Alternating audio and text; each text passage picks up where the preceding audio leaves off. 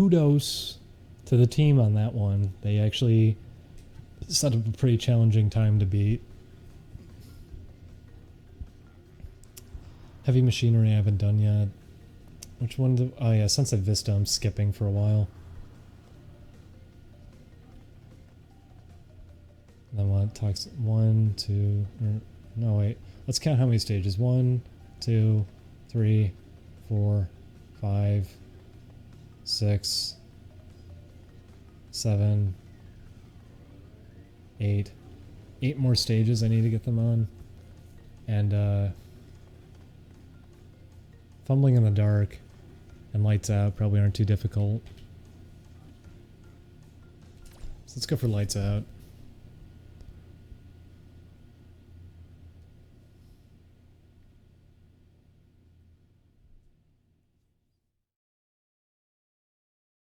I hope they don't require you to do this without Aku Aku. They might.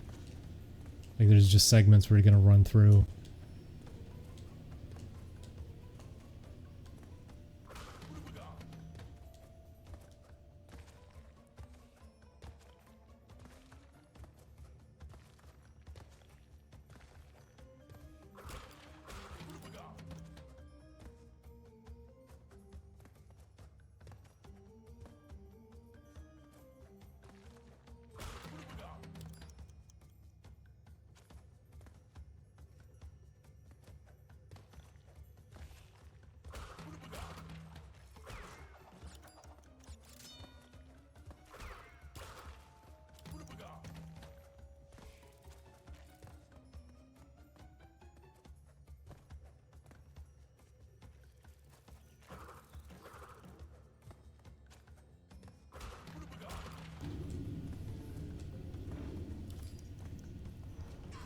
It sucks.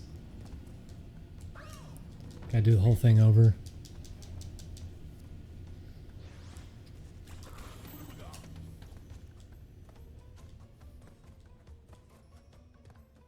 I was coming close on that one. For a first run, that wasn't too bad. I was actually close to the end. Those blades are going to be the only hard part, because I need to be ready for them. I don't want to wait them out. I want to be able to just run that part.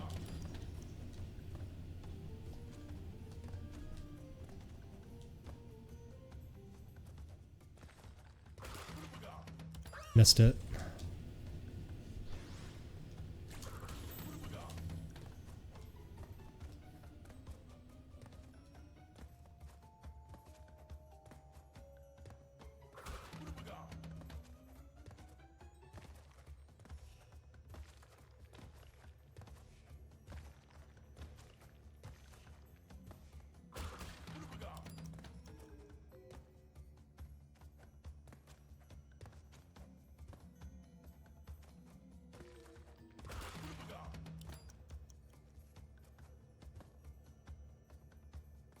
Oh. Didn't manage to get the jump off.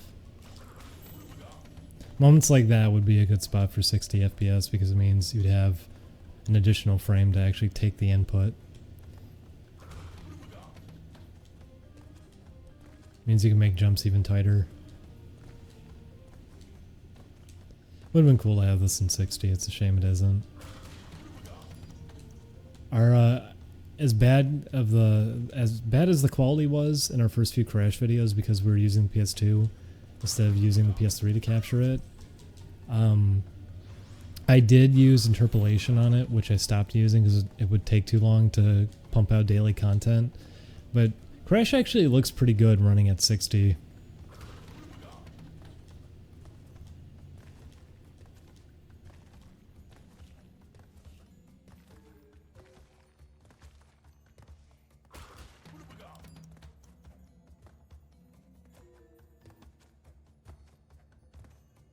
Oops.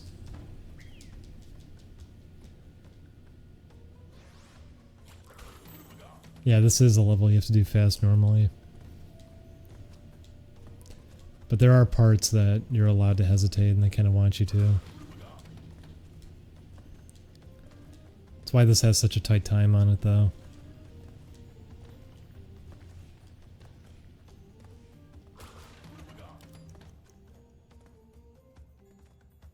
That was perfect.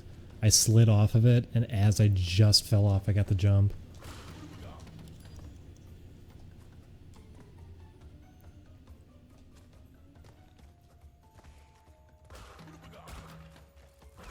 That sucks.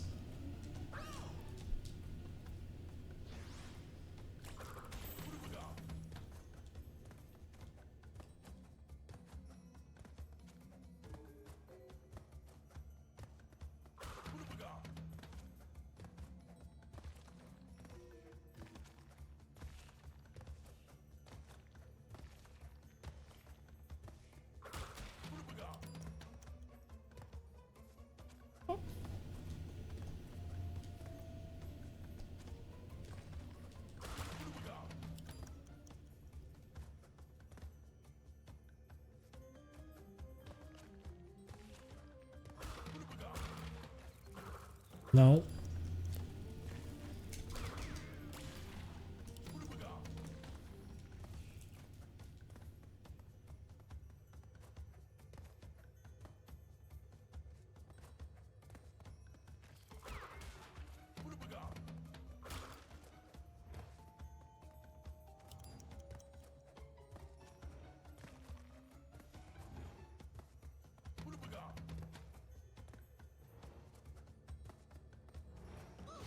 Nope. I'm stuck in a wall. What the hell just happened? Like, launched me over the stage. Yeah, the rats breaking boxes early also shows how the Insane Trilogy actually works. It's rendering things out as soon as the entire level begins, and because of that, you can hit things that are really, really far away with enemies, which can be really awkward. Nope, didn't make it.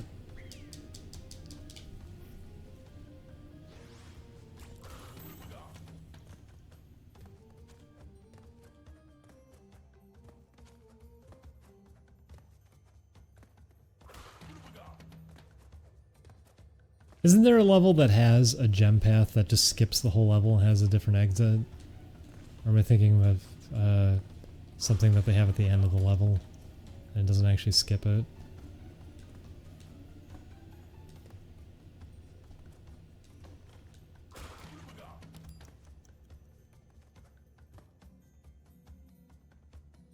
Oh.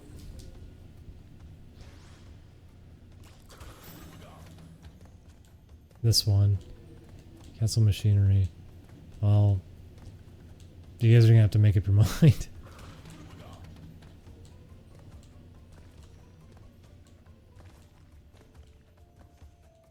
You can't do the time trial. You take the skip.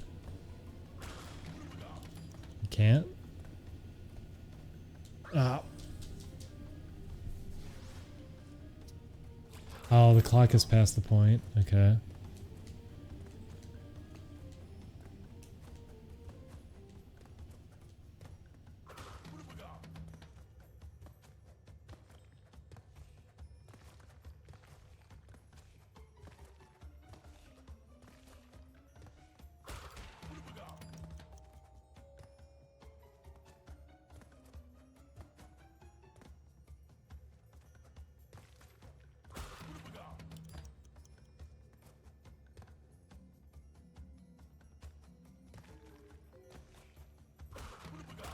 I'm actually really tense each time I make a jump because I'm making these so close. You can see Crash is sliding off the platform, and then I'm jumping. These are really, really tight jumps I'm trying to make. That was a bad one. I didn't hit jump in time. Oop.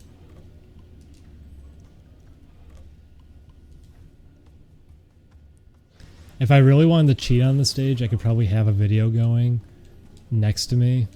So if I got hit, I could just track the video around to figure out the path of the level to play it in the dark.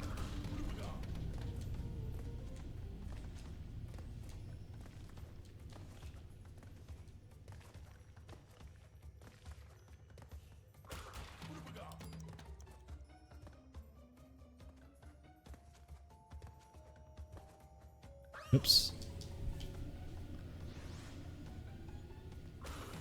Whoops, I didn't grab the clock.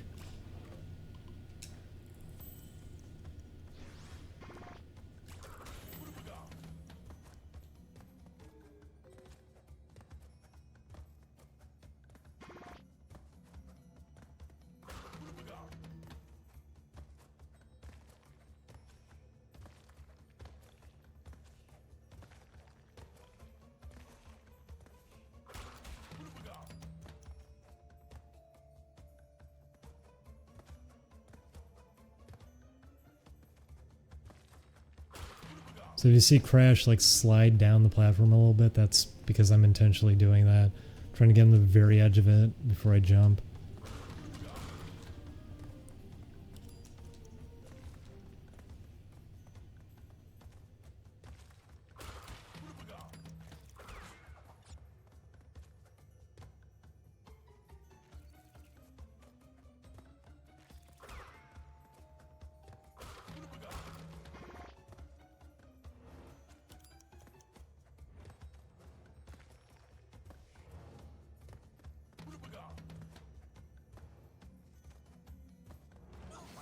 Nope. I was making a good run without it. Well, listen, the lab already, there was a requirement to beat that level without dying. That one's just going to be really tedious.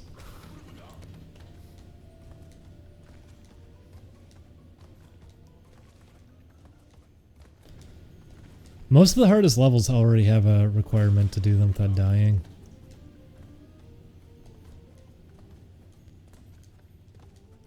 And part of what adds difficulty on those is that you need to get all the crates while not dying. I wasted too much time. You know what would be sweet is if the obstacles were reset every time the entire level reset. That would be great. Because it's supposed to do that, but they didn't set it up right. My back is actually hurting. I'm gonna reposition myself. Also, I'm gonna die here.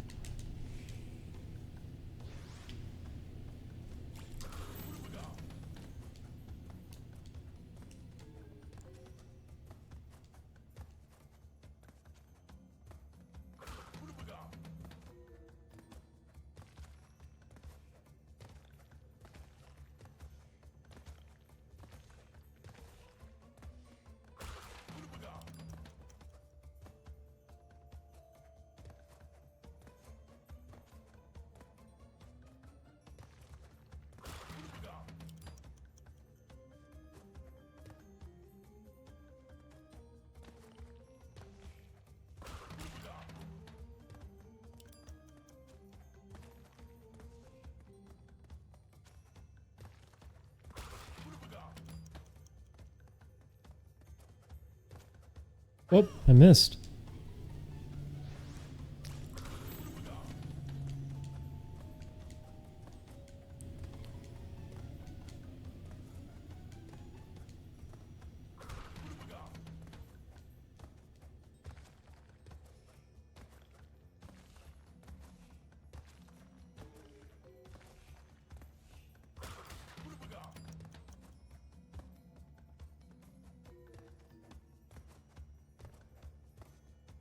Oh, I wasted time.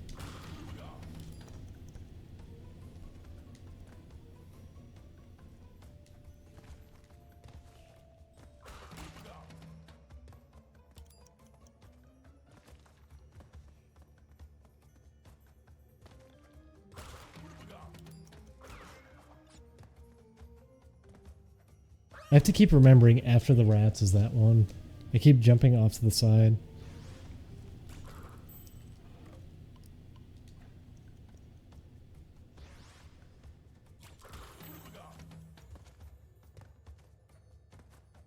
I'm jumping to the side because the platform's not there yet, T-Rain Man. I'm not jumping there because I'm doing it for funsies. I'm doing it because I realized last second, oh right, the platform's not here yet, because I hesitated somewhere. So I end up jumping off to the side to try to save myself. It's not for added challenge.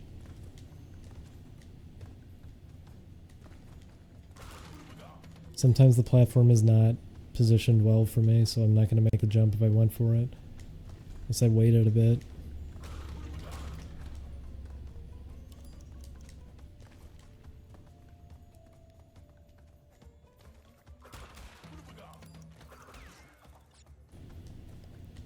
There we go.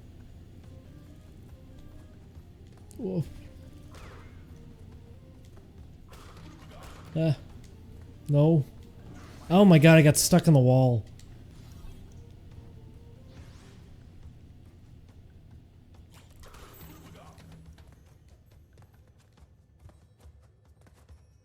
But that was the only reason I was jumping off to the side. I don't wanna end up just jumping into the hole because the platform sometimes isn't fully arrived.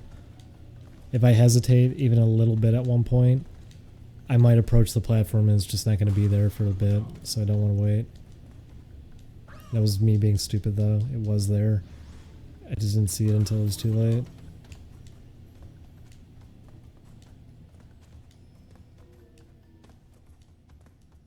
Oops.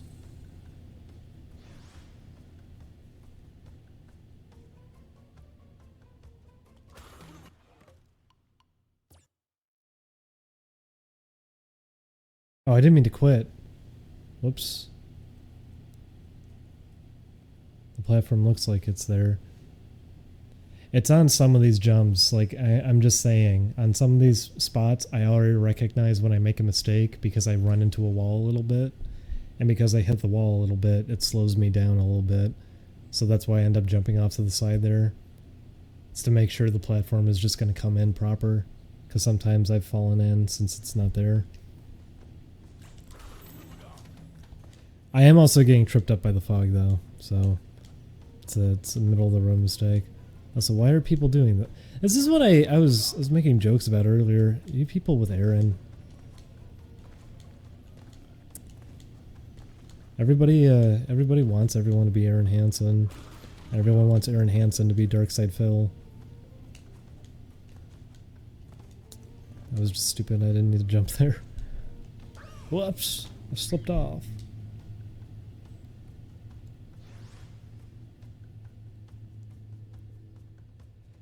I remember Super Magnetic Neo. I remember that on Dreamcast.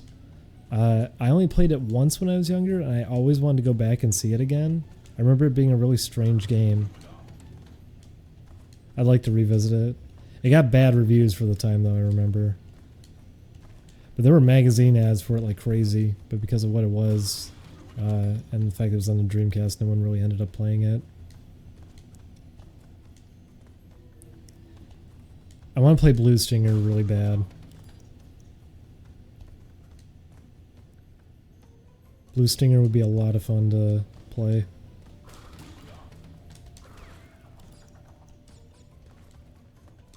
I feel like Chris would enjoy Blue Stinger.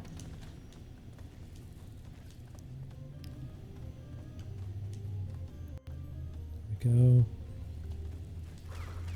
Oh, that was close.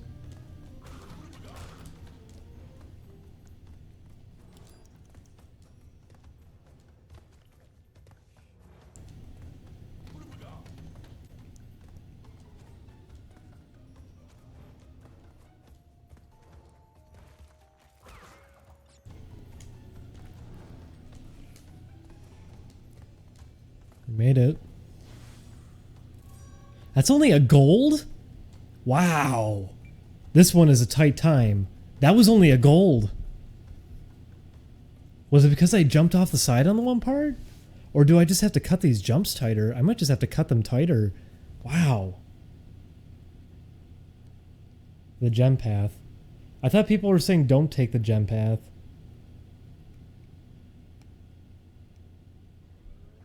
Okay.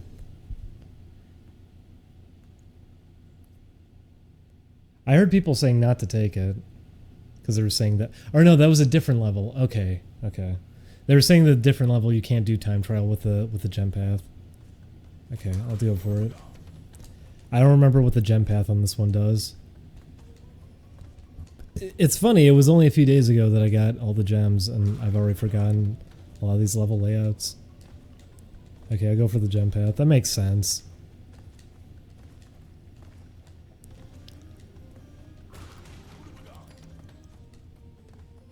What was stupid of me?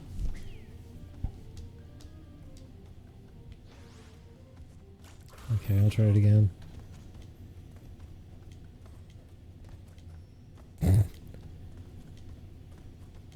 Oh my god, T-Rain man, settle down.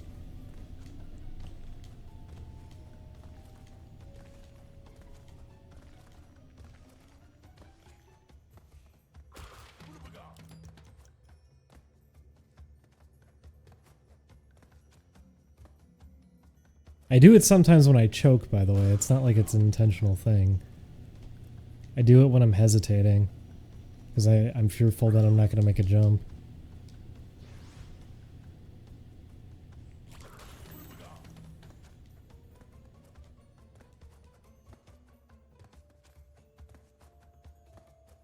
I know, but at the same time, it's not that big of a deal. I'm sorry I'm doing it on instinct. It's not going to influence the time too badly, though, because these are moving platforms and they're at a set rate as it is. It's only if I somehow miss the moving platform would it matter. It's risking my life, but it's also happening out of instinct that I keep doing that. It's a bad jump. I can't necessarily help it. I'm doing it by accident. I'm trying not to do it as much. This happened the first time I played this stage too. I got freaked out by the black fog. So I kept jumping off to the side. I think Chris did that too when he played it. I think it's just a natural reaction in this one because it's scary since you can't see the platform. That and my paranoia from moving platform patterns not being synced up on some stages. But here and there I have hit walls during these parts, and because of that, that's why I've also done it. I almost slipped off there.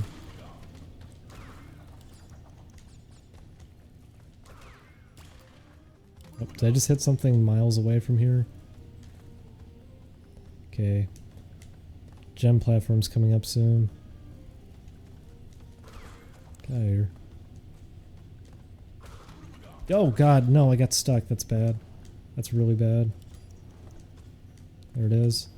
Take me away.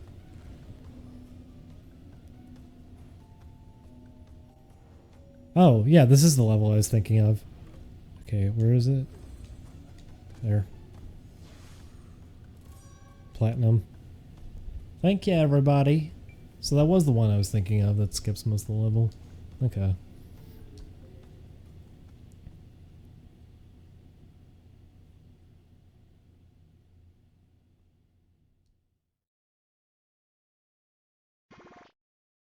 And there's a second one now. There's a second one that you unlock as a secret level.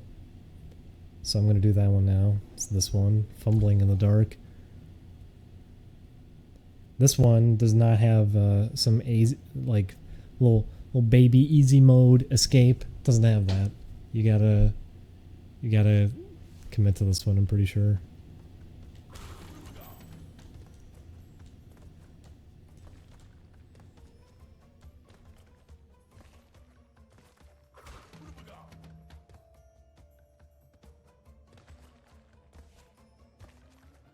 You see? That one I'm gonna have to wait for when I get up to it. That's partially why I was paranoid playing the last stage. I jumped off to the side. It's this stage that does it, not that one. So I'm gonna need to memorize positions for those. Right here. Oh, it falls. I guess I should have assumed that.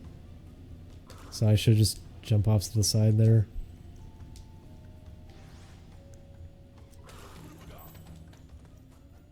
Okay.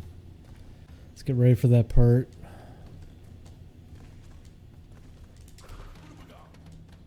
Wee. No. Ah, that's bad. Had to wait a little bit more.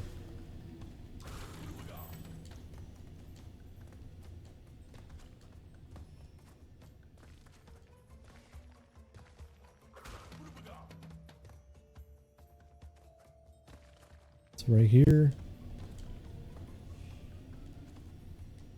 Okay, I gotta jump onto the walls in the other room.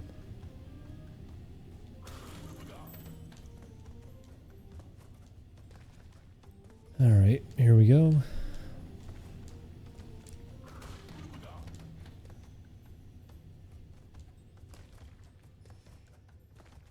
Surprised I'm almost done getting all these platinums already. This is gonna be a lot harder. I was gonna be stuck like a day on each level or something. Missed that jump.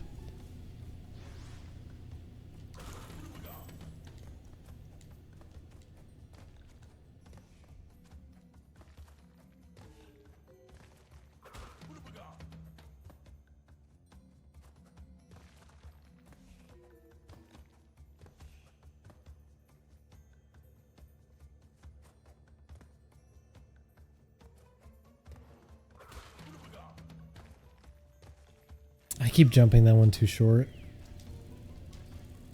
Dragon Ball Z, was it Dragon Fighter Z or whatever? Looks way, yes, it does look way better than Marvel vs. Capcom because it is going to be. Marvel vs. Capcom is really cheap what they're attempting to pull with it. It's just 3, but with content scratched off and them dumbing it down more. It's not really worth it. It's also really ugly. Dragon Ball Z game is being done by ArcSys, so it's going to play really well. It's much faster paced than what they're probably pulling out. Looks vastly superior. I already would be more interested in it even if it was Marvel 3 being announced. Like if Marvel 3 hadn't been announced at the time, it was being announced now as a thing stacked up against the Dragon Ball Z game, I would still care more about the Dragon Ball Z game because it looks like it's just going to be a lot more fun. Looks like it's going to play a lot better. It's ArcSys. Looks great visually and everything. It's not just because they're doing such a weak job with Marvel vs. Capcom Infinite. It's because I think it actually just looks superior anyways, even if they had done a good job with it. Yep. Oh, my potatoes.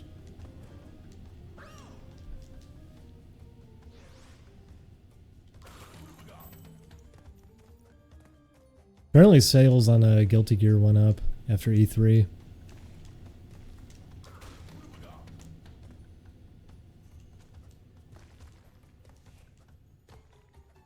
Oops, I forgot.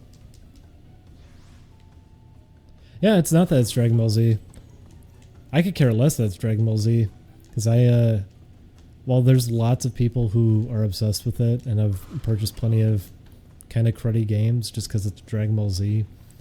Like Xenoverse, like all those other ones, Tenkaichi games, all that stuff. People have put up with some pretty lousy Dragon Ball Z games just because they like Dragon Ball Z so much.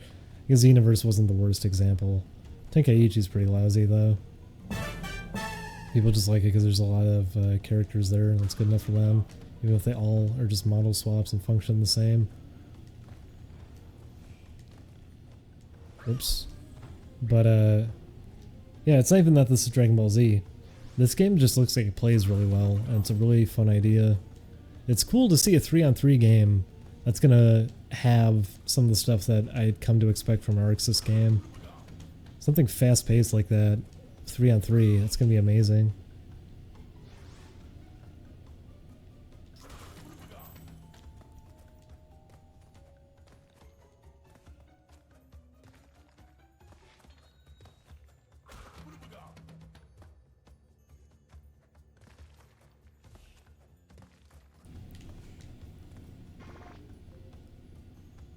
If people want like a crazy over-the-top fighting game, this is going to be it for sure.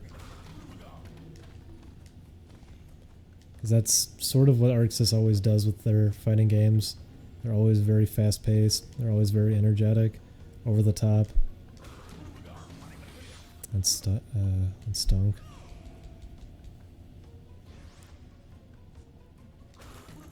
Because a lot of people, you know, I guess I can't say that because Blaze Blue was pretty slow by comparison. I don't know why they did that with Blaze Blue. Oops.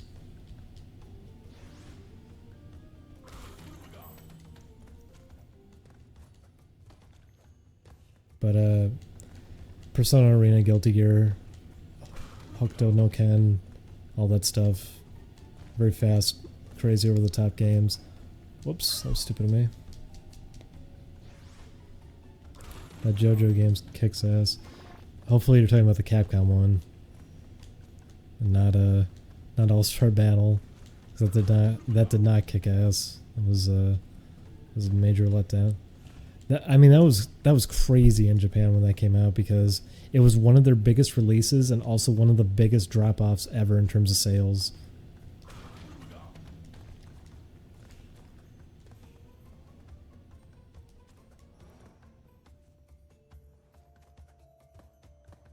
The Capcom JoJo game's wonderful though. It's very broken. They probably needed one more iteration of it to really achieve good balance for it. But they had some great ideas for it. Oops, missed it.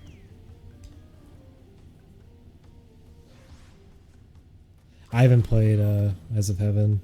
Yeah, it does look worse. Because that's not even a that's not even a fighting game at that point. That's like more of a beat 'em up environment. It's a I don't know why they exactly made that one. I haven't played that one though. It's a shame because there's some good music in there. Whoops.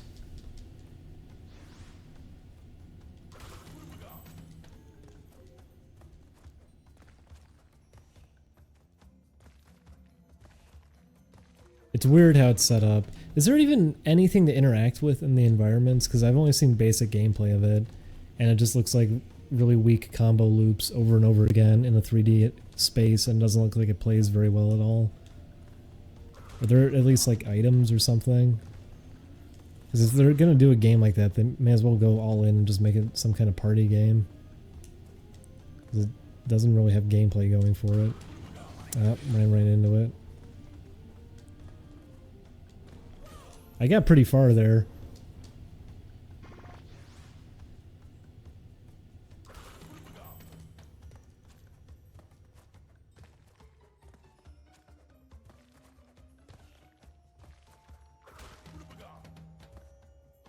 Surprised I got that far without the light.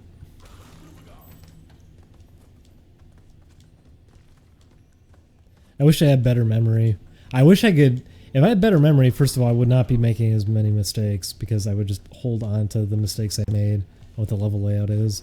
But I also wish I had better memory because then if I made a mistake and came back to that part, I would just know the layout of it already and just do it in one go. Wouldn't that be cool? Wouldn't that be cool if you could just remember everything perfect?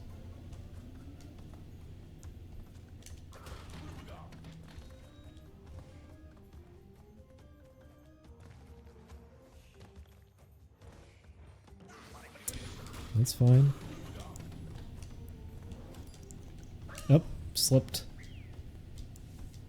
It's pretty close too.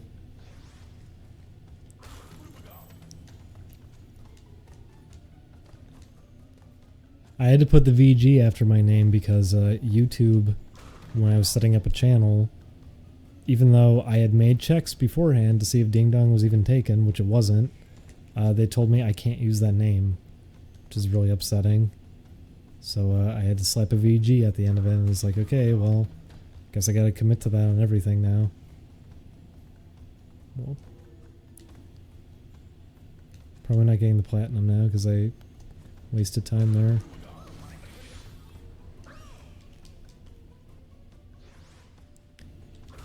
I don't even think it's because it's offensive. I mean, it's a snack.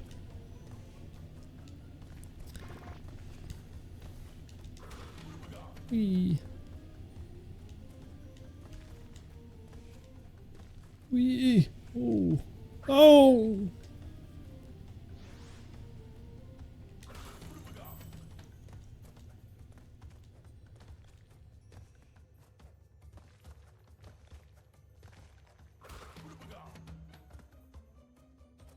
Oh, I did the wrong spot.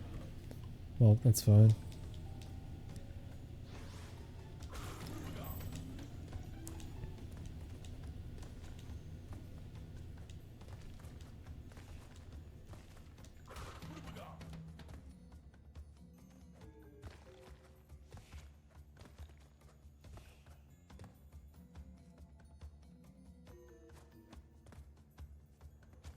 I actually don't know what we've been sent, because I don't think we've checked the P.O. box in a while.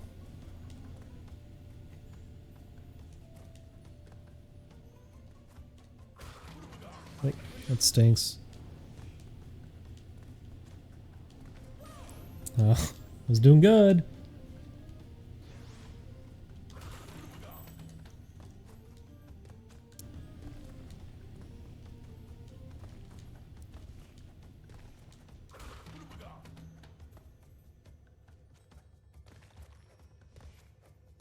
I feel really bad for the actor who plays Robbie Run.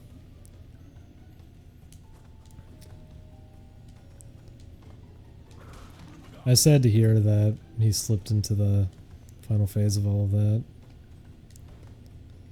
I thought he was getting better. It really stank hearing that he wasn't. There's no one like him. He's one of a kind. It's a shame. He's seriously like one of the funniest people too. It's really a shame. I had to stop there.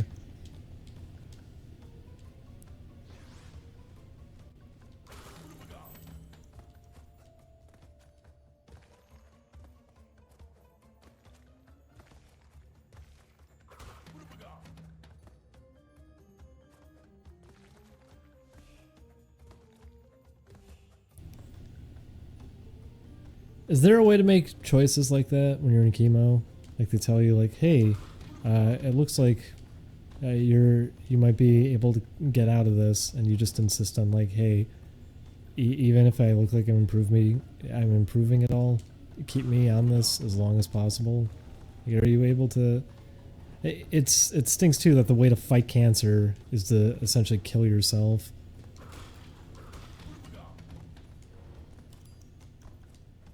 I was surprised to hear that too. One of the people that I used to know ended up with cancer, and he's so young. He's like 22. Apparently he just had lung pain for a long time. It felt like there was a pressure on his chest. He didn't know what it was, but didn't pay it any attention. And then finally goes to the doctor like a year later and just finds out it's cancer. Like that's scary that it can just pop up like that. It can seem like it's just minor pain or something, and then there you go. Because people also exaggerate that.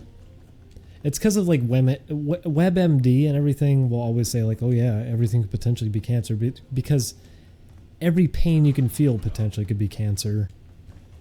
So there's never really the clearest warning sign from symptoms that that's what you got going. Whoops, he slipped off.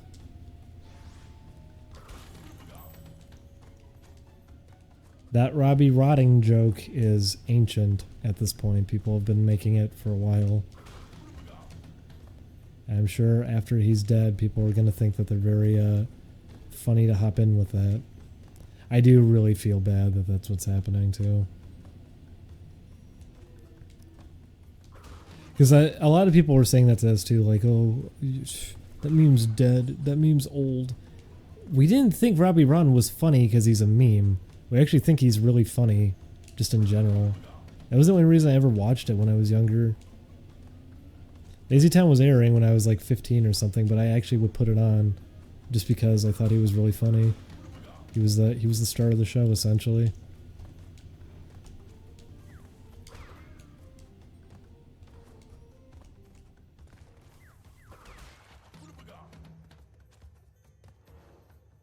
He's just a really funny actor. That really sucks.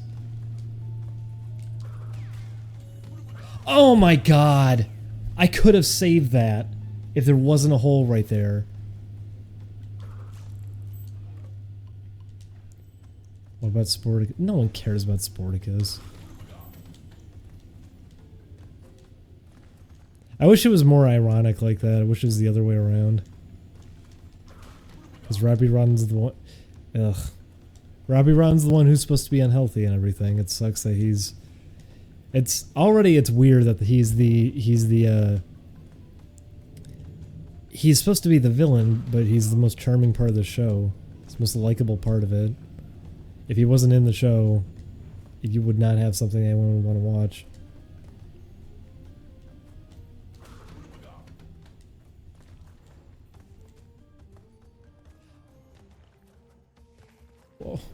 Whoops, I slipped.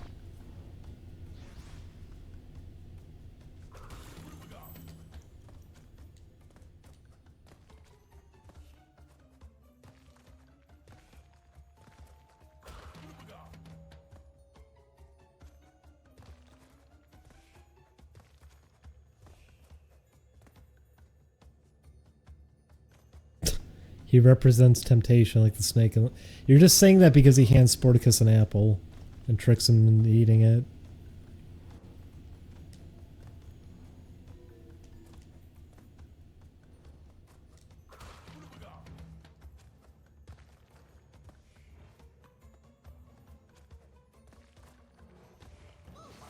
Oh, that stinks.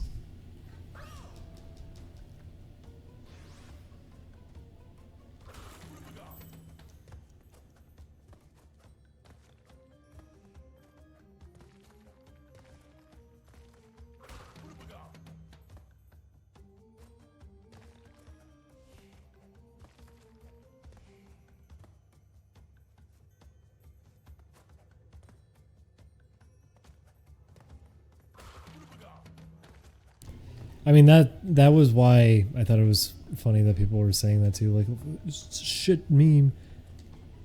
People have always thought Robbie Ron was funny. That's why it was a meme way back too. People always thought he was really funny. That sort of thing almost never happens, by the way, that something has like a second coming like that. That a joke can actually come back into fashion. That means that it's something legitimately very funny if you can pull that off. And Robbie Rodden was that funny. It's not just how he's written, it's the acting and everything. He's just a really... Oh, he didn't even hit it. Yeah, there's a hole there. He's a really entertaining character. His voice, his mannerisms, everything. He's so perfect.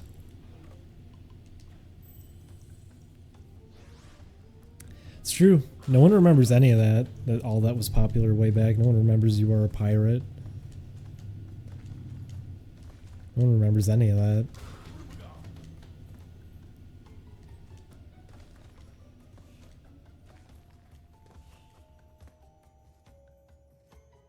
They really should have just made a show about him. Like, exclusively about him.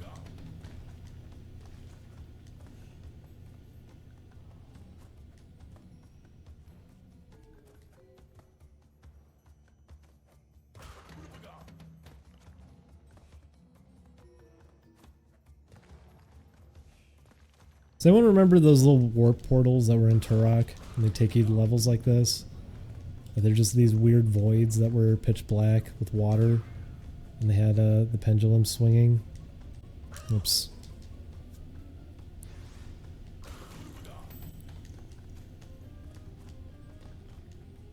I remember that always scared me. Just because I played Turok when I was really young, by the way. It was one of my first M-rated games. I guess that's not true. Well, you know, it is true, because when did Doom come out? 93? I don't think the ESRB was there yet.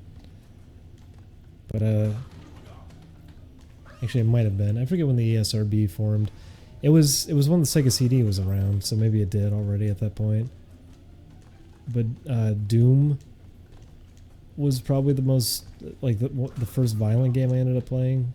I played it actively. I played a lot of it. Mortal Kombat, obviously. But after that, it was Turok. Turok was like the first one I actively played. Because Doom was like, okay, if it's on the PC and no one's awake or anything, I can sneak on and play it. And I play it here and there because of that. Same with Mortal Kombat. It's like, oh, if we go to the arcade, I could sneak over to the machine and play it. But, and then we had neighbors who had it on Genesis. You know, Duke Nukem 3D, I guess, was also one. Wolfenstein was too. You know what, there's a lot. There's a lot, but all of it was pretty infrequent. Turok was, this is my game, and I can play this whenever I want to. Even though I'm a little baby playing an M-rated game.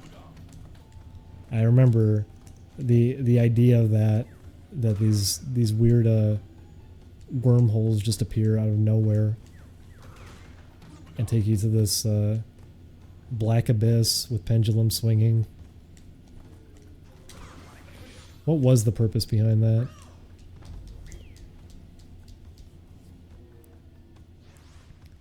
Kids to adult wasn't that confusing of a rating, but it's because it's called kids to adult.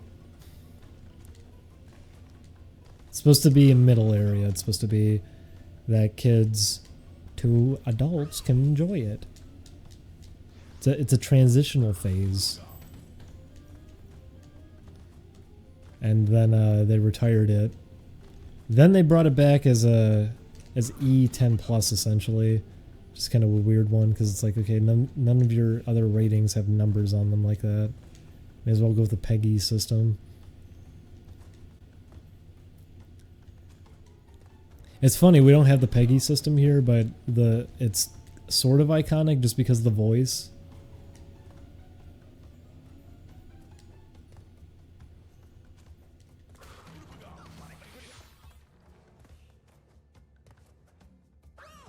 It's like how I was saying it earlier, like the EA games, because they had a little slogan and they would say the name of it out loud and everything, it sticks with you. And the PEGI thing does that. Yeah, PEGI 7.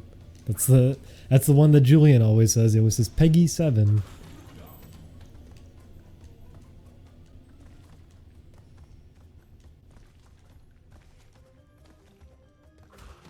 I eat up some time.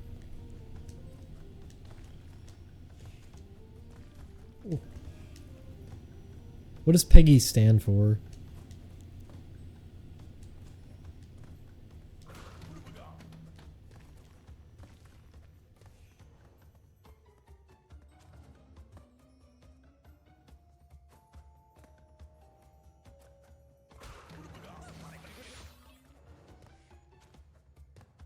This is not a level you can guess without the mask. Pan-European game information.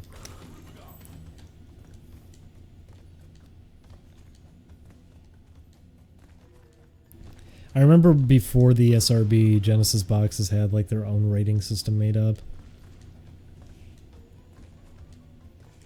I kind of miss that there was a time without ratings on games.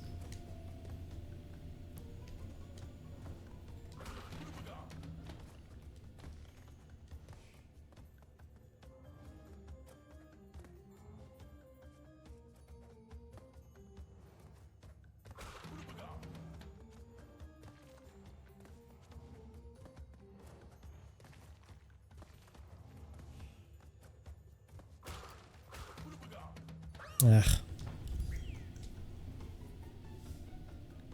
Yeah, exactly. It's not... Everyone always says that. Everyone always says Mortal Kombat. No, Night Trap. Night Trap is why.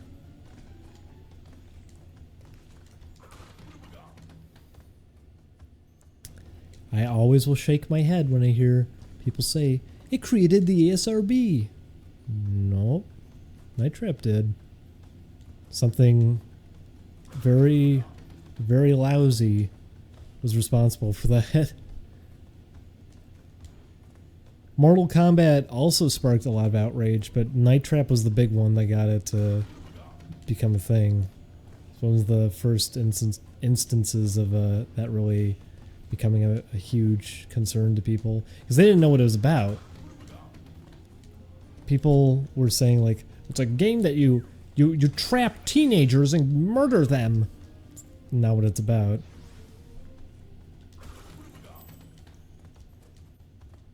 It's really, really tame. God, that game is really tame.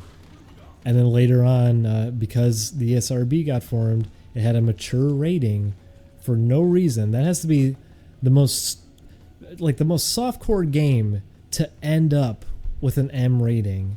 It's ridiculous. And I bet if they released it again, it would still end up with an M rating. I think it's crazy with some games that end up with ratings like that for no real reason. Like, the context of a lot of things in Hatred is why it's an AO rating, because you're just killing people for no reason. But at the same time, here's the Grand Theft Auto games where it's the exact same thing, and it's an M rating. There's nudity and everything like that in it too, when Hatred, from what I remember, doesn't have any nudity at any point. Not to mention, because the colors are muddied out, you can't even see the violence or anything. But I also remember there was controversy around that, if it even truly got an AO rating, or if they just claimed that it ended up with one.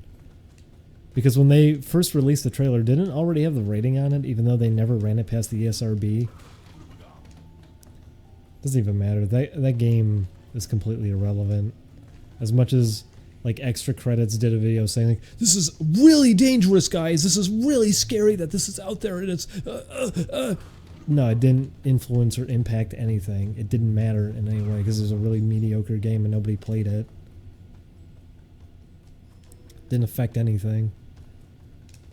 Just people being freaked out over nothing. We really have just hit a second cycle that people are shocked and appalled by things in games again. And what's sad about that, it's people in the industry getting shocked and appalled, when years and years back they would have defended games for having that kind of content.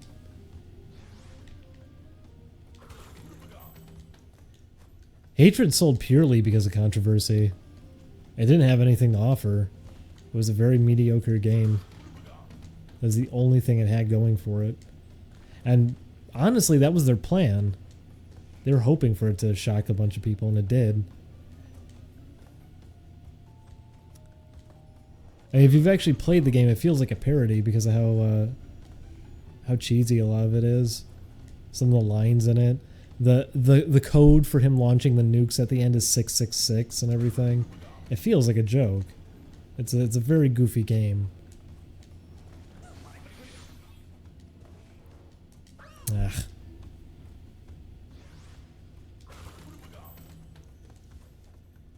Am I even allowed to talk about it? I know Twitch has it on their banned game list for whatever reason. They were quick to throw it on there too, because it's like, oh, people are gonna hate us if we let them stream this. It's like it's not a big deal. Also, no one's gonna be playing it anyways. No one cared about it. No one's gonna be touching it.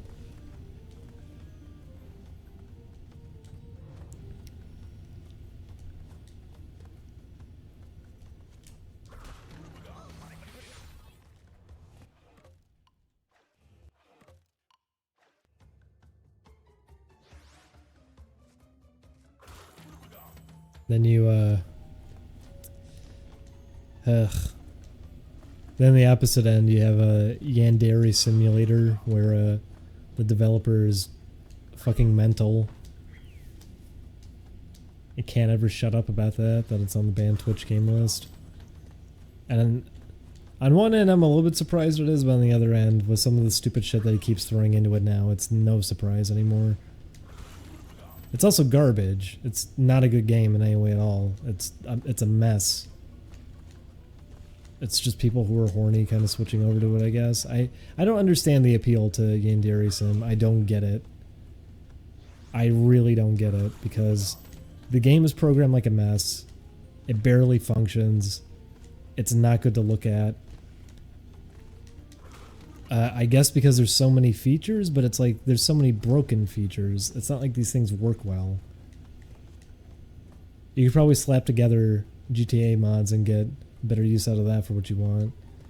I think it's just because people are horny. That's probably all it is. But that guy making it is fucking nutso. Then you have him making posts and saying like, because people were calling him out on stealing art and everything, and trying to put a price tag on that sort of thing. And he's saying like, Andy Warhol. It's like, what the fuck? Yeah, that's right. You're a modern day Andy Warhol. You're right. Who do you think you are? You're making a stupid fucking game about anime girls in high school. Like, yeah, okay. That excuses stolen art assets. You're right. And stolen designs. Stealing work that you promise pay for too. That's okay. Forgot about these spiders. Forgot about that too.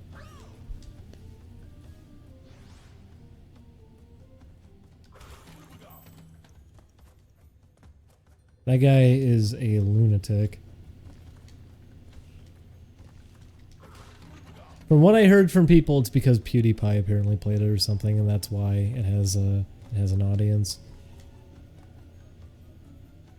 So, if that's what it is, then that makes sense to me.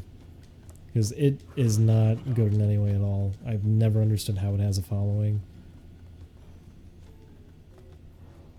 There's always a new controversy because the guy is fucking nutty. Oh, my potato. Whee!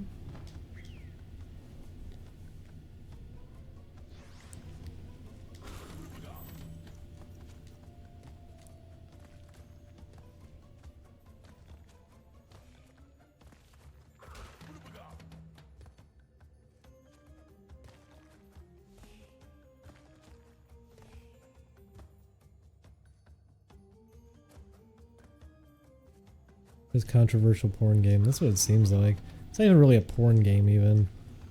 I mean, it is, but also, like, within limits. Oh. I'm gonna die right here.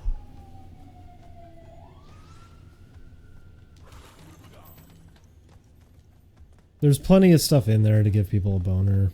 They have the option to take upskirt photos and everything. And shower room shit and everything. It's all really softcore stuff to give people a boner.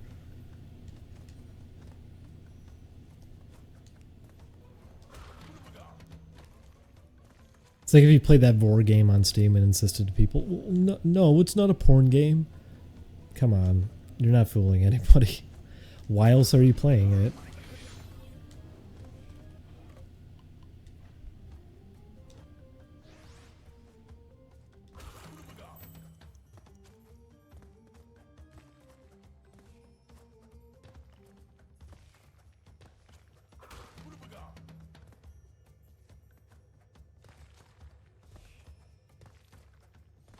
Yeah, that's right. That is on Steam. There is a Vor game. It's a they styled it like an old arcade game, and to a lot of people on the outside, it probably just seems like that's all it is. It's a little arcadey game. So it's like, oh, okay, it's innocent enough. But then the bad guy in the game grabs you, and here's this very detailed animation of him eating the character you're playing as, and it's like, oh, that's strange. I remember the Greenlight page had a bunch of comments on it like that, like those death animations are kind of unnecessarily brutal, aren't they? Yeah. Seems like it's a fetish game.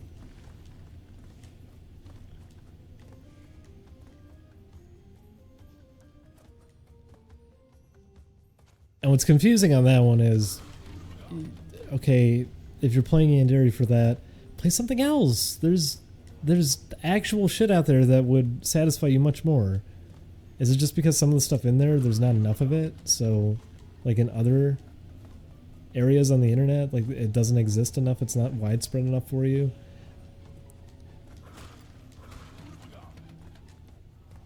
I know that's why Shad draws a lot of the stuff he ends up drawing, because of desperation. People have nowhere to go for that kind of thing. And with a lot of it, there's a reason why there's nowhere to go for it, but, oops.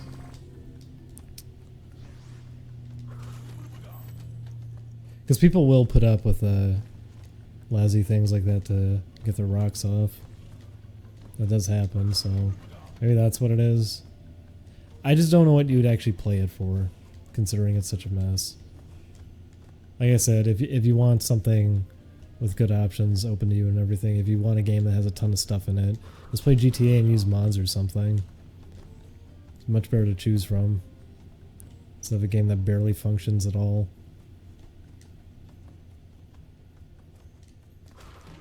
Ugh.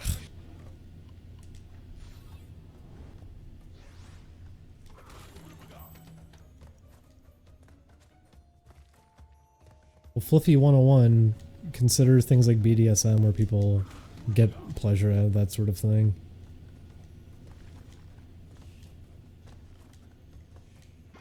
Oops.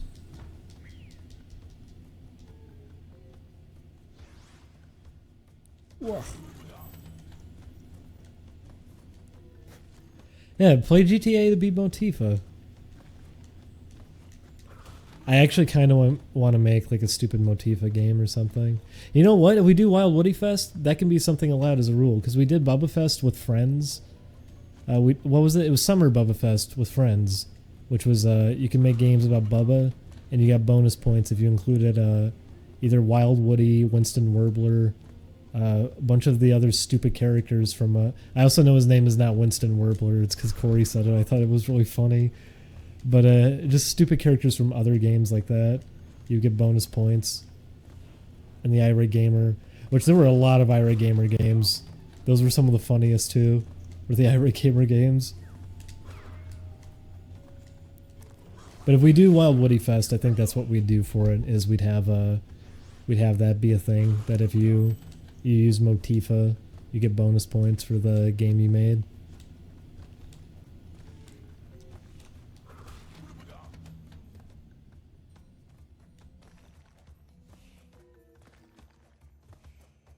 That too. I still gotta get on that. We're gonna be doing another Bubba Fest soon. Probably at the end of this month, I think is what we're maybe gonna be doing. We're gonna be doing another Bubba Fest.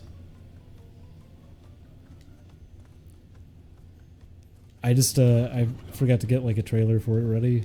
I don't know if it should even have a trailer. Honestly, I could just make a post and just set up a website with assets again. That's really all I need to do. We are going to do another Bubba Fest, and then whenever we get to playing Wild Woody with Matt and Ryan, we're going to start doing Wild Woody Fest.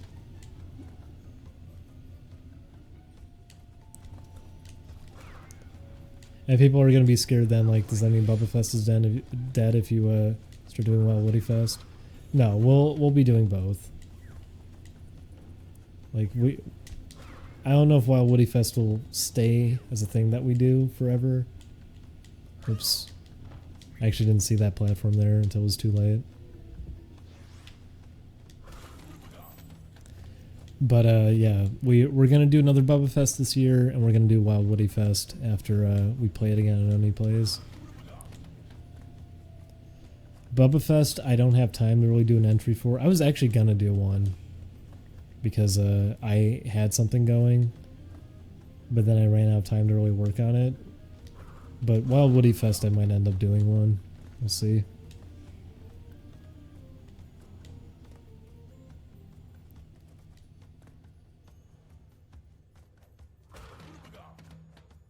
Bubba Fest was really charming just because also the guy who made the Bubba games actually showed up and said that everything the Bubba Wiki is now canon and everything. He had a good sense of humor about it.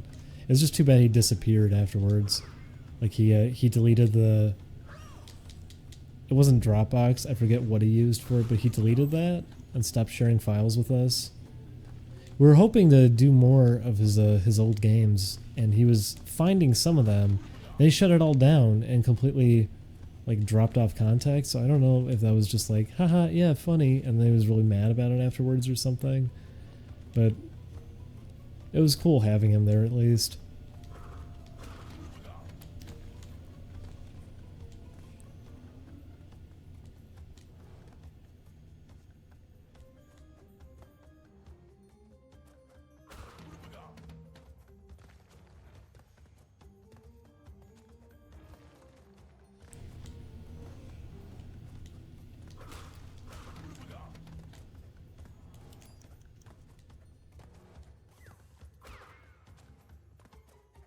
Oops, I slipped off of it.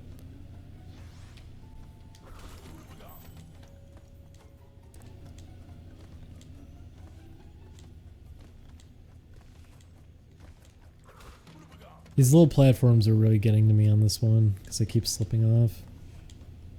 Alright.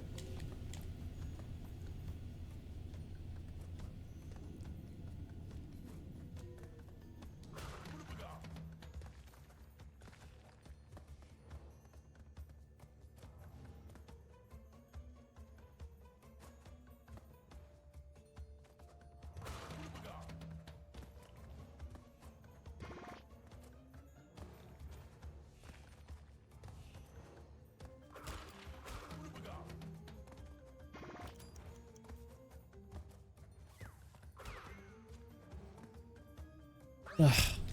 It's because you need to let go a little bit. I'm doing it too soon. Let me get to that one.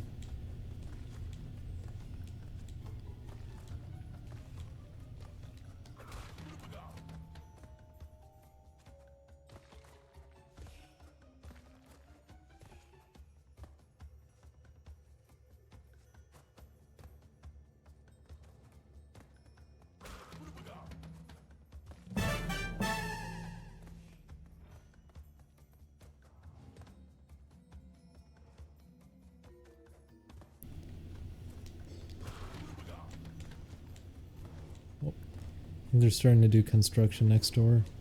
So I hear them smashing stuff around. Yep, I think they are.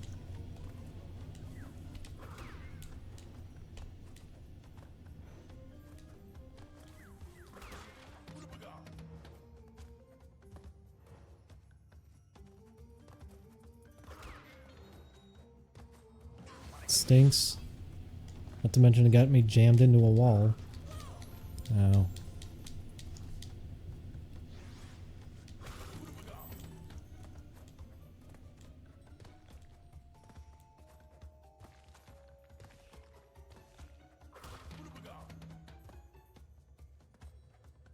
Not paying close attention while doing this one either. Kind of spacing out a little bit. This one is not very intense. I mean, I get to the end feeling like it was perfect and I only get a sapphire.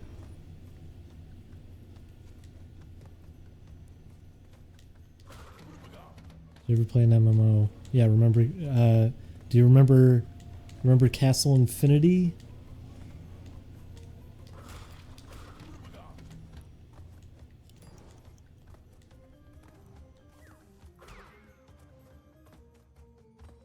Ah!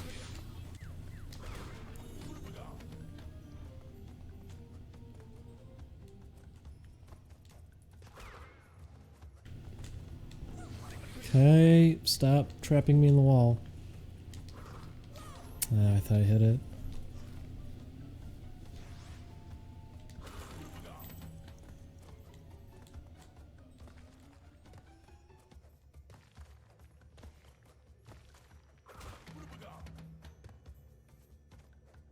Oops.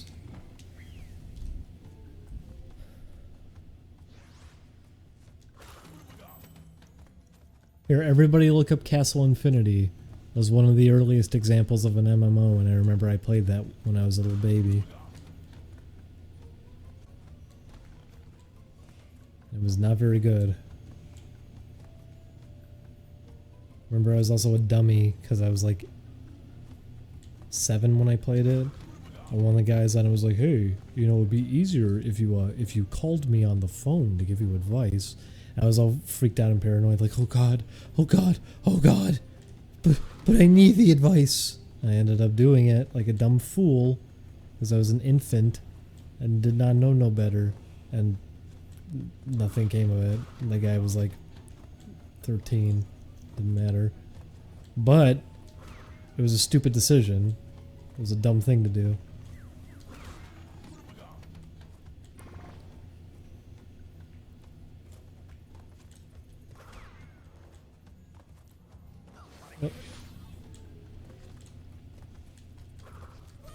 I swear, I keep thinking I'm hitting him.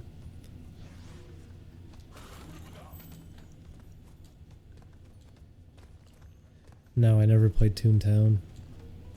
I think I wanted to, and then, whoops. I wanted to play Toontown, but it was paid subscription, which my parents could absolutely not get behind on anything. They didn't like having their credit card ever used.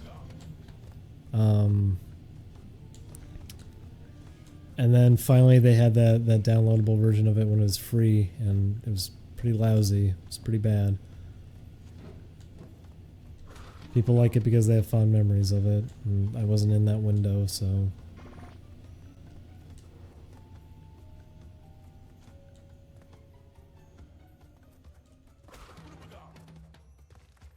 Same goes for like RuneScape.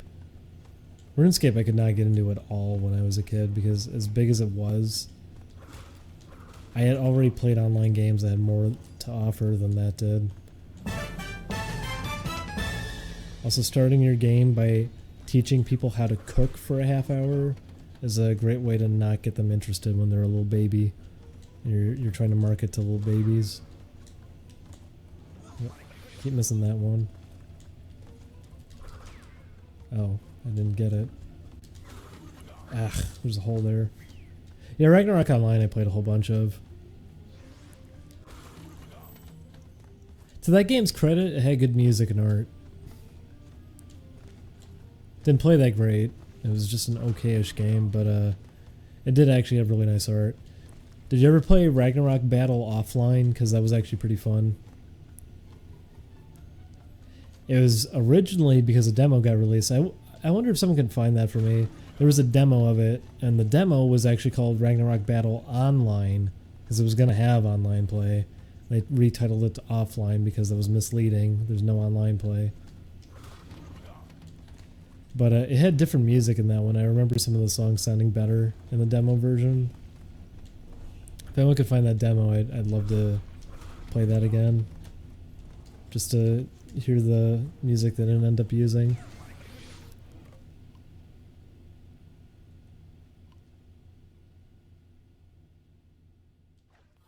Well, that's what I get for reading that huge paragraph in the chat.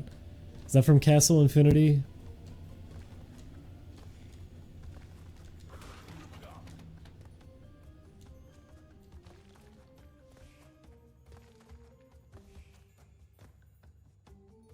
It was an interesting attempt. I'll at least say that.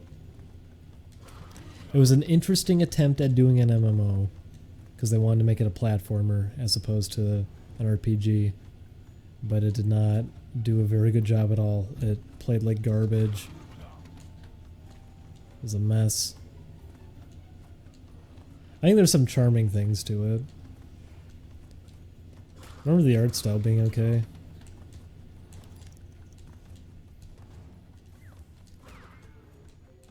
Oops. Yep, hey, the Killbot, same for me.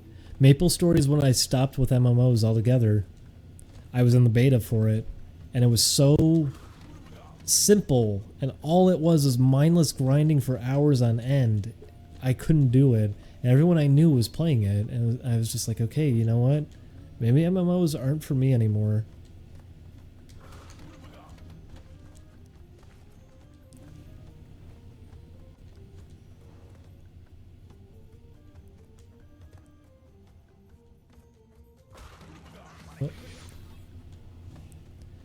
I've heard good things about PSO2. I haven't played it though.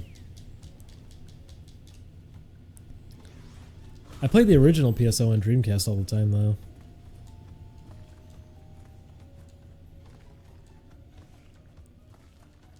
Original PSO was pretty fun. That's a game I'd probably go back to. I wanted to do it on Oni Plays, but Chris was not having it. He thought it would be really boring. Because it does have split screen. I thought it'd be pretty fun. Especially because you can like draw your own emoticons and everything. I figured it'd be fun. If we're ever going to play a game like that, I figured that'd be a good one for it.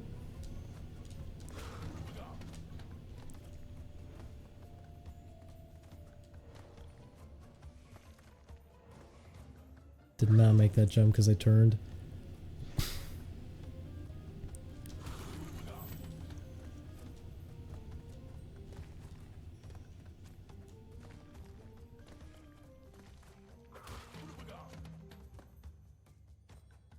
Oops, slipped.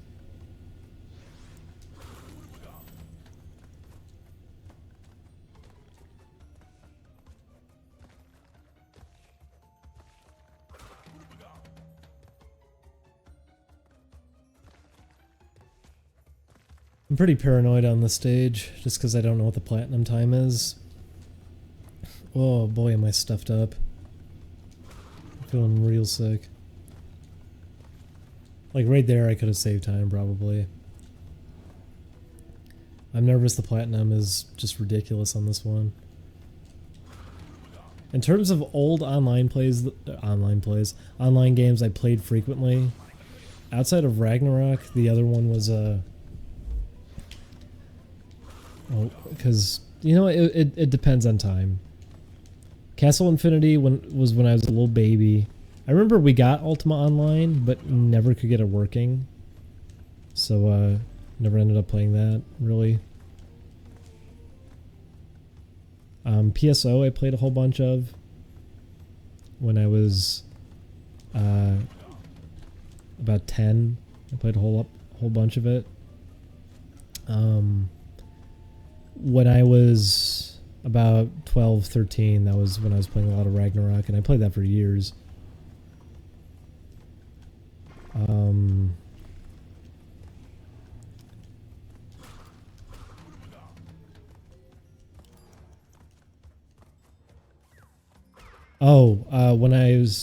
When I was 10, the other one I played, which was really stupid, was do you pronounce it Grawl? Because it's supposed to be like a grail, like a holy grail. But I remember I played a lot of that because, wow, a Zelda clone I can play online? That's amazing.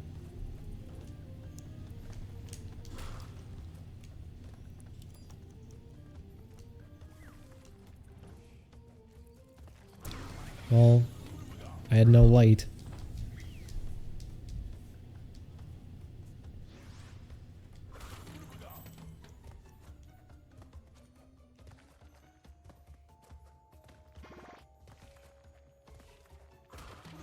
I was the level designer on a fan server. For what? Stream Growl. You know, we were actually going to do an episode of Oni Plays where we played the original classic server split screen, but didn't capture right. We could probably do it now, but everybody kept getting lost was part of the problem too. We were playing one of the ancient builds of it because I figured that'd be the most charming if we're going to end up doing it.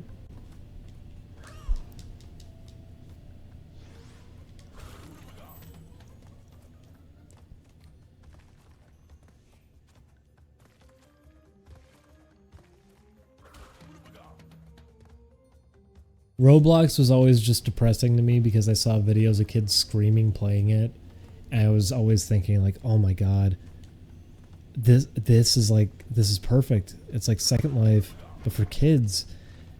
And then no, there's no voice chat. I wish it had voice chat. That would have been hilarious if it did, but it doesn't. So.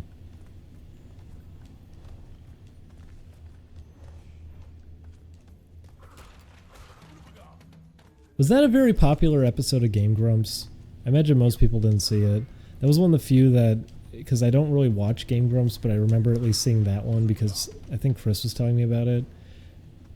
Where Ross played some MMO made for little kids, and he just messes with a kid by going to their house and saying just complete nonsense to them, and they believe all of it. That's always the funniest thing to end up doing. Whoops. Because that's like the kind of thing you do on Roblox.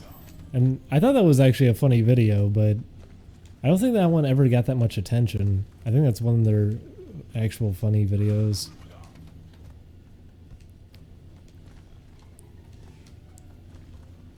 Whoops.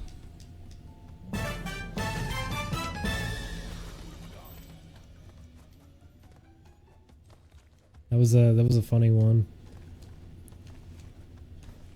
What was it? I'm trying to remember now, because they spent money on in-game credits in it. They spent like $100 on it.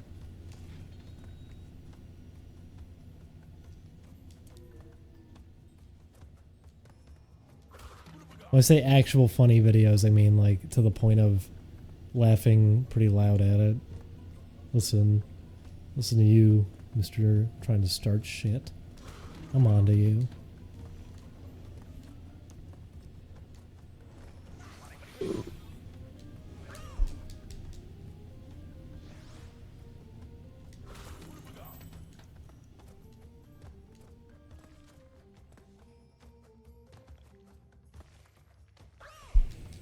Who was that guy who would do Second Life videos and he had olive skin and pointy ears? I don't know. I remember this came up as a discussion last time, what I feel about griefing videos, because I think there's some really funny Second Life ones. And those are, well, Daniel from SL is probably the best one I can think of. Because everyone always thinks of that one guy, and I forget what his name is. Charlie Winsmore was his Second Life name. I forget what his channel is, but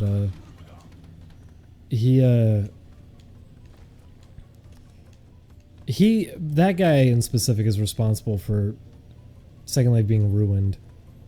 Because everybody started deciding to hop on there to record videos, and he just ruined it. A lot of people quit the game because of it, and anytime you go on there now and just talk to strangers, they assume you're recording them and just go away.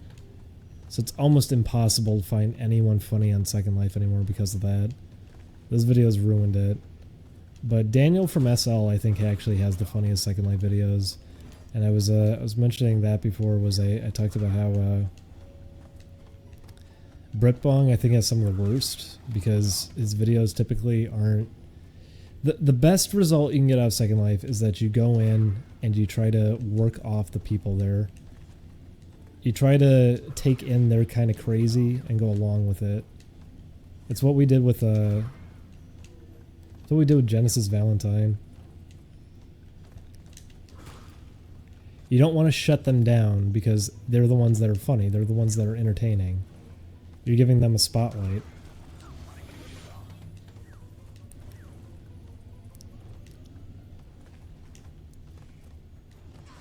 Up.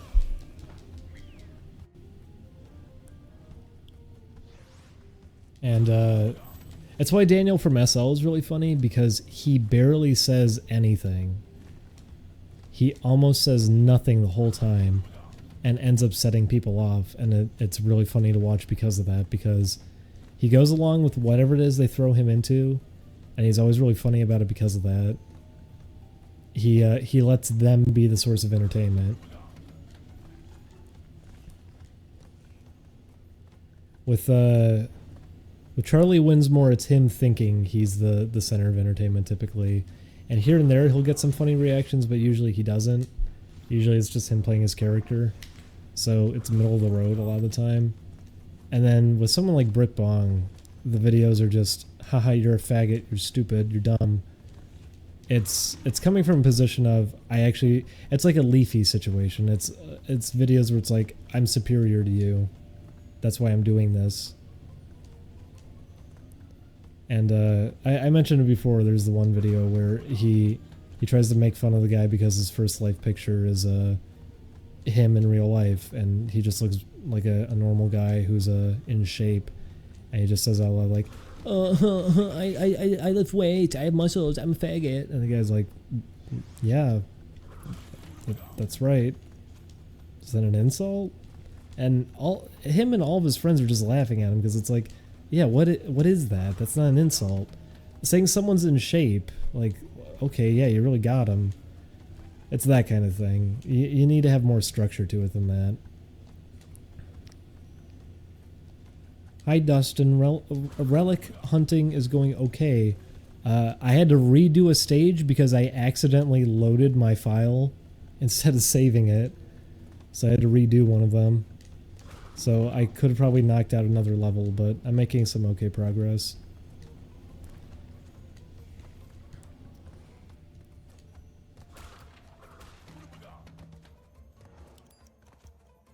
Also, last time I said something about Britbong, immediately someone on Twitter tweets out, he's starting shit with you. I like when that happens. I just don't think his videos are too good for Second Life videos.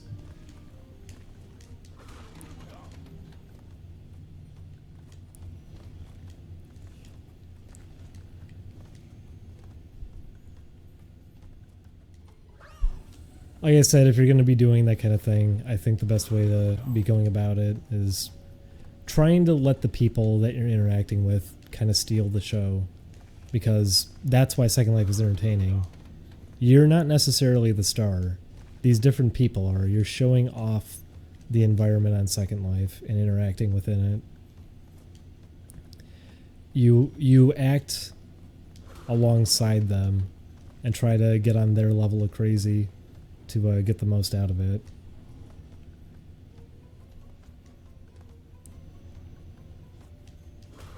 Like I said, it's what people would do with Chris Chan. On one end, you'd have people actually going along with how Chris Chan kind of operates and thinks. And you could get funny results out of him because of that. Because it's like, hey, well, it's like role playing that you're that person essentially. You can get funny results out of that. When you're just going out of your way to contact like the police on them or something, and you're just trying to shut them down, or you're just insulting them directly and just leaving it at that, typically that's not very funny. There's not really any entertainment or wit or any charm or anything coming from that. It's just you being an asshole. And I guess that's supposed to be the hilarity that comes from that. Is that, haha, I called this person who very obviously was not all there in the head. I called them an idiot and an asshole. I mean, that's not comedy. That's not funny. It's like if we went in with Genesis Valentine and we just kept telling him, like, you're stupid, fuck you, shut up. And that was the whole video. It was just that.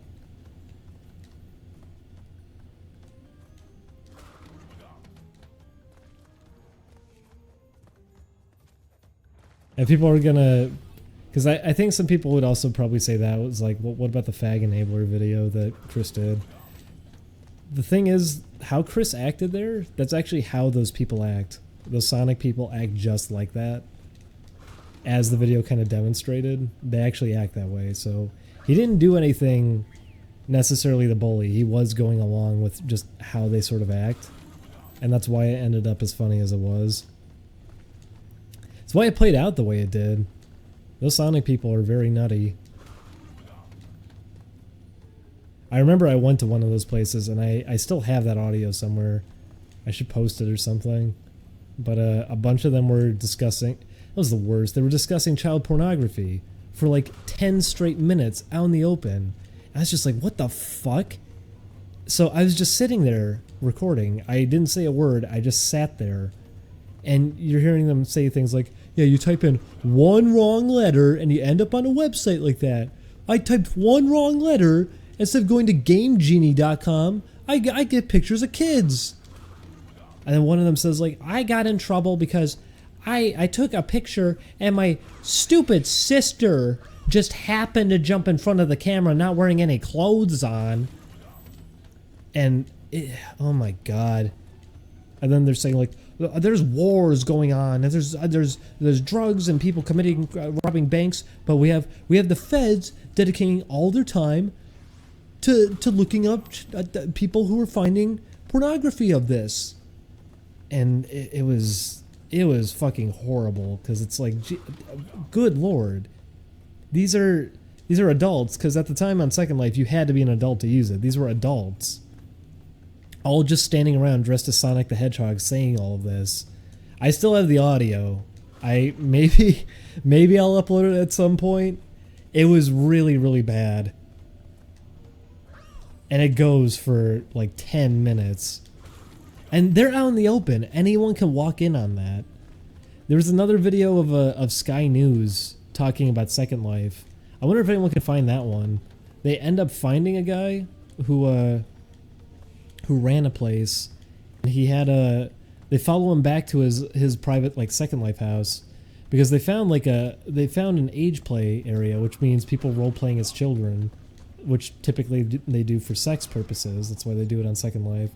And they followed a guy there back who was running the place, and they followed him back to his house. His house has actual photos of kids on the wall. So they report it, it all gets taken down. They show back up to his place the next day and find him just standing there. And they ask if he'd be up for an interview. And he gets really angry, just says, like, I don't have to say anything to you. And it's really uncomfortable. And what's scary about that one is that guy is still around on that game. We went to the Sonic place, and he was still there. So it's someone who's actually preying on children, and he's still around on that game. He was an official beta tester for Second Life. He's still on there to this day. You see some really crazy stuff on there. There are a lot of very unstable people. But after a lot of what's happened with YouTube kind of finding Second Life, you don't see it as much now. But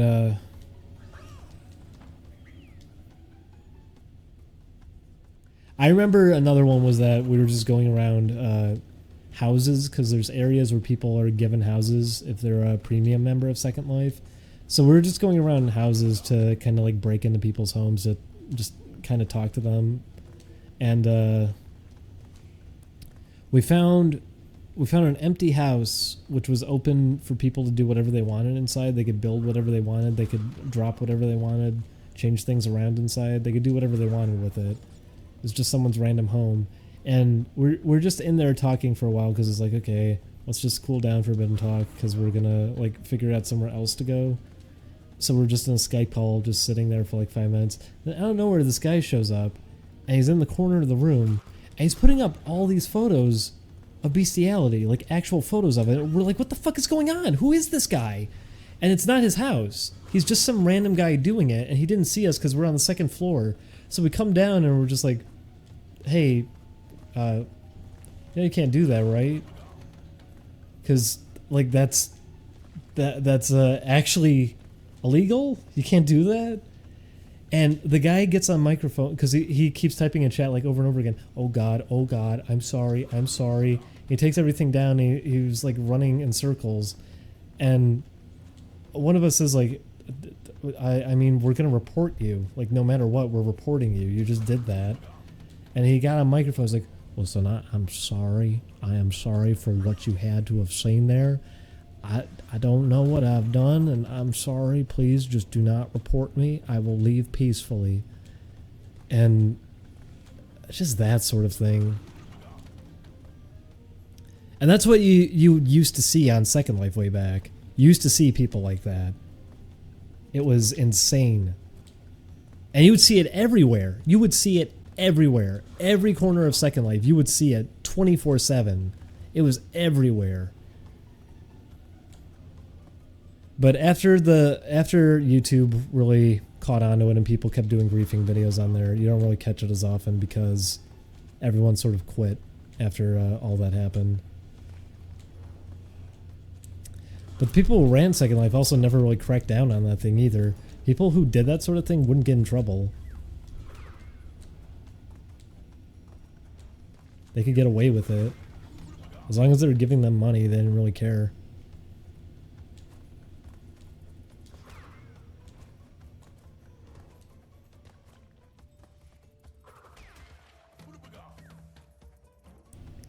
But I mean, that was the appeal of Second Life.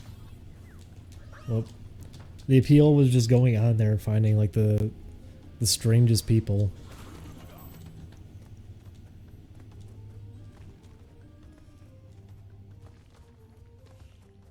And now everyone goes on trying to be a Charlie Winsmore or a Brit Bong, so you'll just see people just coming into an area because you might find good people. When we found the Sonic place and we found Genesis and everything, it was really funny, and we got a lot of videos of Genesis. He was a lot of fun to hang out with. And then when we went back later on, because one of those videos had already gone up, all these people started coming over to us. Like there was a stupid furry wearing a neon top hat, and he's like, hey guys, and he's like trying really hard to come off like he's some kind of cool guy. He's saying like, listen man, I just crashed all the mainland servers. Like I'm a hacker. I can take down Second Life. And he's trying really hard to sound cool, and he's not even being funny either. He's not entertaining in the slightest. He's just being really obnoxious and annoying. And it's because he knew that the videos had gone up and everything, and he was hoping that the camera was on him so he can show off like, oh, here's my Second Life street cred, and it was just embarrassing. Because you would find a lot of people like that on Second Life. You would find people who would act like, oh, I'm a notorious Second Life griefer. You may have heard of me. You'd see that sort of thing all the time on there. There were people who thought they were a big time Mr. Second Life. And it was always furries. It was always furries, and they were always trying to make fun of people who do the exact same things they did. Because I remember when whenever we would goof with people in Sonic places way back, because Sonic places were the easiest spots to go to find people who were just crazy to talk to. There were a group of people who were like, oh yeah, we always grief these places. And I remember one of my friends was on a different account and was there and follows them, and they're trying to legitimately have like cyber sex with these people, and it's like, what the I thought you were griefing them. I'm sorry, what happened? And they're like, well, that's how you get in with them. So a lot of those people on there who were using it for like the sake of griefing, it's because they're actually thoroughly invested in that game, and we're living through it, and we're getting real horny on there all the time.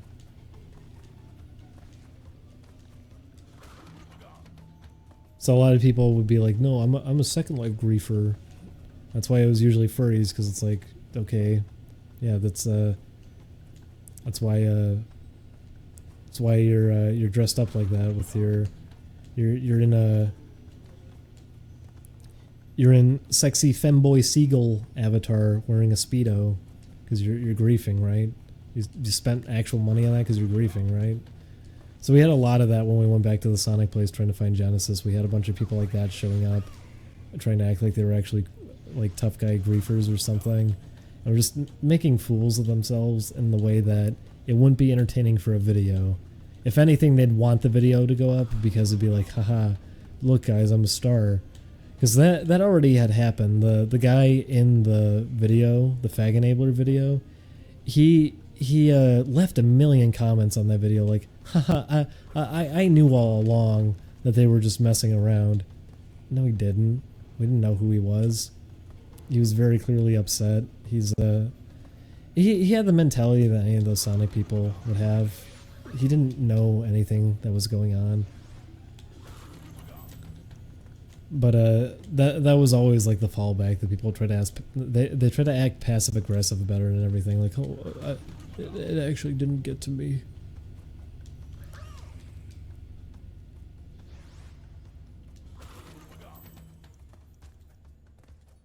But Second Life is dead now. You're not going to be able to find good video content on there anymore. YouTube did a good job just kind of killing that off after a few videos got big enough on there.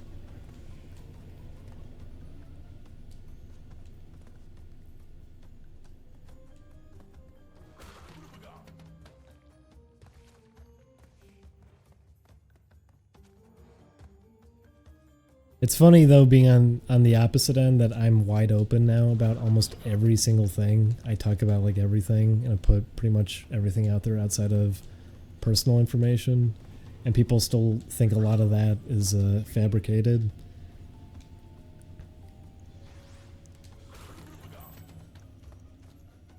Why would I go out of my way to embarrass myself if it was made up?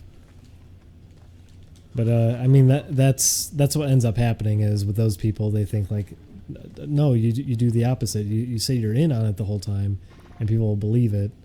And it's like, no, that's really obvious what you're doing. You're trying to damage control it. And I guess that's why it comes off that way, that people think like, oh, he's saying these things, so it's damage control. He's making it up. It's false leads. No, I'm throwing it out there because it's all funny and stupid stories. My god. Just that one. The stupid Growl Online one actually does still embarrass me. The fact that I fucking cried because I didn't get to be an admin in a video game, a shitty Zelda Online clone, a server that like 10 people used. I cried because I was 10 years old and I was really sad I couldn't be an admin on a server. That kind of thing. I don't even know where I ended up there.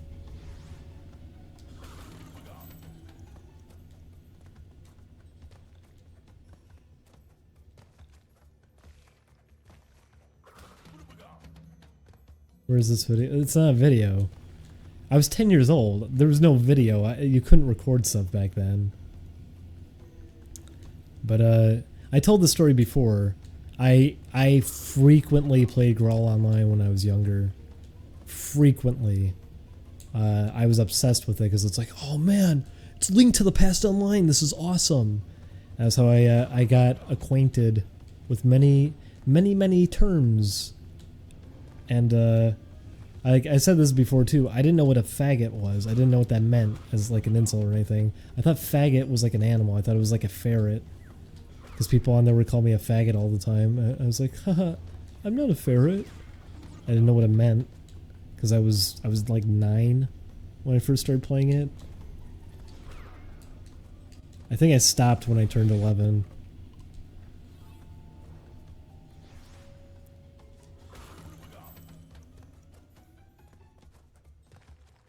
But, whoop.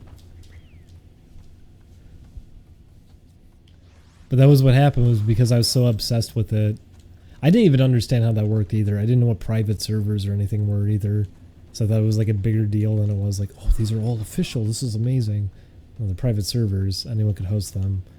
But on one of them, they had only like 20 users. They were doing admin tryouts, and it was like an Olympics event, and they were eliminating people one by one. I got to the final stage, and they were doing Q&As on how you would assess situations. And I remember, it's so stupid because it's Grawl Online too, so it's like Zelda with dumb juggalo heads on characters and everything, and they say, I'm going to tell you to have your character walk up to me if you were to be accepted as an admin. So it's like an elimination sequence from like a reality TV show or something, and they didn't tell me to come up, and I remember I got really sad, and I walked up anyways, and I was tearing up because I wanted to be an admin in the video game. No, this can't be. Why? I was really sad.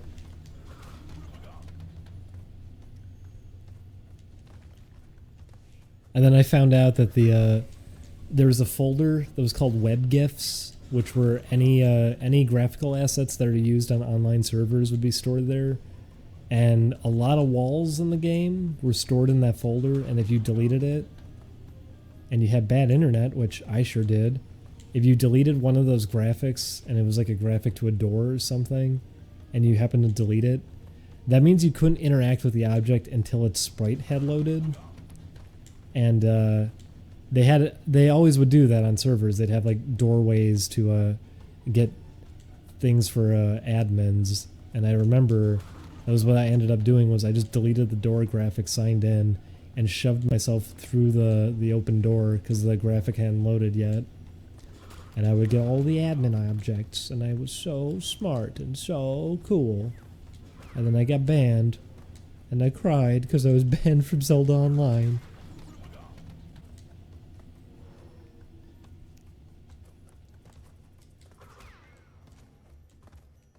There we go.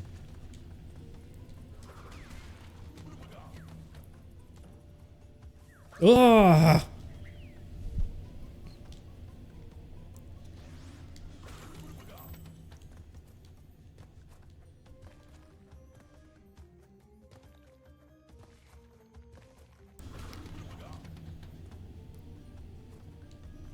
Whoops. What the fuck was that? There were 2 of them. Did everyone just see that? There were 2 of those platforms and one of them just fell. Like they were overlapping each other. That was weird. Did it load in the wrong amount of them or something? It's happened before. This game, when I killed myself on an invisible wall and restarted the stage, it loaded in everything except the enemies at the beginning. So there were no enemies at the start for some reason. This game is weird sometimes.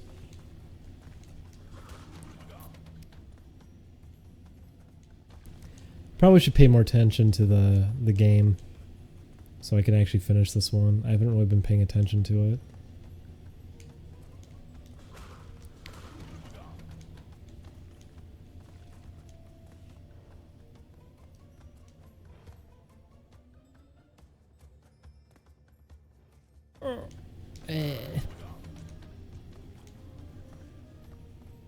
Remember, I was obsessed with 3D Movie Maker. That was like my favorite game as a kid, was 3D Movie Maker. I played the shit out of 3D Movie Maker. I played it every single day, 24/7. I loved it to death.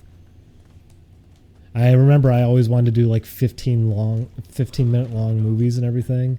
I always wanted to do really long movies. I wish I had all of that still. I remember what happened too to my copy of it was that because it kept getting error messages because it's Windows 95 and Windows 95 sucked, so the game would crash sometimes. I remember because it kept happening, I remember my parents saw it when I got one as I was playing it. Because I was like, look, Mom, Dad, look, I made a movie. And then they saw the error message and they went, oh, what? What is this? What's going on? Is this breaking our computers? Does this have a virus? Because we had the internet early. I was using AOL in 1996. So they have viruses all the time. Because my mom, I remember, would download like she'd download themes for the computer and everything. And I remember she got a Valentine's Day one that really screwed up the computer. Because everything was vulnerable back then too.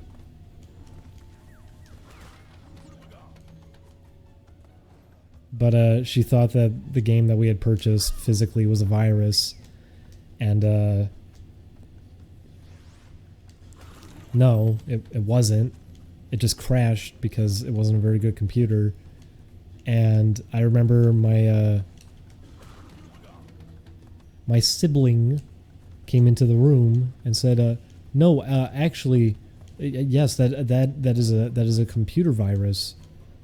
And they ended up immediately just throwing the disc out for 3D Movie Maker because they thought it was infected. Even though, you know, it's a game that comes with a lot of PCs because it's a Microsoft Kids game. So they threw out my copy of 3D Movie Maker because they thought it was a virus. I remember my dad for years thought PayPal was a scam website because he fell for a fake email at one point.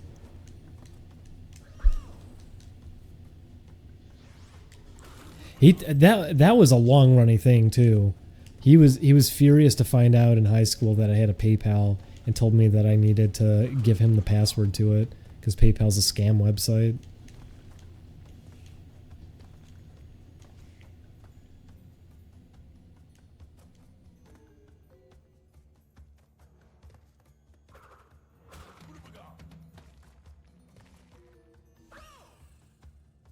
Well, PayPal kind of... Yeah, absolutely, you're right. That's why everyone still uses it, right? I can't even really complain about PayPal.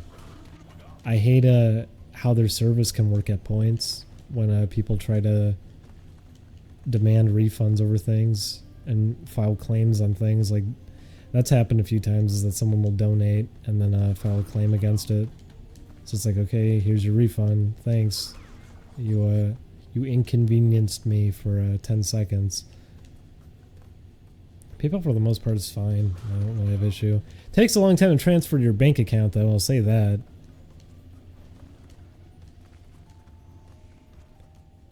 But he said it was a scam website because he fell for a fake email. And had problems with identity theft for a while. I thought that was because of PayPal. Well, it wasn't the case.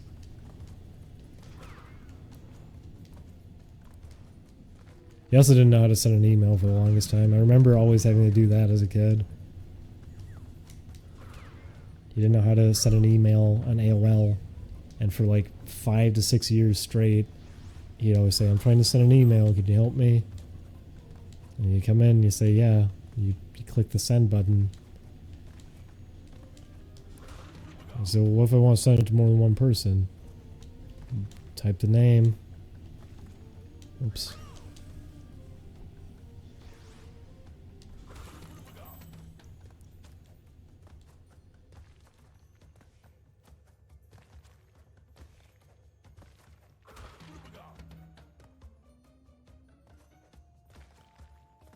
Hope I can actually get this. I'm really bad at playing games, by the way, while I'm talking, if anyone hasn't noticed that.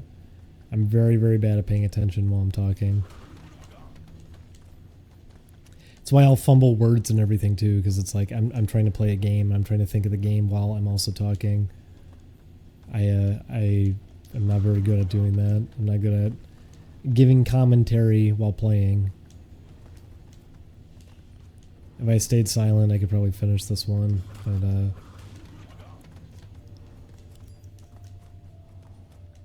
it's fun talking. I wasted too much time there.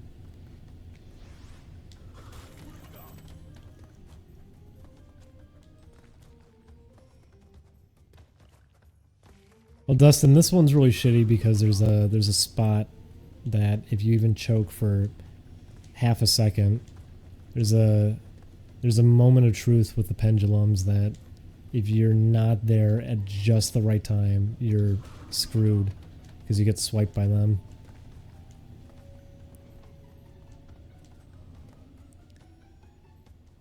Because as it's been established, patterns for a lot of things are mapped to a global timer.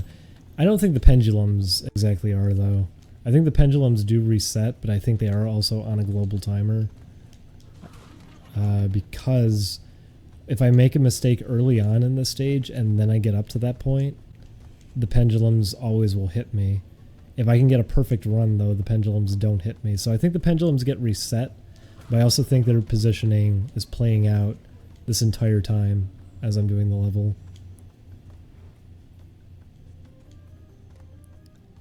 So the moment of truth is coming up. It's that was bad. I was hoping to get around that. There's a room that I jump a gap, and then there's two pendulums that swing in at the same time. And if I time everything in the level right, I can just run through and not get hit because they swing just as I slip past them. But if I made a mistake during the level, I get hit by them. And you're not allowed to get hit on this one because then the light goes out. And the light going out, which, by the way, there's supposed to be rats that spawn there, but if you go fast enough, they don't spawn. I don't know why. But yeah, I think that's the spot that I was thinking of that you get hit. No, I didn't do slippery climb yet. I have like, how many levels left after this one? How many do I have? 17 platinum? I have just a few levels left after this one. Because there's 26 levels overall. And I've done 17. So this will be 18 after I get this one.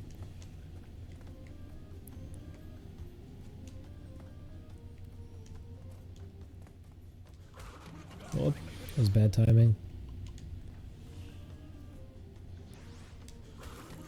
I am reserving almost all the hardest stages, though, for last. Because they're all going to take a very long time each.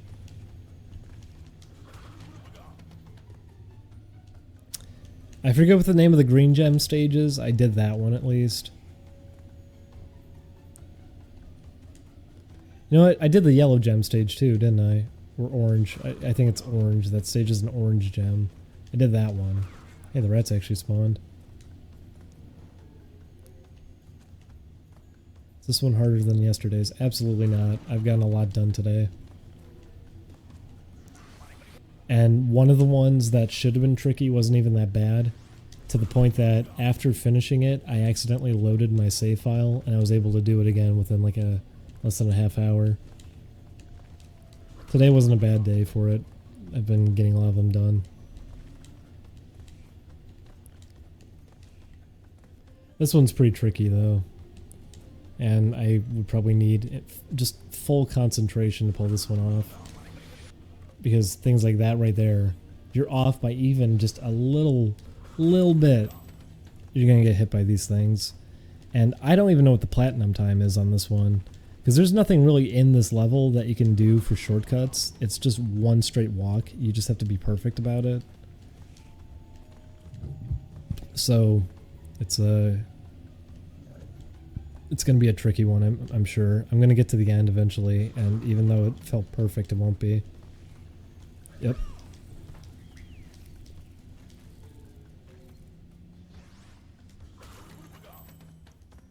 It's going to be sad when you finish all of these.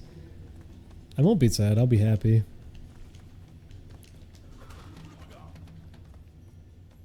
Also will give me like full thoughts on the Insane Trilogy, because we're going to record more of it soon. And being able to say like, yeah, I've done a lot in the Insane Trilogy now. I actually have thoughts on this, because I could not speak about the gameplay when Chris was playing it. I wasn't playing it at all. I couldn't speak about anything, because I didn't know. I didn't get to experience it really. I got to feel that the ice was off in Crash 2. I got to play it more recently to see that yes, it is sort of off. Chris couldn't phrase why it felt off.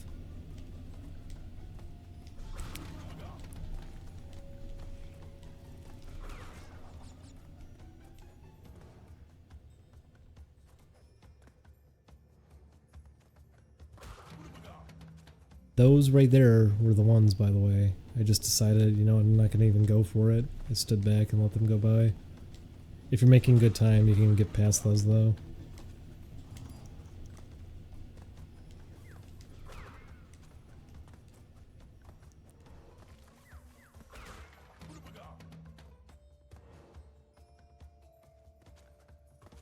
You know what? I don't even need to wait on that part. If I wanted to save time, I could have just used the side there to keep going.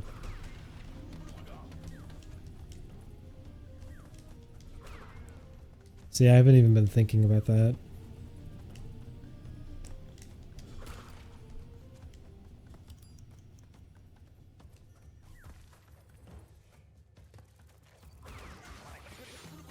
Oh my god. That part sucks, because I thought I was making good time. Apparently not. The light went out. So when I get to that part now, I'm going to have to use the side. I've been stupid this whole time and just kind of forgot to do that. By using the side there, I can skip having to wait a little bit. I can just do it and just go around. Oh, slipped off. But my light goes out at that part. If I just run down this normally, I need to go around the side to keep the light going.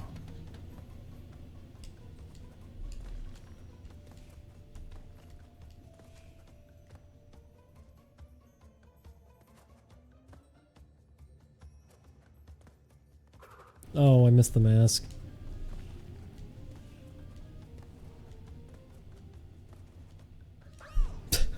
Made it pretty far without it, though.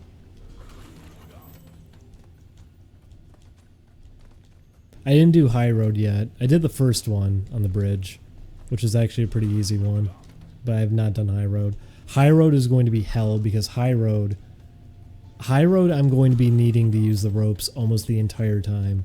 I got a lot of practice in, though, by doing the other one for hopping on the ropes and staying on them. Hopefully I can do High Road okay.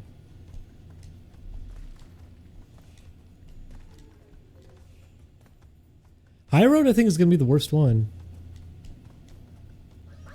Sorry, I was reading the chat. You keep getting them by spinning enemies, and then would it help if you try to jump? It seems like I'm getting a delayed reaction with it, though. Like it breaks the crate, and then it doesn't play the sound effect for it for a little bit anyways, as if I had just walked up to it and now it's letting me have it. But yes, I have done that a couple times. But I already know a way to save time when I get to one of those later parts that I should just be doing. Spawn the rats for once.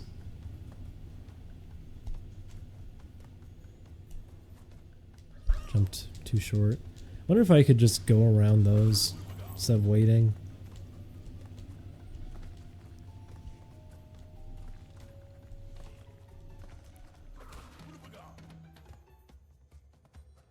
Oh, trying to go too quick now.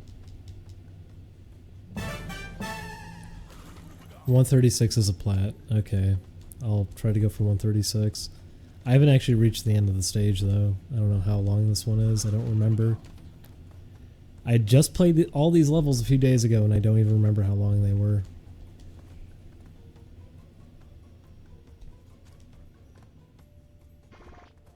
There we go. Wow, I still got hit. I made a really good jump. I still got hit.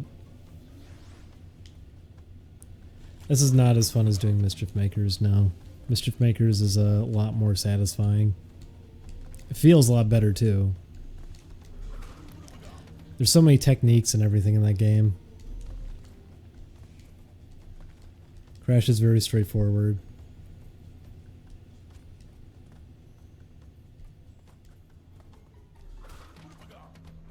Whoops.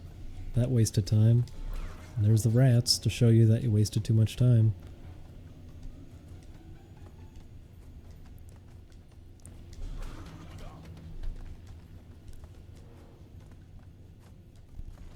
It's close. Never mind. We're not using the Grump office anymore because, like, it's already gone through the bullet slime. It's not a thing that you just go in and do it.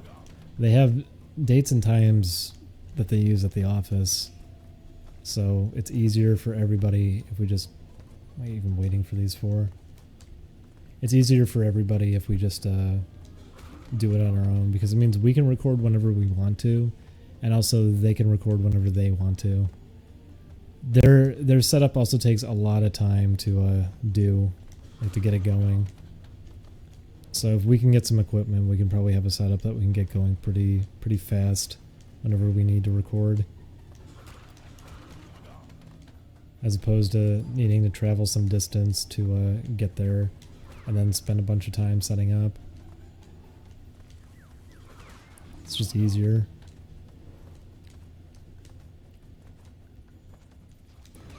Okay.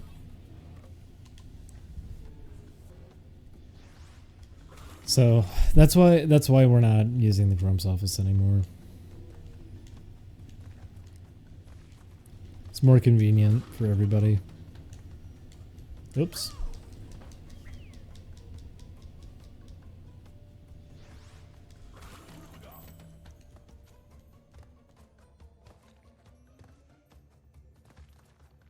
Are you liking the game?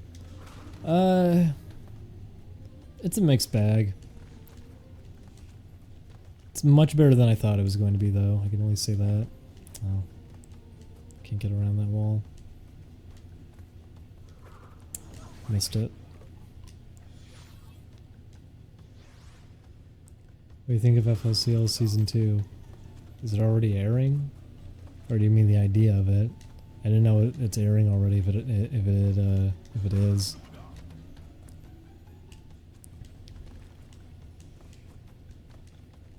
I don't think there's any purpose behind doing a season 2.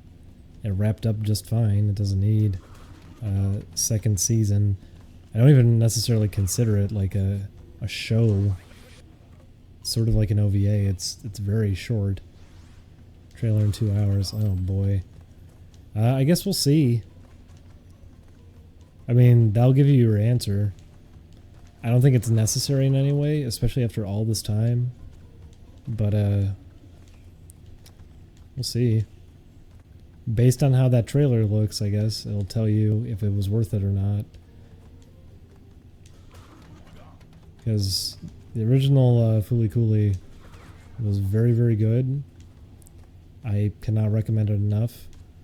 And part of why it was so good is because of how much time went into the thing. How much of a labor of love it was. I spent like, what, 4.5 years on it? It was one of the most intensive digital projects at the time. So, in a way, it was also kind of revolutionary.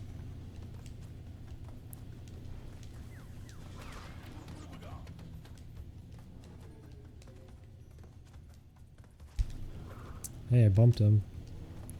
Too bad about that. I panicked.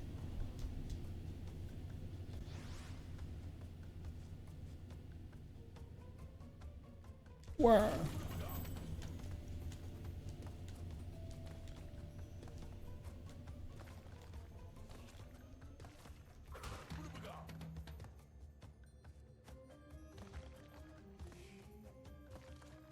That was stupid. I was looking at the chat.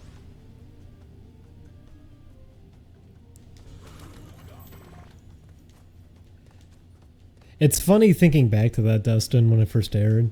Because I remember I was a dumb little baby boy when it first aired, and I was thinking to myself like, haha, it's funny. Because that's what everybody I knew said, that like it's really really funny, and they didn't follow anything happening in it at all. No one understood a single thing that was going on. No one knew that there was even a plot of any sort. No one even really followed the visuals. They didn't know the names of any of the characters or anything. They just thought it was funny because it's moves so quick, and it's WTF Japan.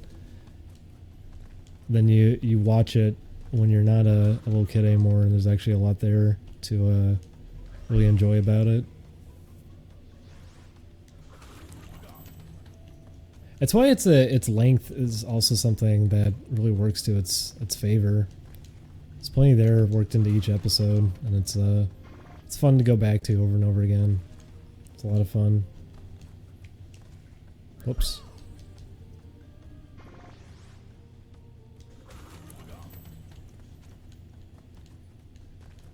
A lot of people also think that Haruko is supposed to be like a good character or something. Like, oh yeah, she's really likable.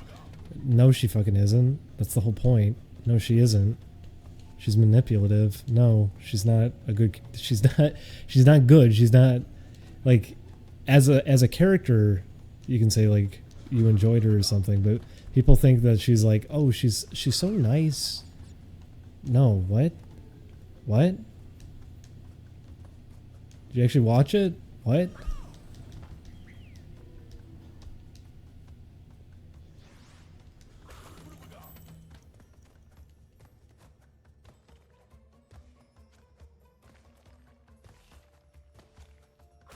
Yes, there are people who say Haruko is a nice character. They think that she's nice, or like, yeah, she's really sweet, or things like that. They act like there's dimension to her, that she's actually very very very kind, when no, not at all. She's a horrible. She's probably one of the like nastiest characters you can think of, because she's so selfish and doesn't care about anyone else. Which is the point.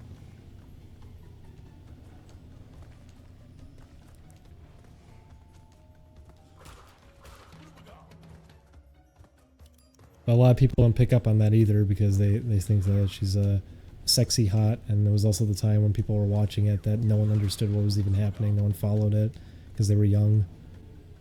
No, she's not meant to be a good character. She's not supposed to be a nice person.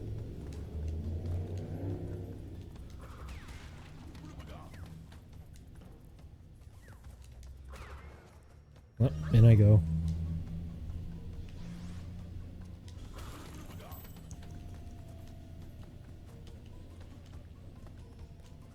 Eyebrows was right all along. No. He's also in a position that he assumes that he knows everything because he's an adult. That's why he thinks that Adamus, because her boyfriend was just a regular person. He's not aware of everything, but he thinks he is.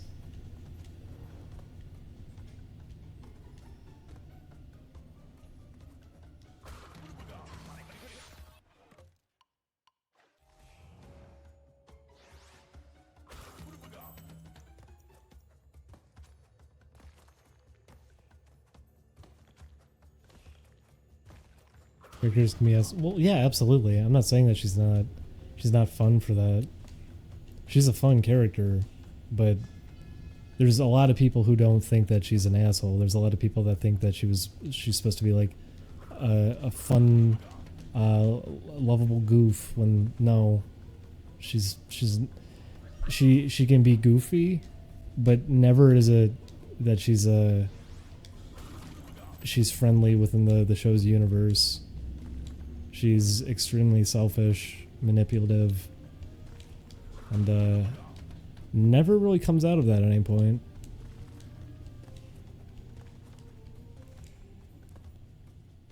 And something that he has to end up realizing by the end of it. Well,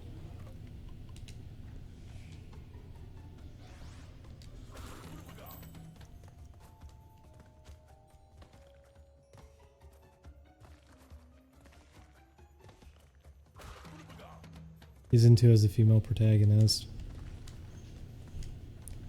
Okay. I'm interested in the trailer if someone can send it to me when it goes up. I'd actually like to see. I'd be curious.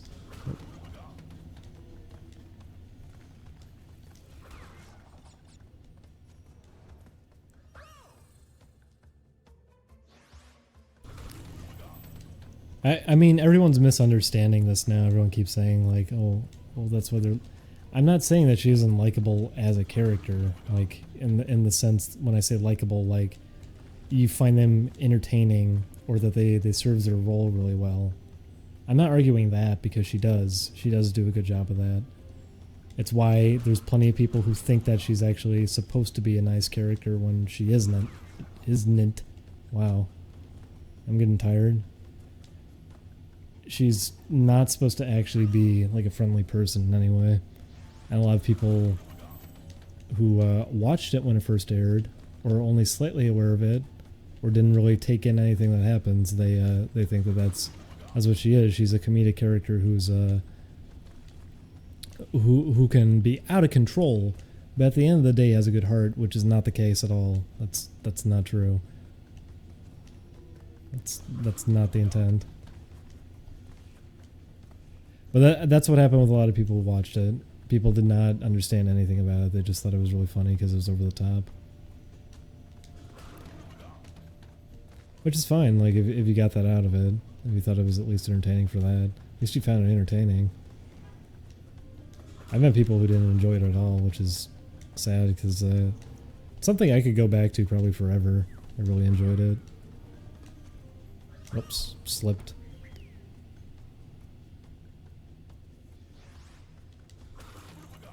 Well, Brackens, what people want to do is just fuck her. That's probably a big part of it.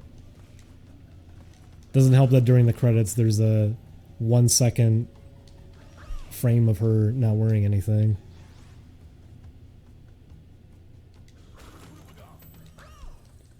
Well, Dustin, with Dead Leaves, a lot of it is just nonsense. It's not the same thing as Fooly Cooly. Which is why it's fun. Dead Leaves is fantastic. It's a fun time beginning to end. It's only an hour long too, so it doesn't ever have to slow down at any point. Non-stop thrill ride. Whoops.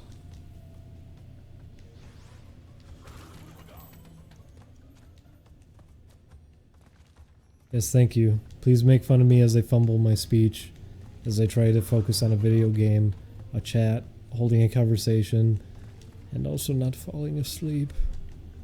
I do have to stay up all day today. Tulip's a lot of fun, yeah.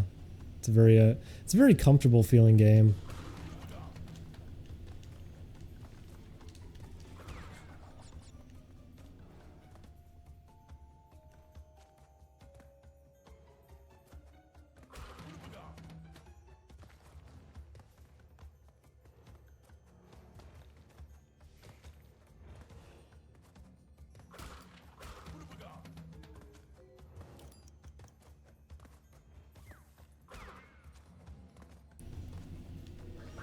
Something I can also say about Fooly Cooly is it's one of the rare times that where a dub tried very hard to stay close to how the voices sound. They're still pretty off on some characters, but in terms of main characters, they're relatively close. So it's at least impressive for that. Which can make it sort of obnoxious at points. I'd understand people say they hate it dubbed.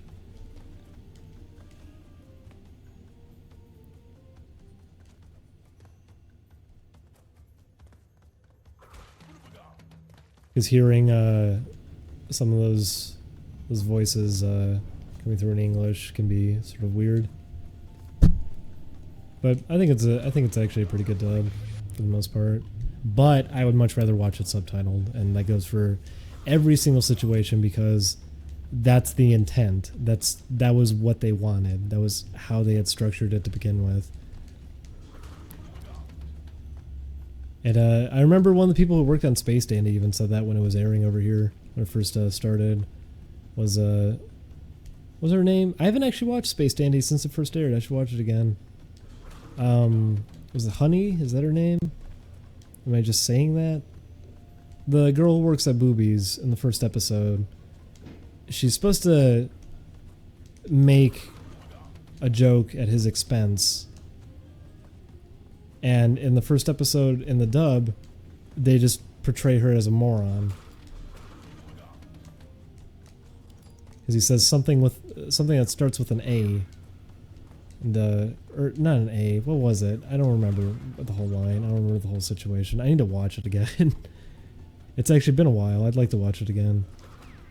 He says his job starts with a letter, and she's supposed to, in the Japanese version she turns it into an insult.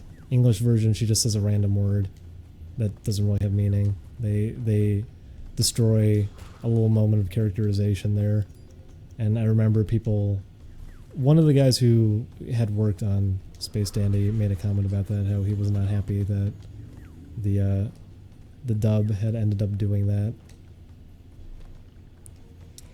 This sucks, by the way. This really sucks right now. Yeah, you know what? Fine. I'll beat the level in the dark. I don't care. Platinum. Wasn't the show in English first? No. They had a deal to air it over here at the same time that it premiered over in Japan.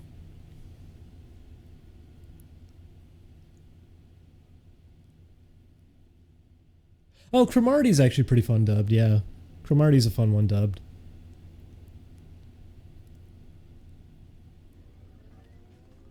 Fumbling in the dark is right.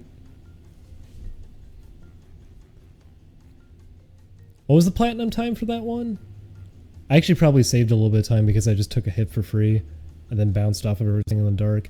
I imagine the records for these stages, though, are pretty ridiculous because if you know the entire level layout without having to see anything, you can damage boost so many spots with Aku Aku. I can only imagine what the times are like on that one. Save. Yes.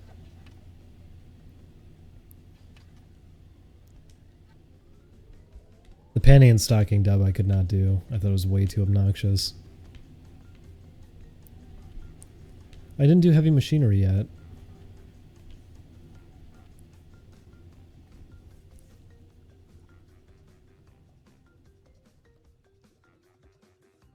I think standards are typically very low within people who watch anime dubs to begin with. People who get hired on for anime voice acting are usually people who are not... They typically are not given good direction, and they, in a lot of instances, are not even good voice actors anyways.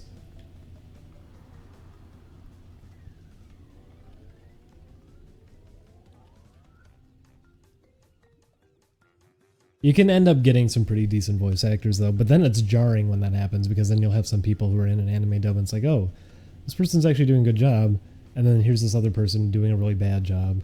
You can end up with spots like that. So if there's a dub that actually like does a really good job with voice acting, I think it typically goes pretty unnoticed, because people with anime kind of eat up anything.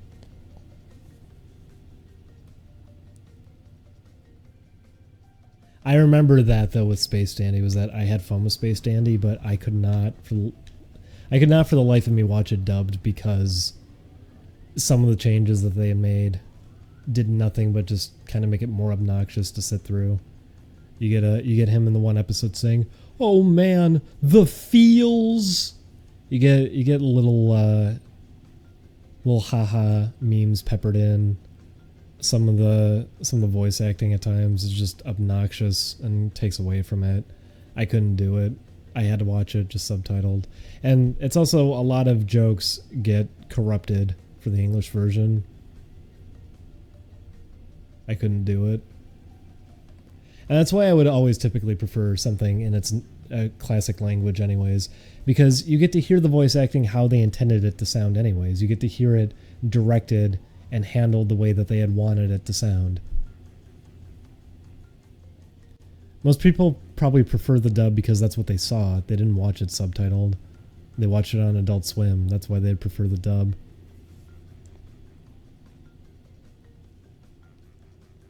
But that's why I'd always want to watch something subtitled. Oh, Dustin, yeah. Shin-Chan's a rare exception because Shin-Chan is a completely different show when it's dubbed. When something like that, I can get behind it. Like MXC or something, I can get behind that. I'm fine to watch that. Because that's not the same thing anymore. That's just completely... That happened with the... What was the one? There was that one anime that was really, really bad. People hated it over in Japan. Did terrible. So they threw it to a studio really cheap and was just like, you know, do whatever you want. We really don't care. So everybody doing it, they just did not try at all. And they just made fun of it the whole time. Ghost Stories, that's the one. They had a lot of fun with that. Ghost Club? That's what it is. It's one of those. I forget what it's called. It's a Ghost Stories or Ghost Club. Point is, they had a lot of fun with that one. They just did whatever they wanted with it. They made fun of it constantly. Like, they made fun of the source material and everything. They just did whatever they wanted with it. And it's fun to watch for that. They try way too hard with some of those to make jokes. I hate ever calling something try hard, but there's some episodes in that where they're just really, really trying their hardest to be like shocking and funny with it, and it just doesn't connect at any point. But I remember the one episode with the rabbit is probably one of the best ones from it, that it's pretty funny the whole way through. They did a good job with that one. That one's a lot of fun to watch. The Shin-Chan one, I love the Shin-Chan one. I've watched it with Julian multiple times now because it's a lot of fun. Stuff like that's a lot, just entertaining when you end up doing that, and I'm okay with that. I'm okay with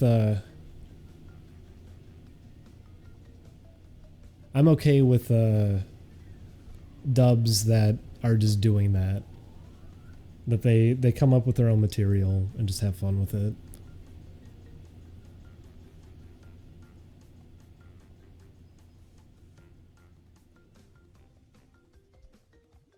Oh, hey Joe. Yeah, that's the one episode if I have to ever recommend one from Ghost Stories, it has to be the rabbit one, because that's the one that's consistently funny the whole way through. I remember I was watching it with Julian. We watched the whole thing, and I think like the first 3 of them, we were actually at a point that we were ready to stop because the first episode was so rooted within the source material that there isn't enough there to really make it entertaining. Then the second episode was trying really, really hard to be funny, and just it doesn't land at any point. Whoops. But there's some pretty funny ones in there. The rabbit one, if I'm gonna recommend anything from that, watch the rabbit episode. Whoops. Oh boy, this is not gonna be a fun one. How many we got? We got 18 platinums.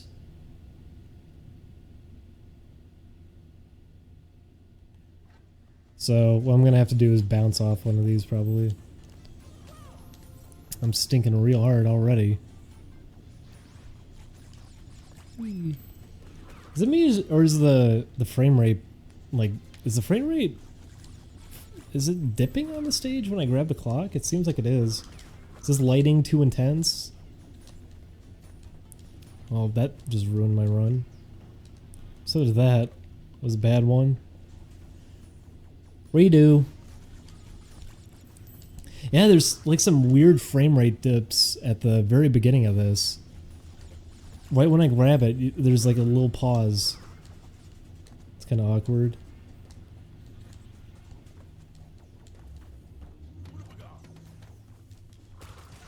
Hey, I did it. I blew up the box. Oh! This might not be the best level to be attempting right now. I want to do this one because it's short, but it seems like it's painfully short. It seems like I'm going to have to be attempting it multiple times. Oh my god. This is a hard one. Let me see if there's any easier ones. I think I might be at the hardest point of the game. That is a really hard one. That is like back-to-back obstacles. That's going to be one I might want to save for last.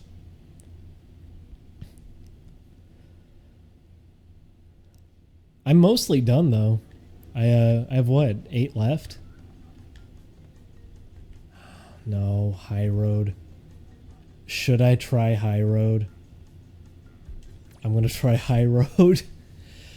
High Road is maybe the worst level in the Insane Trilogy because all of the quirks of the Insane Trilogy rear their ugly head on this one. This one is awful in the Insane Trilogy. And I am going to have a really bad time with this one, but here we go. Oh, good start already. I might just want to stop for a while anyways. I might just want to take a break. But I showed it when I was going for all the gems already, how High Road is also just broken. Because, why did I fall through that? The turtles on the stage, I may as well just, well, I think I'm too tired to play this now. The turtles on the stage actually do not function properly. They will knock you off of them each time you bounce on them. So if you're making a tight jump, I was gonna die there.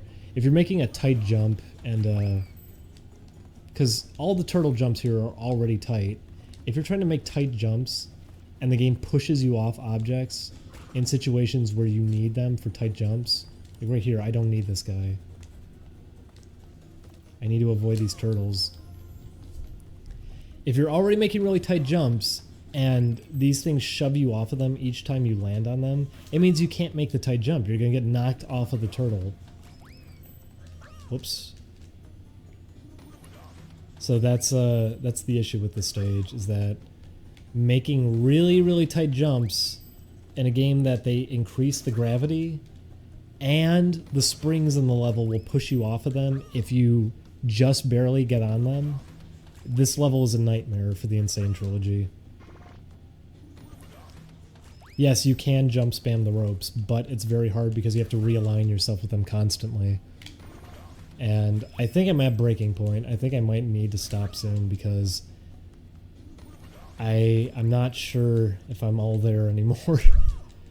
I think I need a break because I think I've been streaming for like, I mean, what time is it even? Oh my god, it's 10 a.m.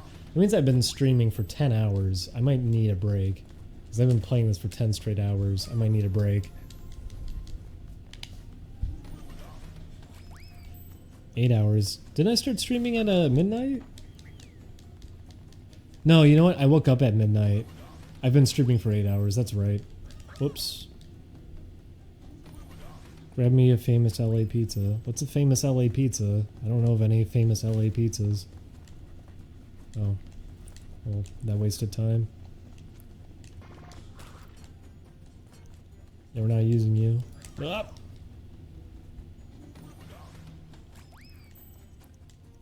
Whoops. Wee. Wee. Whoa! Okay. You take the high road and I take the fall.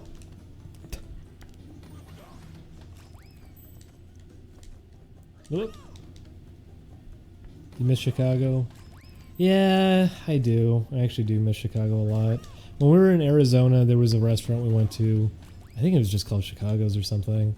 It was really good, and it's because it wasn't even like standout food in any way. I've only realized now that Chicago food stands out because there's no limits with Chicago food. Chicago, they're fine for just dropping everything on a hot dog. Tomato, pickle, onion, relish, just drowning it in all this stuff. Chili, cheese, just all this stuff packed onto a hot dog. And then you get like a thick Polish sausage to go along with that. So it's a nice big meaty hot dog with all the stuff on it. So you feel already just full from one hot dog. And then on top of that, you get really intense like sharp cheddar melted onto fries and everything. Like it's so good. And I figured that wasn't like a Chicago standard. I figured like, oh, everyone probably does that. It's just junk food. But no, everywhere out here, I cannot find anything like that. Everything's limited because it's California. Things got to be healthier, I guess. I can't find like good junk food like that out here. Chicago, you have places like Portillo's and everything. Oh my god. Italian too. Really, really filling Italian food in Chicago because you have a chain like Maggiano's that exists. Maggiano's, you order ravioli there, guess what? They give you a ton of it. They give you a ton of ravioli. You're not getting a little bit like other fancy pants Italian places where it's like, oh yeah, here you get 5 raviolis for $20. It's not like that. They give you a whole ton of food, and it's satisfying. Bad jump.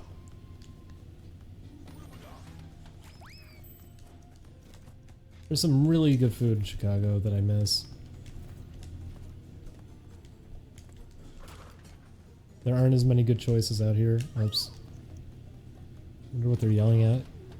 There's construction going on outside. They're yelling at each other.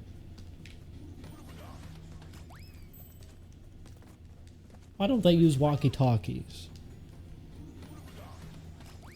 That way, they don't have to inconvenience people further by shouting all the time.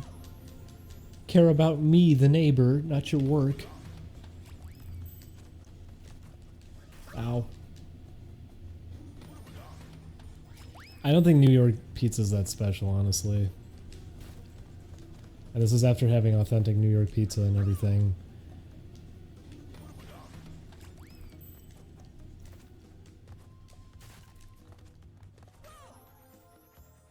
New York pizza is just, hey, the pizza's bigger. It's typically all there is to it. A New York pizza, like that kind of style, that's all it really is that we made the pizza bigger. It's not much of a style. There's probably some good pizza places there that I'm just not aware of, though. It's not the fact that it's New York pizza, like that kind of style. It's not because of that. It's because there's probably really good chains out there that people are familiar with. But because like Chicago is an actual style. That's an actual style of pizza. Deep dish, that's an actual thing. That's completely different. That always will like put people off too, because it's like, what the hell? Where's the sauce on top? I understand if people don't like Chicago deep dish. I personally love it. But at the same time, I think what's really off-putting about Chicago deep dish is also the fact that anywhere I've gone to get it that isn't in Chicago usually isn't very good. Nope. I wonder what they're yelling about out there. Maybe it's just kids fighting in the parking lot again. Oh!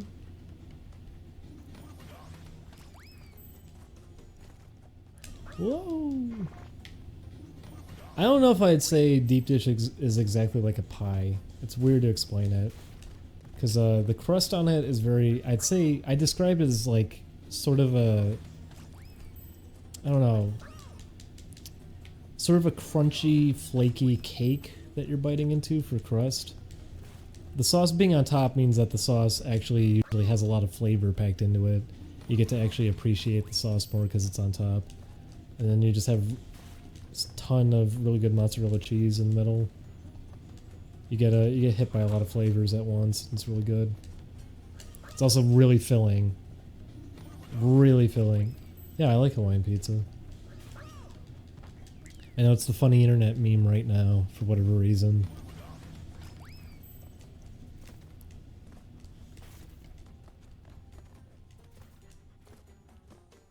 Why is it an internet meme? Why did that catch on as the funny meme where you say, "What, pineapple on pizza?"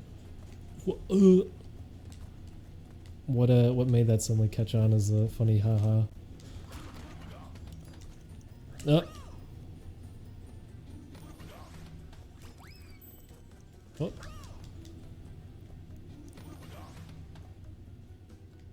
I've never had Honeycrisp waffle pizza, but chicken on pizza is good. Julian always gets chicken. There's a place a while off from here. I forget how far off it is from here, but we've gone there with some friends. Called Pizza Rev. That's actually pretty good. Pizza Rev, they let you do whatever you want with the pizza. Like you essentially go there to make a pizza. It's a brick oven pizza, and he always does. What does Julian do? I think I do the same thing, but I just use different meat. But he always does he does spinach, tomatoes, he gets pink sauce, gets feta cheese on top too, with the normal mozzarella, and gets chicken on the pizza. It's always really good too. It's very good pizza. I think I substituted out for more conventional meat. I usually do sausage, I think. Although they also do meatball, and I do like meatball on pizza. Even though someone I know of insists that that's a crime against humanity. I don't think there's any harm in meatball on pizza. Meatball on pizza's pretty good. Because meatball is already very flavorful. Yep, I know it's gonna get crushed.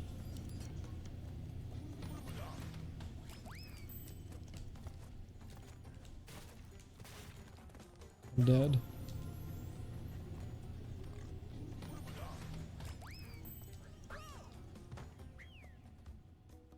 Maybe they're just fighting downstairs. That could be too. Oh. Yeah, people do get pretty... People get very pretend angry about pizza because it's the funny... It's the big funny.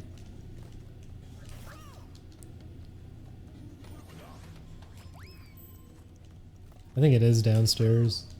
There's some lady yelling at someone. Whoop.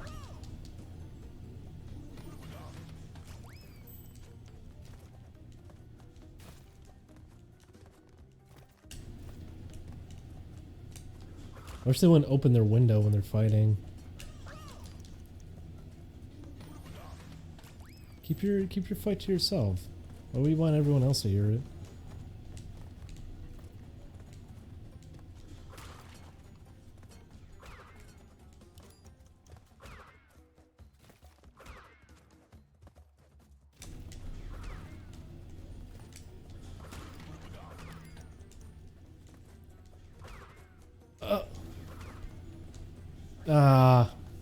That was a bad spot. I actually might have needed the turtle there. I was getting pretty far. Wow! Wow! I don't ever want to call in a noise complaint. I feel like an asshole for doing that. If you're gonna have an issue, like, take it up with your actual neighbor. Don't fucking do that. Because people abuse that shit like crazy. I feel bad for Chris. His apartment complex, there's someone living there who's being a real shithead to him. Because we were over there. He's been getting repeated noise complaints, and I don't know. I figured, like, oh, he's probably being really loud. We were over there, and we were quiet. We were just all sitting there talking on the couch in normal voices. And suddenly there's a knock on the door, and they're like, yeah, we're security. We're getting a noise complaint from here. It's like, what the fuck? He's not even doing anything. And he's gotten them frequently. He's gotten like 10 noise complaints already from nothing. People abuse that shit like crazy. Sometimes it is necessary, but at the same time, I feel like it's your neighbors. Like, you can probably approach them on your own.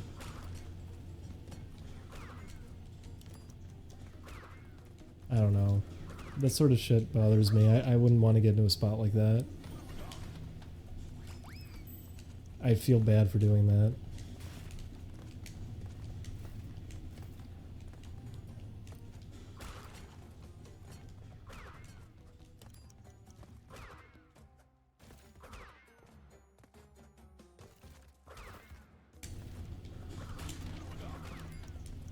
Well.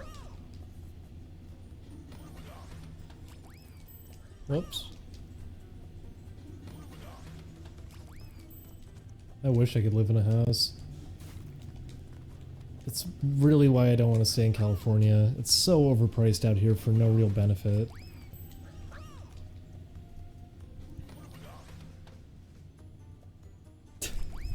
Well, Joe, Joe, that's a wonderful thing.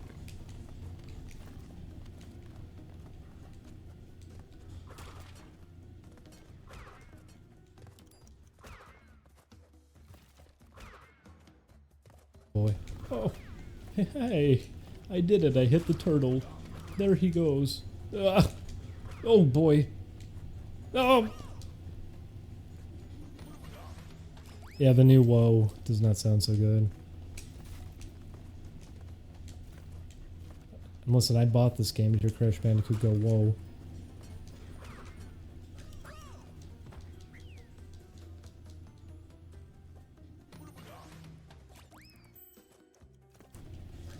I think all the other voice clips for Crash in this are fine though.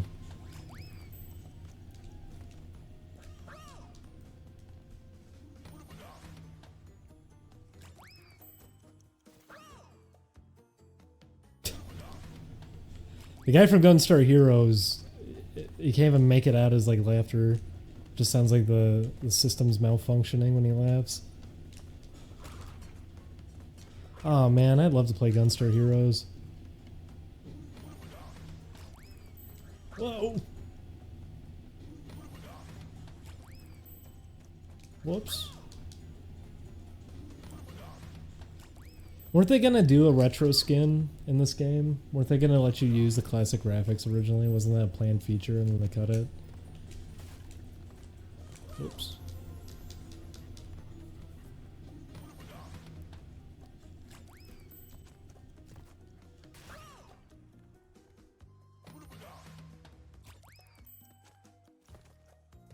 Whoops.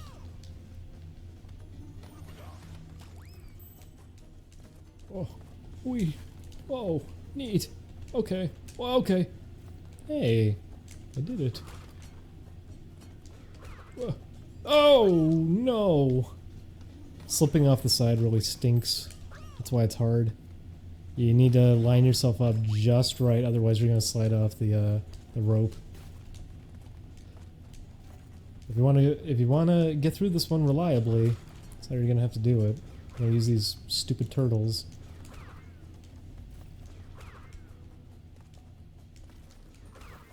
Oh.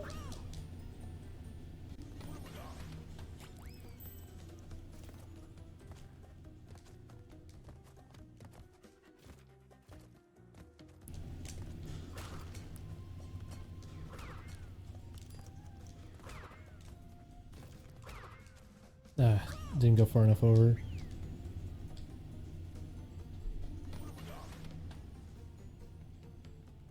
Yeah, I could tell that wasn't the original model. I think that's funny though, because it's very easy to just, you know, rip the original model.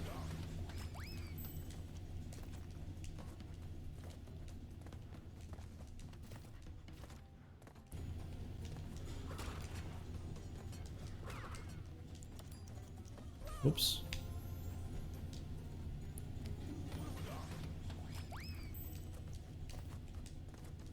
Whoops. 'Cause I was on a project at one point for remastering something, and it wasn't even remastering, but it was essentially supposed to be just like a port being done, and the port, because I can't go too much into it, but the port, they didn't have all of the assets, so all we just ended up doing, because, you know, they have the rights to it anyways, they have all the rights to it. We just went in and dumped all the old assets from the old game, so it's like, okay, here. And it worked. It worked fine. When you own the rights to it, like, why not? The answer is, they probably didn't care enough.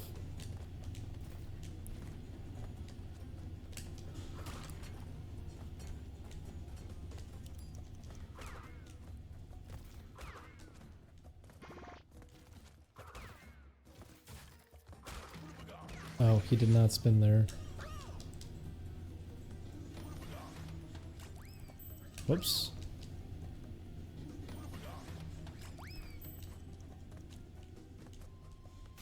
Hey, that was actually pretty good. Just as I said that.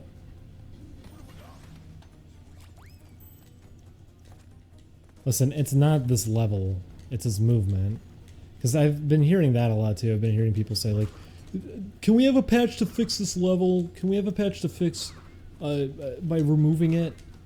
This level isn't what's broken. It's the fact that the game's engine is so finicky with Crash's movement that these turtles push you off of them when you try to jump on them. I was actually getting far close to the end there. That's actually near the end of the level. This is not a long one to do if you're just going to use the ropes. But Crash's movement is why this level sucks so much.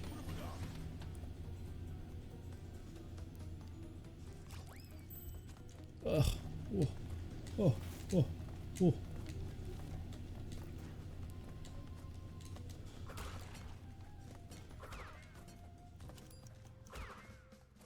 That doesn't surprise me, Dustin.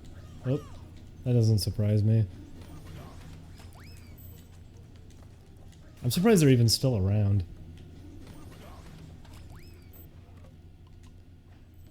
It's not even the same company anymore. They're just sitting on a throne of IPs.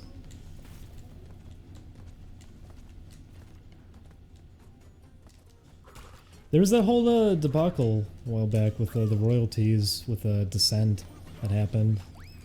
Whoop. They were not owed the royalties like 100%. The original people who created the Descent property were still supposed to get royalties, but they were just leeching all of it. So it got delisted from a good old game because of it.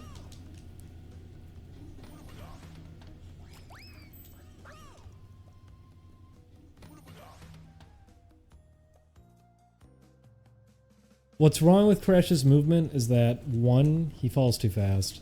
So some jumps are tighter than they should be because of that. The other issue is that Crash sometimes will just slide off of things much more than he ever did in the old games. That's why this is right now very difficult, because jumping off the sides, while still hard in the original games, was nowhere near this hard.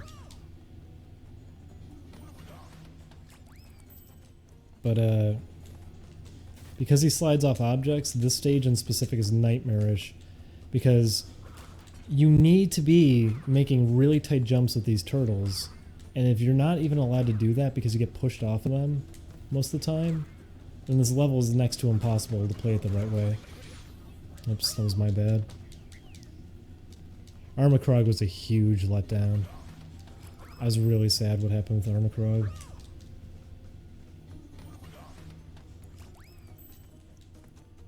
Oops. I don't know why people want a Spyro remake. I'm not in a position where I really want remakes of anything, because the originals exist, and if they're a good game, then they're a good game. I'd only want a remake if it's like, hey, we're actually gonna make it improved in some way, and not like, oh, we redid the art, because usually the redone art doesn't look good.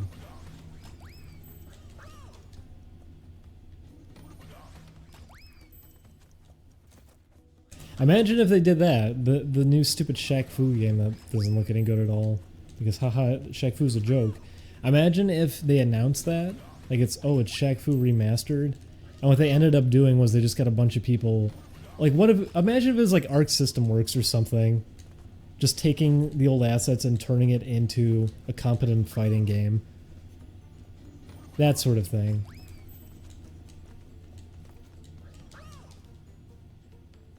That's where I could see a remake actually being cool, is like, hey, let's take something that's very obviously in need of improvement and improving on it. They're doing a new Bubsy, which does not look very good.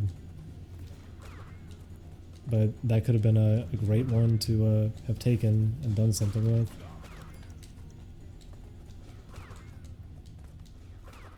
Moment of truth.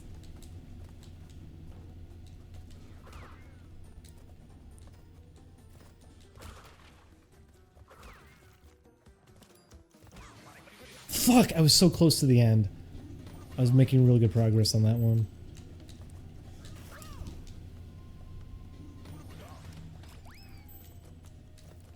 People wondering, you're not supposed to be using the ropes either. It's always a thing that you were able to do, but it's very, very hard in the Sane Trilogy to do it. It was a lot easier in the old games. Oop.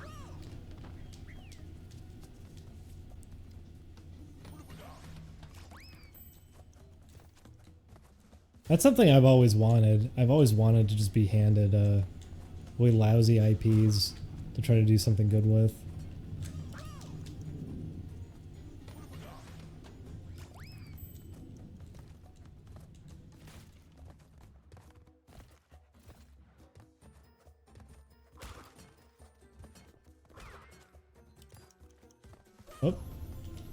just as I hit spin.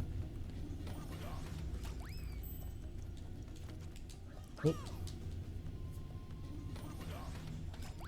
Yeah, you can't have fun at speedrun festivals anymore. It's a professional business now. Now, if they did a remake of Spyro, they wouldn't be trying to improve on anything. They'd give it the same treatment as this and do nothing with it, and probably downgrade the gameplay if anything. Because no one really wants to set up like raw movement for games anymore. So it's why you get really, really awkward movement that's relying on the engine that they're using. You know, get finicky. Because, Joe, I retweeted your thing earlier. I hope you don't mind. But that's a good example of what happens when you're doing engine-based collision detection like that. You end up with really weird quirks like that at points. Where you have an enemy. This only happens in this, for example. I was playing the one level, and there's these crushers that come down and are supposed to kill you. And I barely got grazed by the side of it, and instead of kidding me, yeah, it told me jokes. Instead of killing me, it came down and shoved me forward really, really far because it prioritized the collision over the fact that it should have killed me. So the game is freaking out, doesn't know what to do, and it launches me forward really far. That sort of thing. That happens when you're going to rely on like in-engine physics to process collision checks. And it's why you have what happens here with the turtles and falling off of them and everything too. That's why you have it that Crash will get pushed off of objects because during a bouncy box animation, it's clipping into him a little bit, so the game kind of freaks out and pushes him off of it each time he bounces. That's why you end up with that, because that's what it's doing. So if they do that with a lot of remakes, typically you're not going to get a game that controls as precisely because of it. Unless they really go in to try to fine-tune it to ensure that none of those things happen.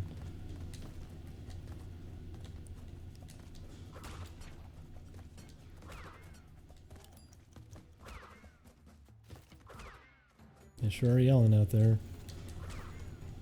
Oh! Oh! Oh.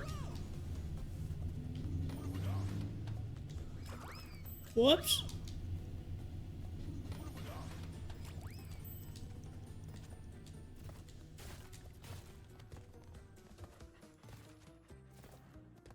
Once upon a time, though, you had to actually, you know, program movement completely on your own. Whoops.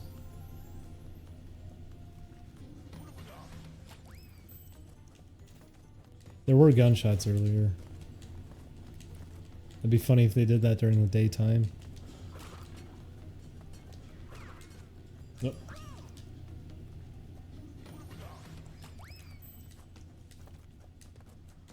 Whoops.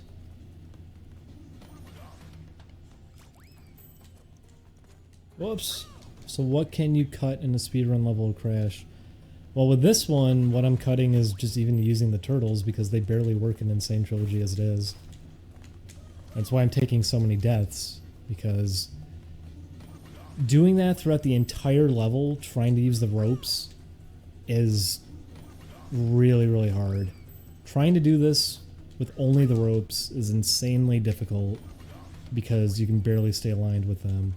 But it's sort of worth it on this stage because if you're going to rely on the turtles, one, it takes a lot of time to even set them up. Two, they barely work in this game, so it's just as risky as using the ropes. I would just say use the ropes. Oh, slid off. But you can see I keep sliding off because of how collision checks in this are handled compared to the originals. It's a lot easier to fall off of rounded objects. In Crash 1 on PS1, you still could fall off of these things, but it was not as hard to set up as it is here.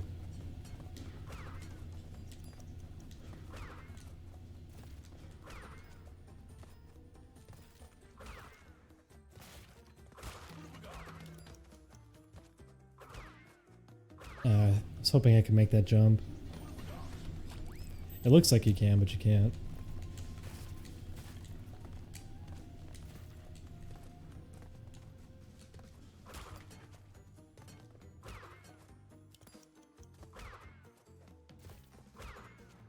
Ah. Please don't remind me that people say Banjo-Kazooie is bad now because of ukulele. It's a completely different game. That's what's funny is with the Sane Trilogy, where this is actually staying pretty accurate and it's a remake. There's all these people saying like, these games were never this hard. Why is it like this? No, they always were this hard. But then with something like Ukulele, where it's not the same game, it's a completely different game, you have people making it, they're making the comparison then to Banjo-Kazooie and saying like, oh, well, if this game's bad, then I guess Banjo-Kazooie is bad too.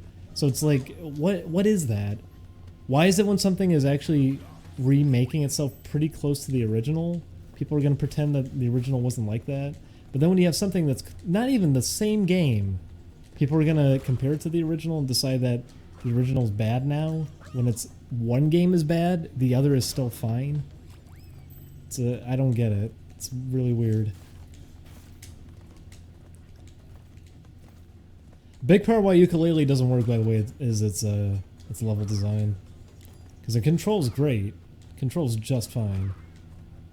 That and lots and lots and lots and lots of rough edges, because it was very clearly rushed out. You see that warthog vibrate?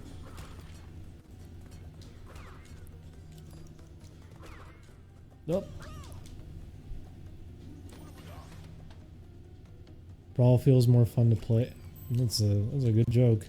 You are a funny man. You were quite the card.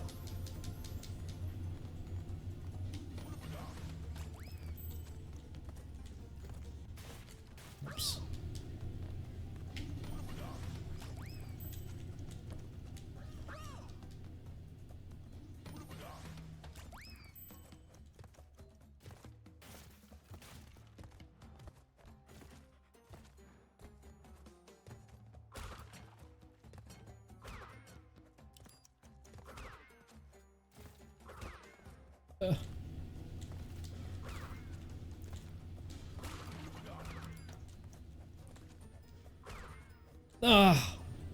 Oh, my wrist is really starting to hurt.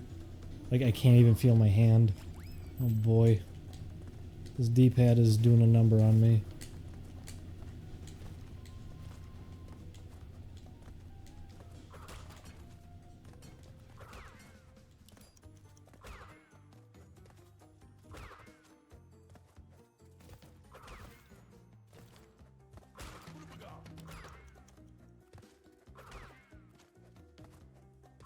Okay. Ah! That's close to the end of the level. That's one of the final segments. If I can get that part down, I'm done.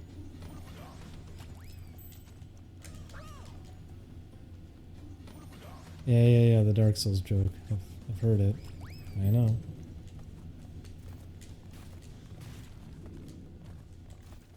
Probably doesn't help that I've been streaming this like 12 hours a day. Yes, D-pad does feel better than analog, but when you're playing it for 8 hours straight, it doesn't feel good on your body.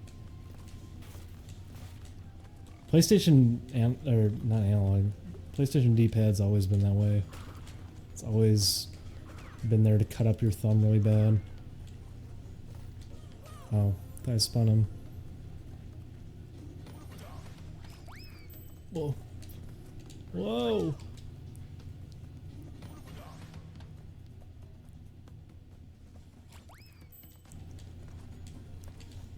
Made you change your mind? Because I was having fun with Crash 1. Wanted to see what it was like. Because unlike the other games, this one's really challenging, so I'd like to see what the relics in it are like.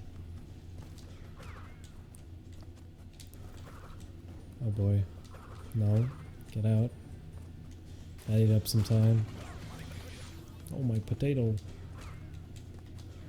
Oh, moment of truth. Can we get up? Yes, we can. Oh, hang on. Whoa. Ah, that's stupid of me. Should have just spun the turtle and got back on. I shouldn't be humoring the turtle there. Why did I? Whoops.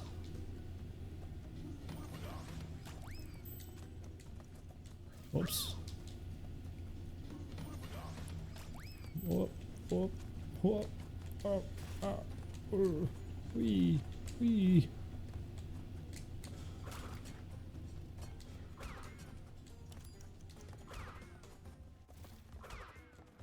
Oh.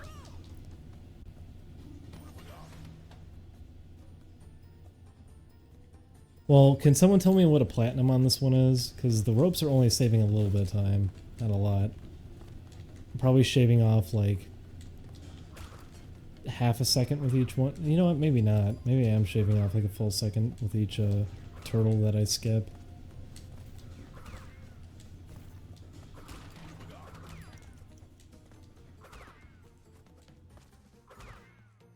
Oh, went right off. No, I would not settle for a gold on this one. I want a platinum. 220. No, it isn't. 220 is for a sapphire, I thought. Actually, it didn't... I don't even think it's in 2 minutes, is it? Oops.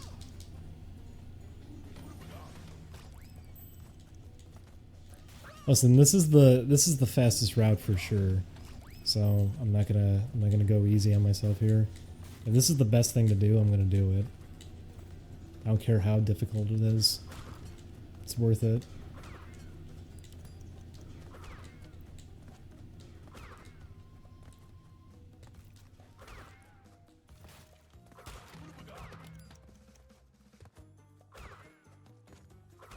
Okay, can we get on? Nope. Here we go. Ah, I fell off of it.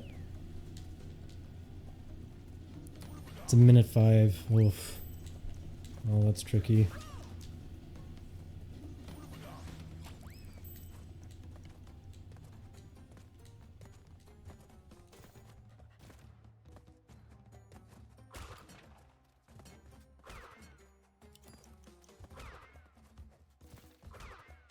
Ah, fell off.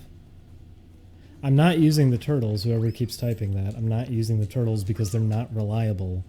The turtles are going to not only eat up a lot of time, they're not reliable in any way. This level was a nightmare to do normally because of that. I'm not going to actually use them for this. There's no point either. Why would I want to do that? It's a time trial. The whole point's to go fast. I wouldn't want to do something like that just for the sake of completing it, because I don't care about completing it. I've beaten this level before. I'm trying to go fast. So, if this is fast, this is what I'm gonna do. Okay, come on. Nope. Oh boy.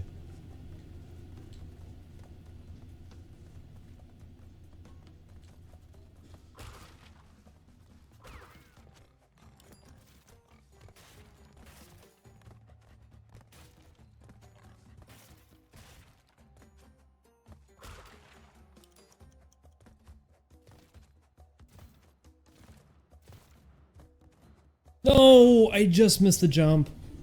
I almost had it. Oh. I was so close to the end. That was the end of the level, by the way. That's the final part of the level. I was so close.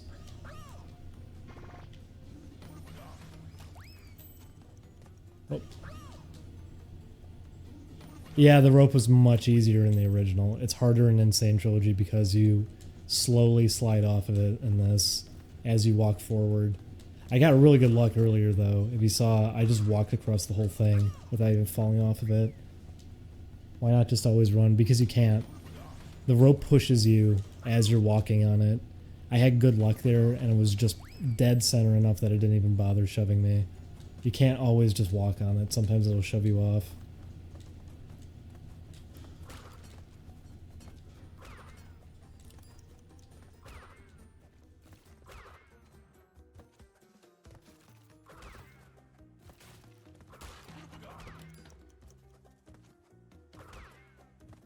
Oh, moment of truth. Oh, no. Come on. Here we go. See? Like that. sometimes you'll just get pushed off of it, so you can't just walk on it the whole time. Bad jump. Well, no, they didn't say that, obviously. It's because collision checks aren't being done normally. If you had played this, you would know that. It doesn't work that way. It's not like all this is active decision. Because that's not how game design works either. It's not always just active decisions being made like, yes. In Mario 64, I think it would be fun if you could backwards long jump up the stairs to clip through one of the doorways. That's not an active decision. And in the Insane Trilogy, because a lot of this is being relied on a physics engine to do checks for movement, for collisions specifically, that's why Crash will get shoved out of objects a lot. And I was mentioning it before, I retweeted Joe. He has a moment that Coco gets pushed into a wall and gets clipped inside of it because instead of responding to the attack from the plant, because the plant lunges forward into you, instead of it actually killing you like it's supposed to, it interpreted the collision from it first, so it just shoves her and knocks her out of boundaries. And then because she's falling for so long, since she's stuck in a wall, the game freaks out and goes like, oh god, she's been falling for a long time, I guess she's dead. It's not an active decision, it's a quirk of how they've coded it.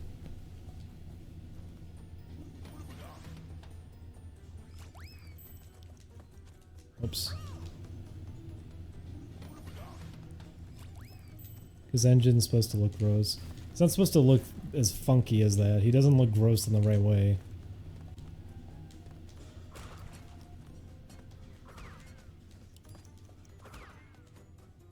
He also didn't exactly look gross in the original game. He looked really cool. Like he had a fun design. I'd say it was more strange and chaotic than it was gross.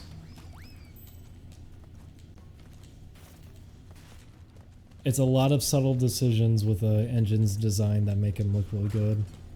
The first 3D render of him is perfect. It's right on the money. It's really good how he looks. If you strip off those subtleties, he's not going to be a really good design anymore. It's a hard one to reinterpret in any way. You kind of need to leave it alone.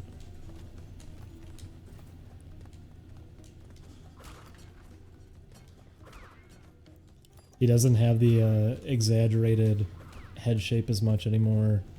The bags under his eyes because of the lighting system in this. How they decided to interpret his jaw.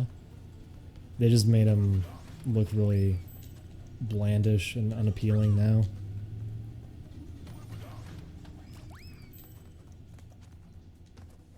It's too bad Engine was always one of my favorites.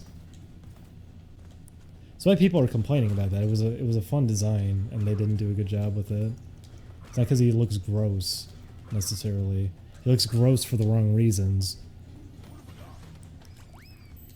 A character can look funky, but also be really fun because they do a good job of how they bring that out. Which they didn't do here.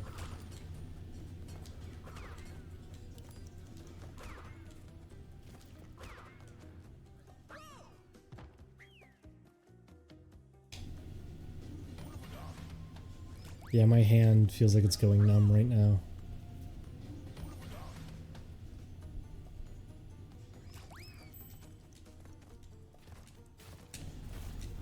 Dustin, did you ever see the original render of Engine for 2 from like concept art? He looks really fun in it. It's not really reflected as well in game as it is in that the one render they have of him.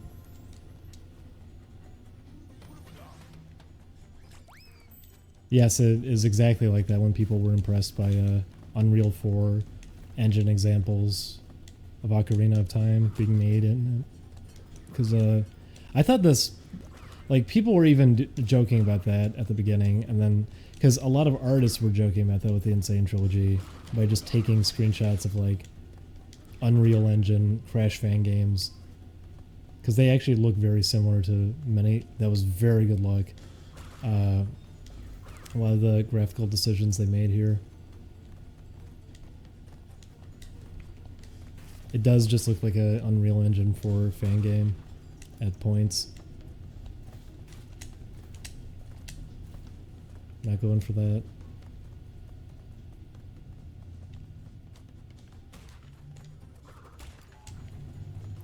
No. That's exactly what I was worried about, is that that was going to catch me.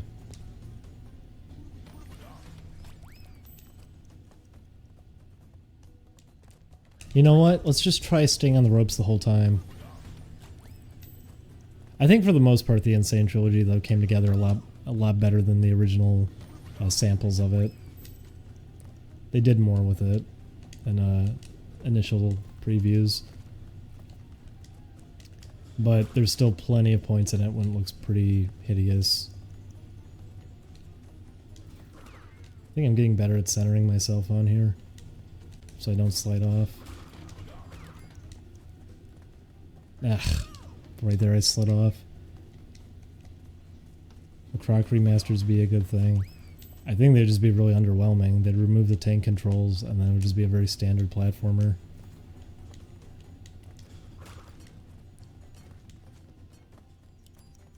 Yeah, this is the best bet. Those little notches in the rope, by the way, they're partially what's responsible for pushing you off. Because you do get bumped up by them. As you just saw there, Crash lifted his arms because he got bumped by one. Ow! I just landed on the wrong spot. It stunk. Yeah, I'm getting better at this, actually. Getting better at lining up with these and staying on them. If you can line yourself up perfect with the rope, you can actually stay on it the whole way through. But right there, I got pushed off. So you might have to just readjust yourself constantly by nudging out to the left. That's what I've been doing now. I'm just sort of flicking my thumb to the left every once in a while. Yeah, the warp rooms in 2 are hideous. They're really, really bad.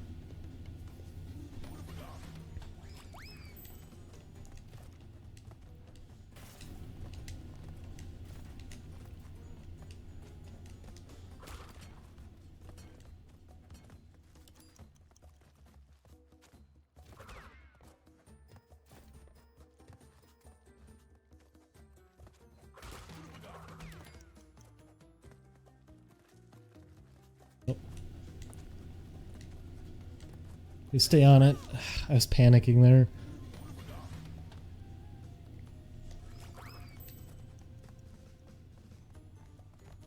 Oops.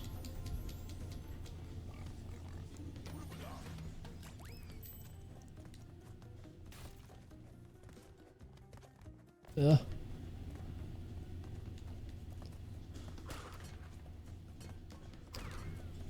Yeah.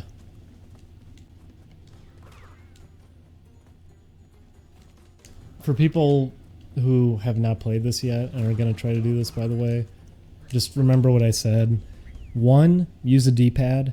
2, when you're standing on the rope and you want to stay centered on it, you want to keep slightly tapping up and left while you're on it. Just little subtle nudges, which right there, it was too much. You need to do little light taps as you're walking forward on it. I'd probably turn my hand and I do like a claw on the D-pad right now if it weren't for my hand being in so much pain from streaming for so long. I've actually never had this kind of pain before. The fact that my hand feels like it's going numb, I've never had this before. So I guess I've just been playing this too much. Oops.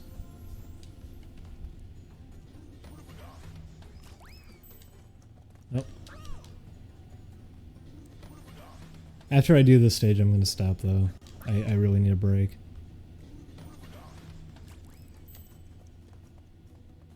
Oops.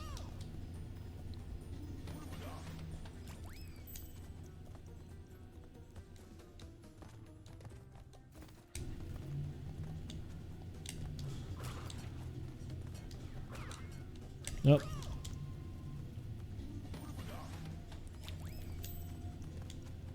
Whoop. Julian doesn't like going out. He sees it as a waste of money if we ever go out. Even in Curry House, he doesn't like that. He's not wrong.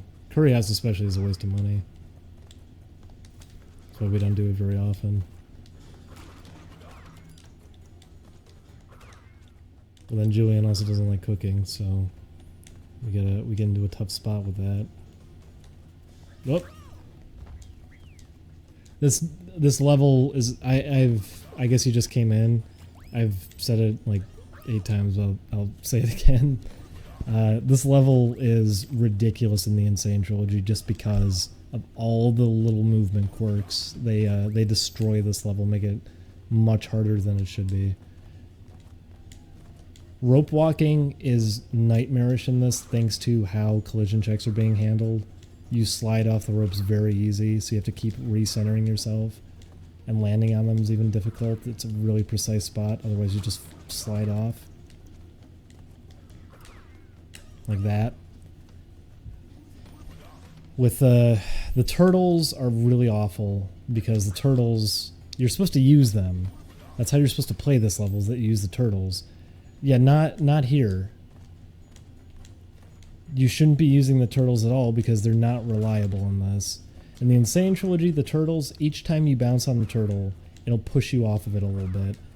Which doesn't seem like a big deal, but when you're making really tight jumps with these turtles, really tight gaps, it means you're probably gonna die most of the time. Oh, slipped right off. Rope walking was still hard, but it was not this difficult. It was an easier thing to do.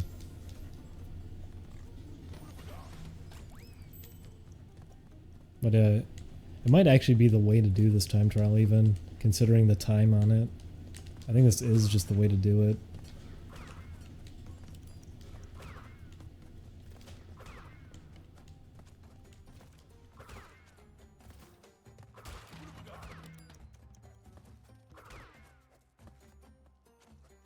Nope, slid off. Pretty sure you don't move when jumping. Yes, you do. If you want me to show you, I'll gladly show you. It is a thing that happens on this level. That is not a lie. I showed it 2 days ago when it happened. Let's not make believe. Oops. If I can get up to them. I'm trying to I'm trying to go as fast as possible because it's a time trial. I'm going for platinums, which requires you to go as quick as you can. Whoops. Sorry if I'm wasting my time here. I'm trying to get up there as quick as I can, but now I'm being stupid. Let me try to get up to the right part without falling in a million times.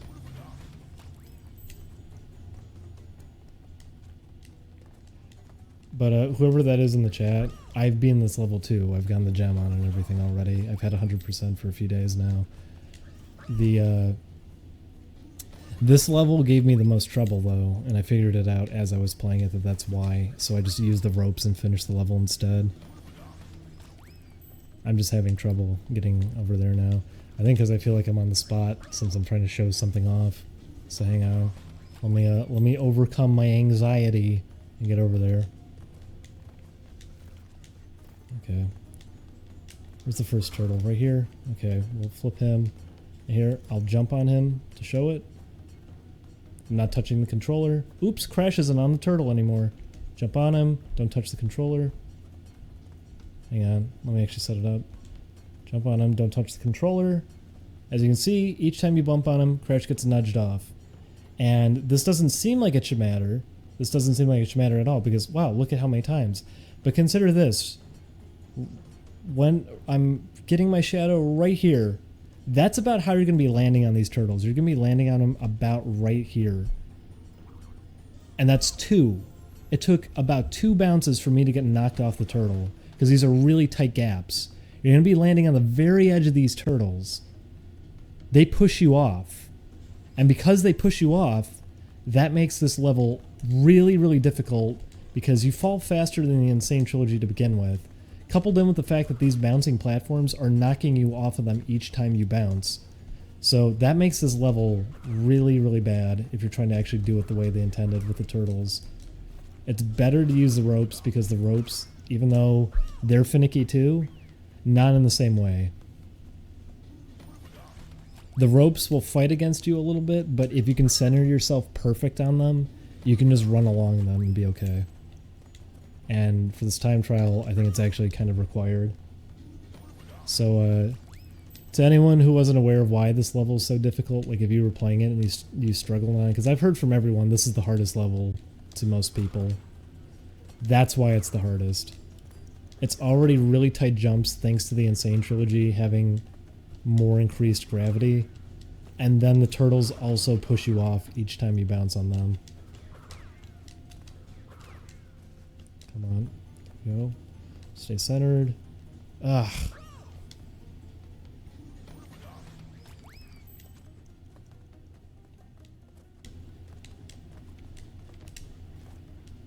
And like I said, it doesn't seem like a big deal when you're pretty close to the middle, because someone pointed that out when I was showing it too. They said like, oh, why does it matter? Look how many times it took for him to bounce you off when you jumped on the center. Yeah, when you jump on his center, you're not landing on his center. These are really tight jumps. You're landing just barely on the edge of them. So when you're barely landing these jumps because of how tight they made them, and you're being pushed off as soon as you land on him, it means that you're not being set up right for the next one that you need to reach over to. It really fights against you to play this one that way. It's not worth it. Just use the ropes. And even though I'm struggling a lot here, I would have been hitting some checkpoints already and been okay by relying on the ropes like this. I probably would have finished this level a few times over if I wasn't doing a time trial where I need to do this all in one go. Please don't slide off. Ooh, baby! That's a good one.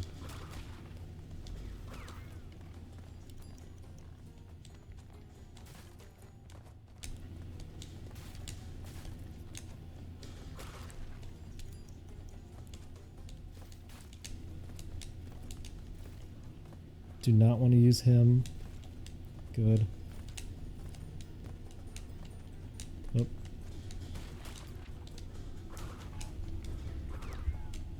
Ah! It's close to the end. I could try to find a spot on this stage to show that too, the increased gravity in the Insane Trilogy, because it's really hard to describe it. But, if anyone's familiar with what easing is and just how gravity should be working, that something as it's falling would slowly get faster and faster. Your jump arc in the Insane Trilogy, the way that it works is that you finish your jump normally. You hit the peak of your jump height. Your Z velocity is set to 0. So you would think like, okay, it's slowly going to increase now that I'm starting to fall. Doesn't do that. Plays an animation that makes it look like it's doing that, but in reality, you're just set to top speed and you fall like a fucking rock. You just tank. You go down really, really hard, and it's because of that. It's because of how they programmed the gravity in this. So instead of a smooth jump arc, it looks like a normal jump arc, but then you just fall abruptly, and because of that, jumps are slightly off in this. Things are a little bit tighter than they should be. Usually it doesn't matter, but when you're playing Crash 2 and Crash 3, you're going to start noticing it, because in those games, there's jumps that you used to be able to make just fine that you can't do anymore now without using a slide jump.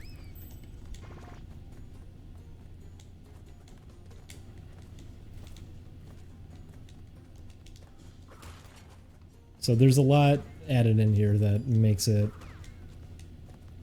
pretty difficult at times because of subtle changes. Overall, though, Crash 1 still plays better here. Even with... Oh, I keep forgetting can't make that one.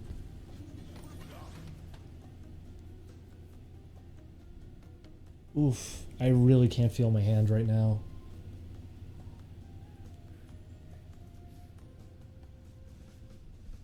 Whew. I gotta finish this one before taking a break, though. Sorry, I've been playing this for hours on end. I need to figure out time to take a break, soon.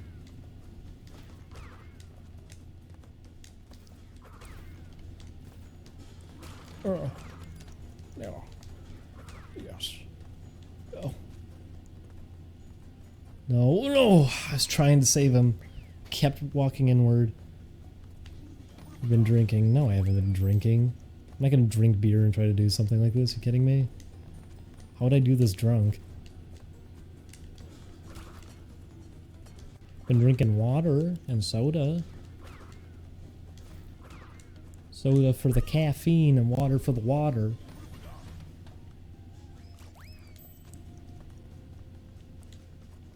I'm not gonna quit now, come on. I almost have this down. Like, I got a lot better at doing this now. I'm not gonna just quit.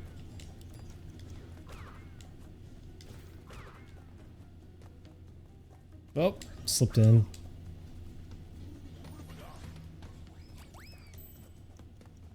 Let's have a big, fat, stinky beer and play Crash Bandicoot.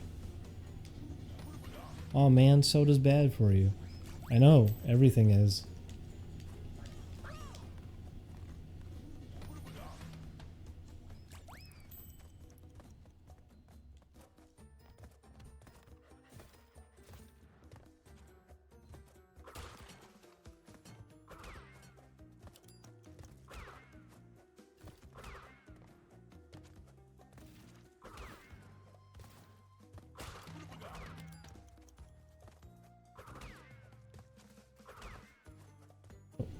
Oh. I lined up just right. I hope so. No, he's slipping. Ah, I knew it! He's slipping a little bit. Nope. He slipped in. 1 hour later. Have I been doing this one for an hour? A lot of these have been taking time. I guess you're new to the stream. I'm going for platinums. You need to be doing these for a very long time to finally get them down. Relics in this game are not easy. This is a tricky one, especially because you can't really afford to make a mistake because you tumble right off. You're dead.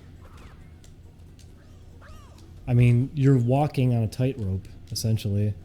I'm using D-pad, which is probably why my hand hurts so much, because I'm pushing this thing in so hard. You need to use the D-pad, though, for precision in this. This game was designed with the D-pad in mind. You need it.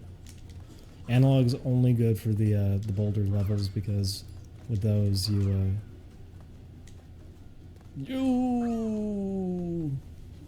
think that soldier boy. Okay, you need the analog. The analog handles fine. Well, actually, yeah, the analog handles fine. It's just that the issue with the analog is when you're playing on a lot of these stages, you need quick response times. You need to hit really hard angles, which analog, good luck consistently doing that. The reason the analog is good is because on some stages where you couldn't do that in the PS1 game, you couldn't take advantage of the fact that you were... Oh, this is my bad, forgot to jump up there. You couldn't do that with an analog in Crash 1, you couldn't use analog, you had to use D-pad. So, the boulder stages in specific are great to use the analog stick just because you can capitalize on that. You can hit very specific angles that D-pad cannot do to ensure you cut corners and go the fastest possible on that level and slightly dodge things as opposed to tilting your angle really hard to go 45 degrees. Stay on top. You can't. Thank you, Jericho. It's very good advice. You can't just stay on top because Crash slides off. Also, I think I am gonna rest my hand for a second here. It's in a lot of pain.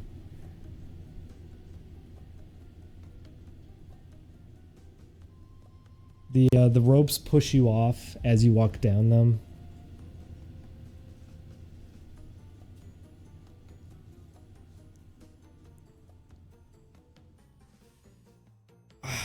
Wow, my hand. Oof. Boy, oh boy, that hurts.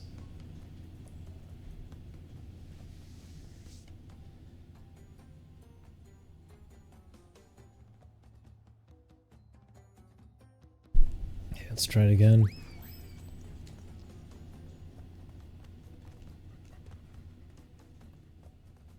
Hey.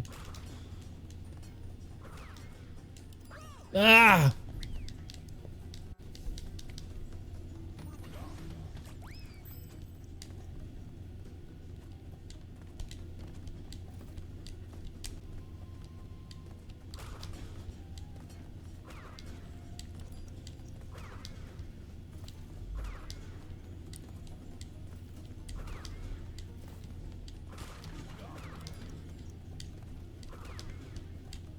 Up!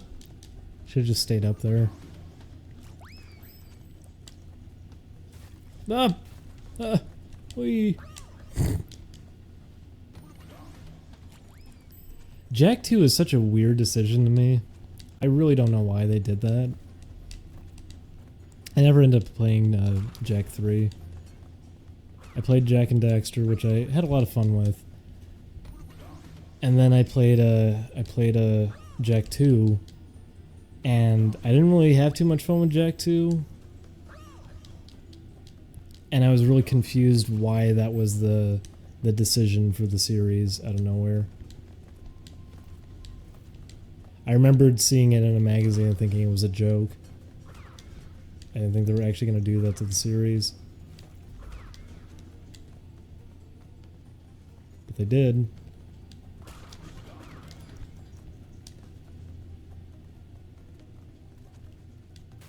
No, it pushed me in. I think they're trying to compete with Ratchet and Clank. Doesn't make any sense why the tone changed.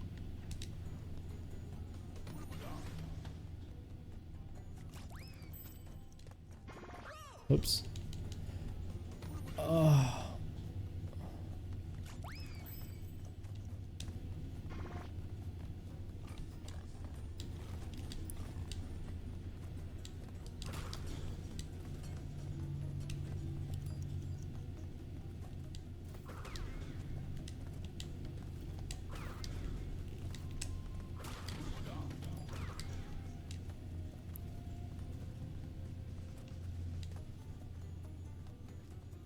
Ooh, very good, Crash. You made it! I was worried that that was a gap. Ah, because sometimes there are gaps just to be an asshole at the end. Because the perspective of the boards hides it, and then you realize there's a hole at the end that you just fell into. I am in so much pain from doing this. I'm surprised how much this is hurting. Sweating a lot too because I turned the air off because I'm streaming. So the pain will end after this stage. That's gonna be my motivator.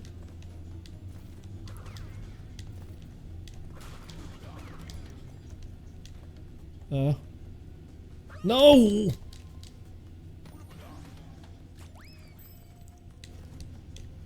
Nope.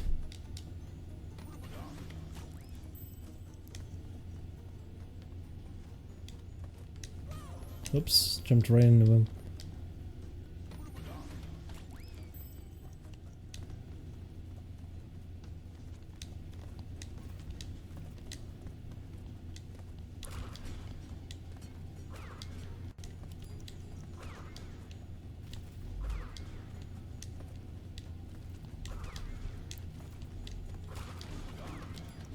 Come on, stay up there. No. Don't get nudged off.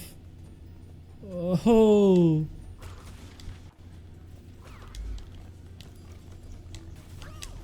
Oh! I didn't want to get hit by the boar. No, I slid off. Up. There you go. No! Equality 40, it's because it was a joke from a stream and it got old fast. People were still doing it, I just didn't want to acknowledge it anymore.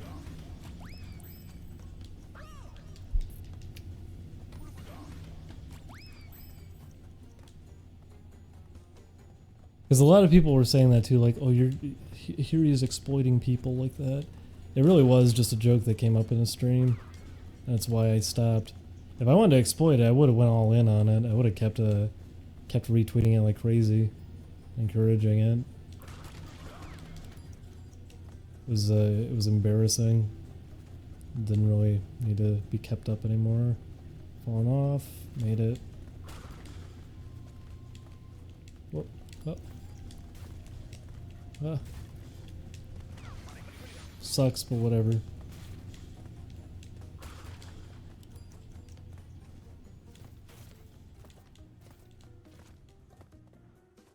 Ugh. No!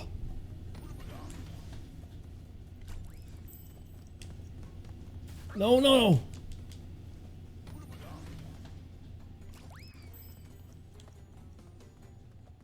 Okay, we...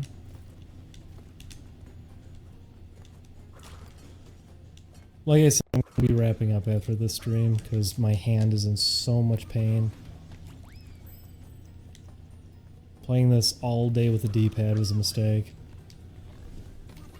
The analog stick at least doesn't hurt. Yeah, Dustin, if you're going to go for all the platinums, have fun with this one. Because this one is I think this is the way they expect you to even do it. Considering the time for platinum is so low. I think most games are fun with friends, so saying that about Left 4 Dead doesn't really say much. Pretty much any game's fun with friends. As long as everyone's trying to get into it in some way.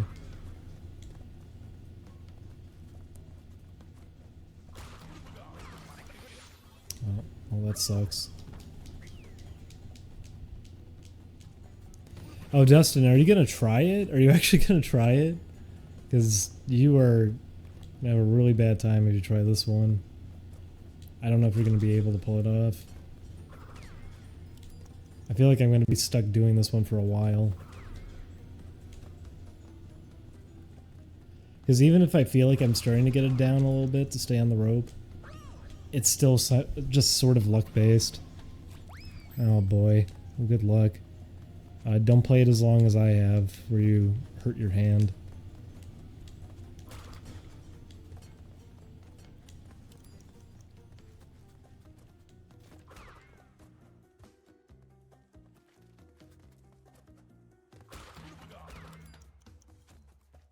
Nope.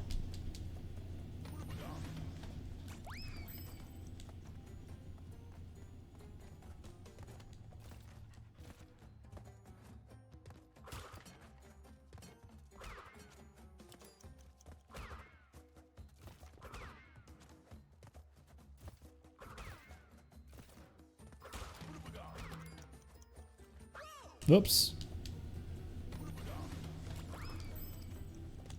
Yeah, Insanity Beach has a really tight time for it. I feel like that was the only relic they tested too thoroughly. Because the times for a lot of these relics have been very generous.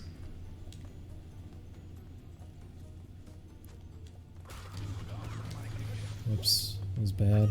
May as well kill myself because I don't have it. Whoops, that's bad too.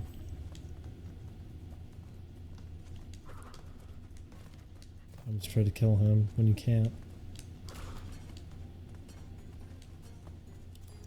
No! God, my hand.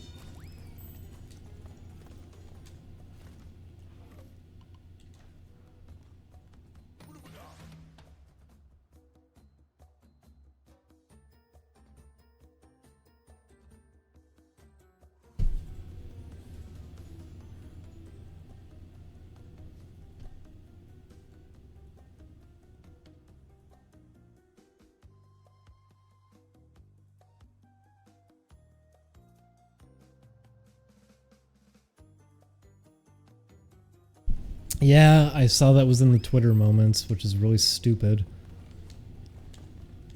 Goes to show what kind of morons are running that website.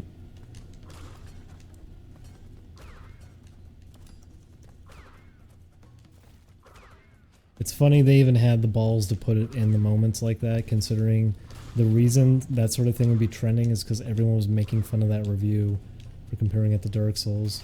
Whoops.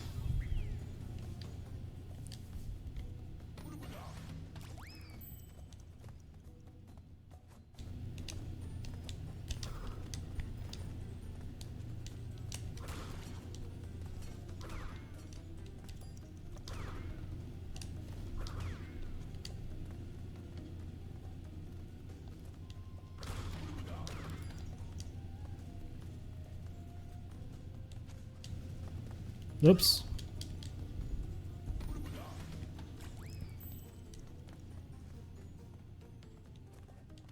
Nope.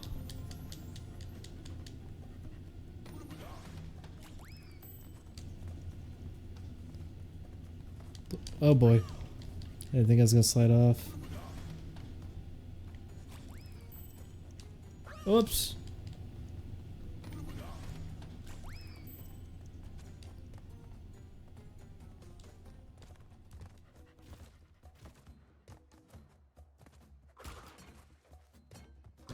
Wee. Oh.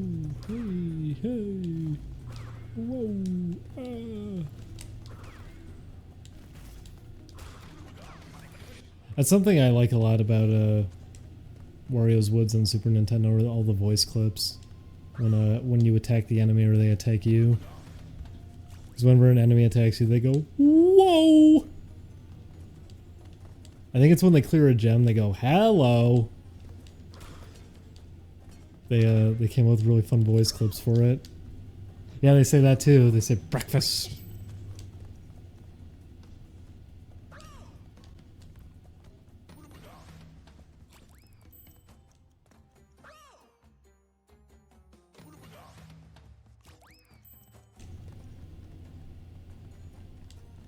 Wario's Woods is so much fun. I love it to death.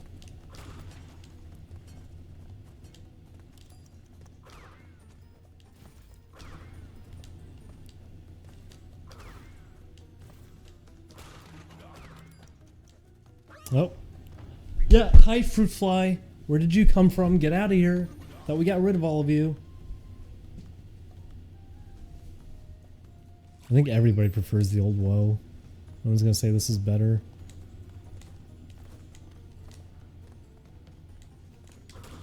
It's because they had to recreate everything.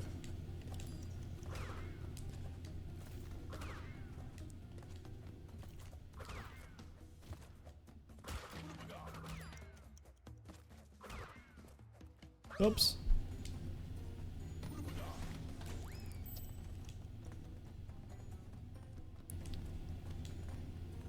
Nope.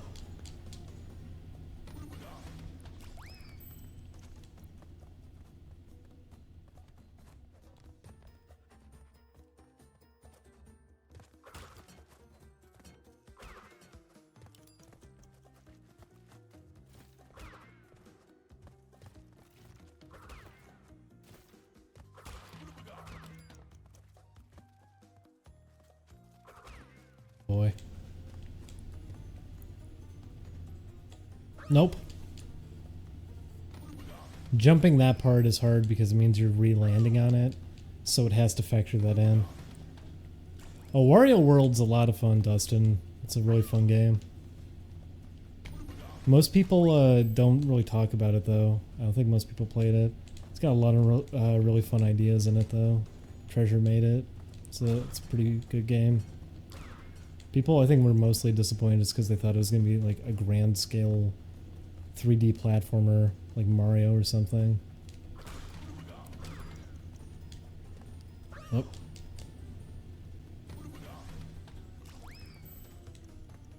Oops.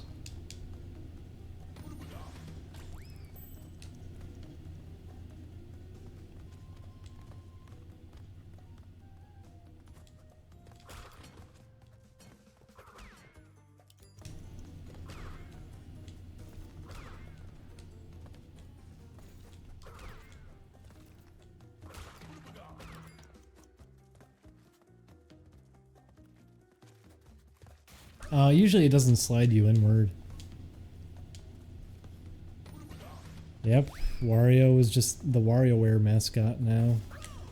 He doesn't get to be a fun character who exists in his own games anymore. To the point that Wario rarely is characterized in his old outfit. It's his biker outfit. Mario Land 3 is the best. Mario Land 4 is really good too. Mario Land 2 is pretty good. They're all pretty good games, honestly. All the Wario Land games are pretty good. I like the WarioWare series, at least the first two games.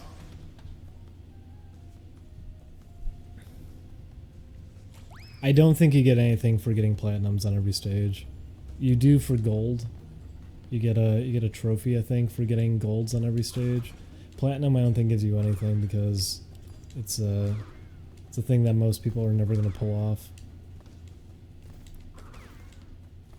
I'm just doing it to see if I can. And so far the answer is yes, I can. I just have to get better at doing this one. I might actually have to start just taking a break. My hand is in so much pain, I'm not sure if I'm going to be able to do this one.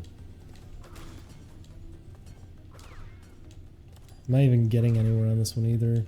I'm getting to the same spot each time.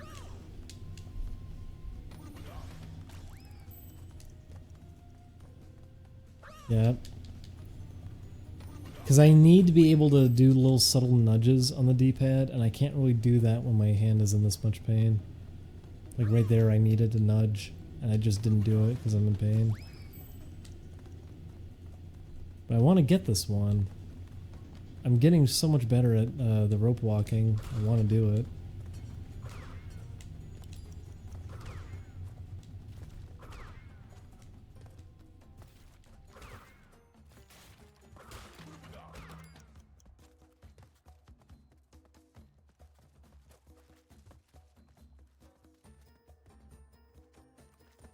Here we go. It's close. No! What the hell happened?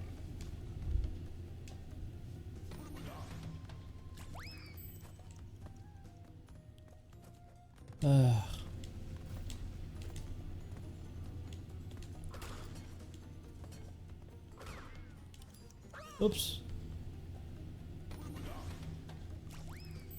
Ooh wee, ooh wee, ooh wee, ooh. So this was like that carpal tunnel. I don't feel good. I've never had this happen once in my life.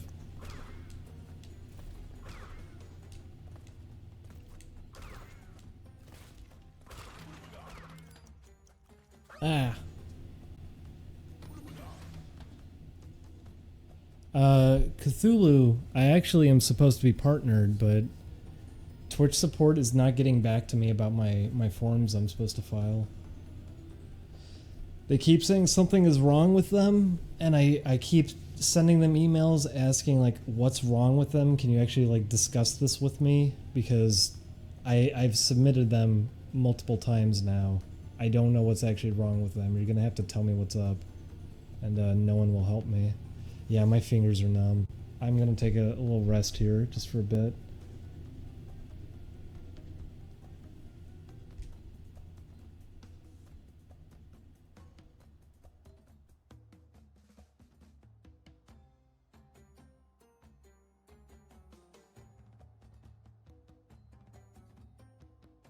Okay, I'm just gonna let my hands sit for a bit here.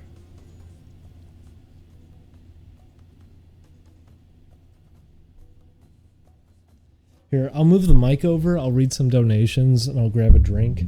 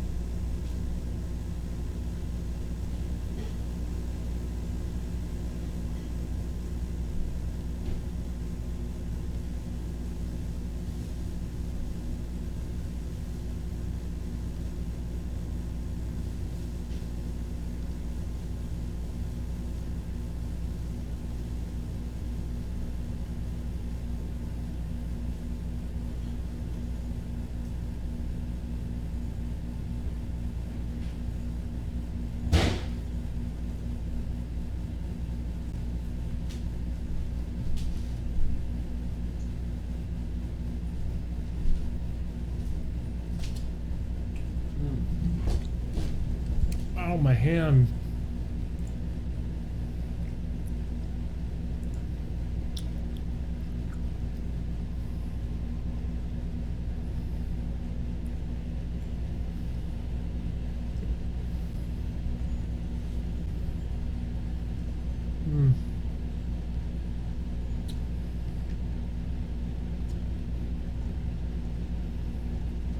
Boy, my hand hurts.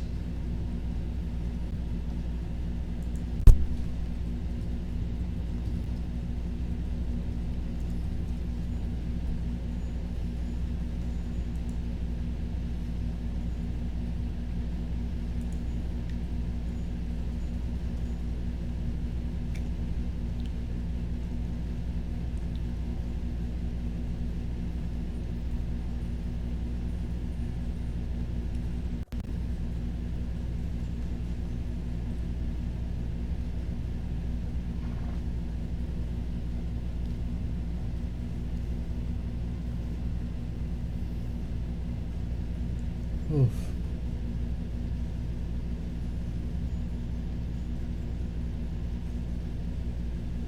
Is that what the Yandere person actually did? That's terrible.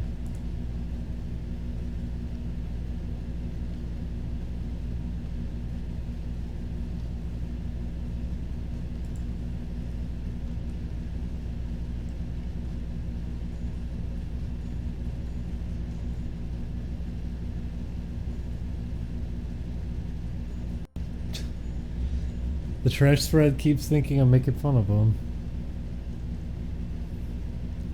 I'm only making fun of the dorks that show up there that jump into conspiracy town. Some people drew some good stuff in there. I never saw some of this. I'm surprised by some of it. Because usually I end up seeing everything. Usually when people draw art, I end up getting like bombarded with it. And because that one in specific, someone drew the porn of the Ding Dong avatar, and I always see that one get sent to me a lot. I haven't seen some of those.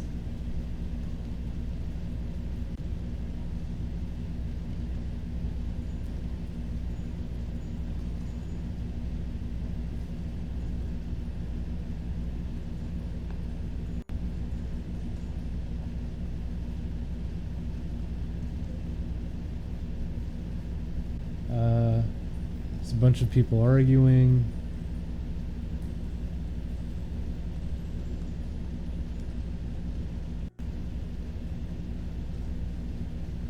Someone complaining that I said how I felt about something.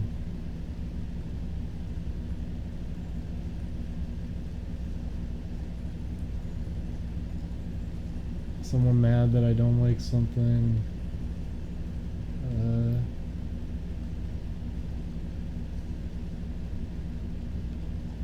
No. This one's boring.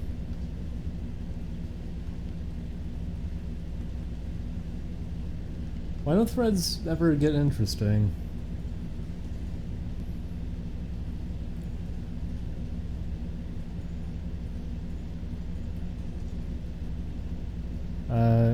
I'll at least take that one though. I'll answer that one. The reason I talk about stuff during the stream is because I'm not a character during streams. When we're doing videos, we're trying to make each other laugh and everything, and we're just goofing it up.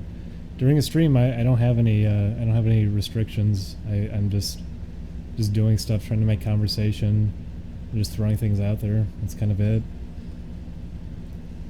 A lot of what I've talked about, people are aware of, like friends and everything too. It's not like it's all new reveals coming out or anything. It's just discussing things. So that's kind of all there is to it. Because a lot of people always tell me that too. They're always surprised coming in the streams and like, why do you sound so bored all the time? Because that's how I actually sound. That's not a character I'm like playing up either in videos or anything. That's just how I sound. That's my voice. I'm very monotone. I'm very boring.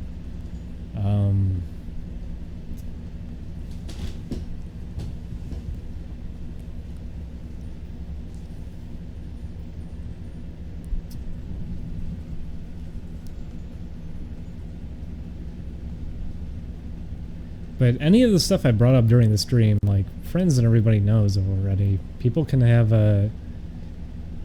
feel difference of opinion on each other's work and everything too.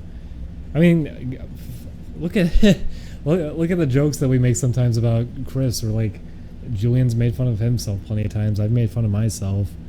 You can take things like that and just be able to laugh about it. If not laugh, you can also just take it to heart. Like you can understand that not everything you've done is widely appreciated by even your friends. Like some people can be like, yeah, I don't think it was your best, and you can just be like, okay, and just take it as that. I mean, that's valuable too. That's a valuable thing to have. Sometimes you disagree on stuff like that too. I remember being showed a cartoon by I think it was Zach showed me one, and he was saying like he thought it was his worst. I thought it was fine. I thought it was a funny one. Just things like that. You can get feedback in situations like that from people just being honest with each other. Anything I've talked about during the stream is stuff that people are already aware of that I know. Like it's not new secrets unearthed. Yeah, I'm gonna go and I'm gonna backstab everybody. It's not what it is. It's just making conversation because there's no character going here. And just in general, I'm typically pretty open about things anyways. If I'm gonna be here just discussing things openly, you better believe in person I do it too. It's not a thing I'm reserving for this kind of situation. Yeah, clown robbery he really hates. I thought that was a funny one. I actually didn't mind that one. I thought it was an okay cartoon. He really hates that one though. I think it's a mixed bag, but I think there's points in it that are actually funny.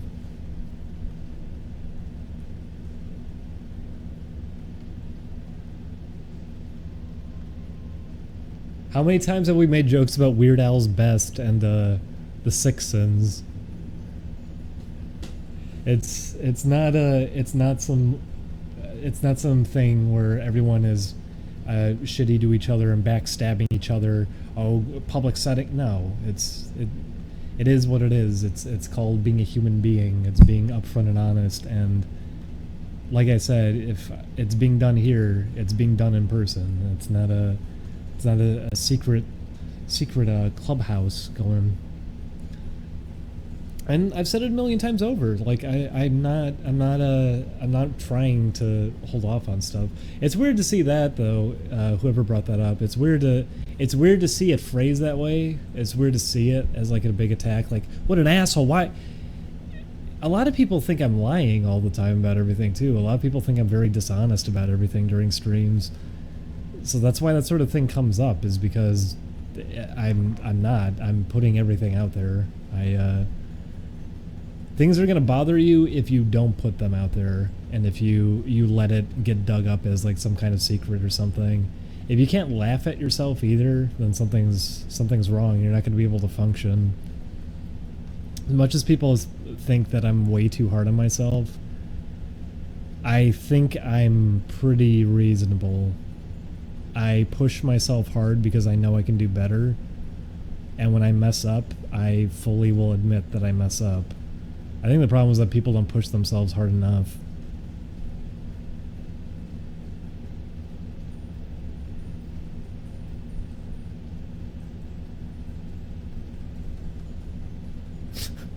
I mean, do you really have a Kick-Assia poster?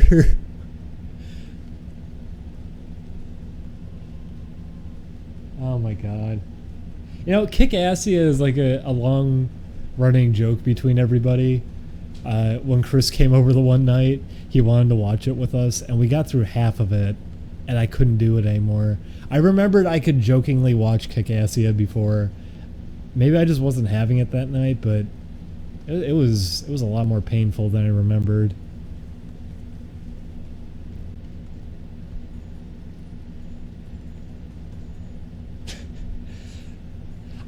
You know what? If I had a digital picture frame, I would have the GIF image of Linkar running down the road on it, playing on loop. You see his cheeks shaking violently as he's doing it.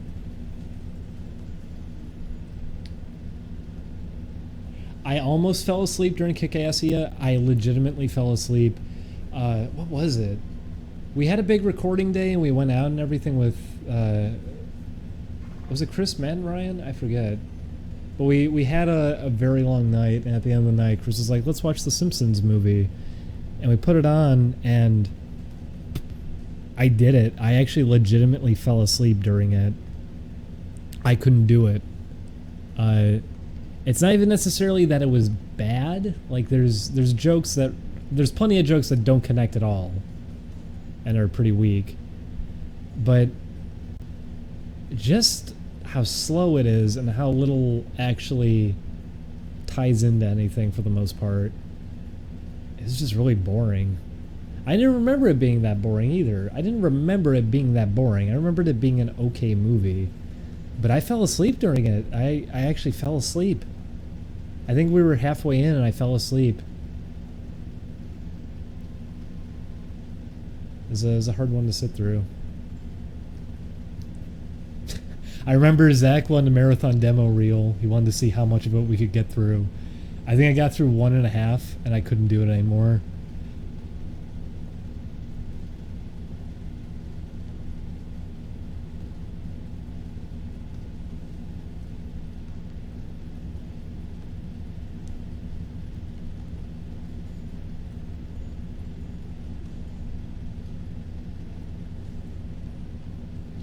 Remember when Telltale made alright games? Not really.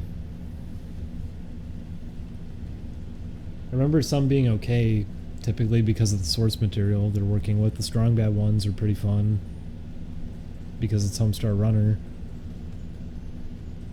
Sam and Max is fun because it's Sam and Max. But even then, they're not of the highest quality. They're not very polished up.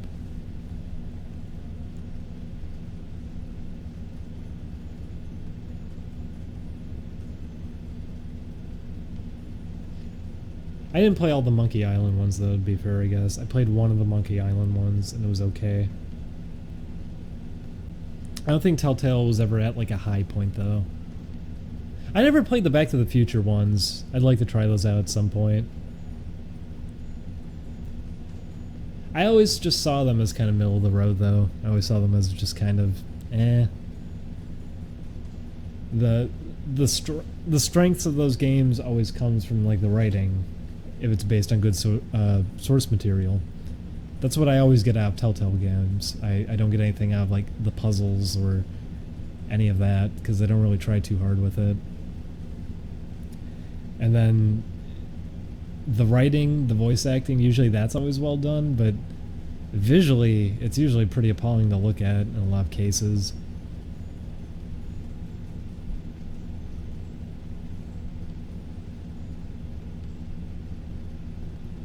But,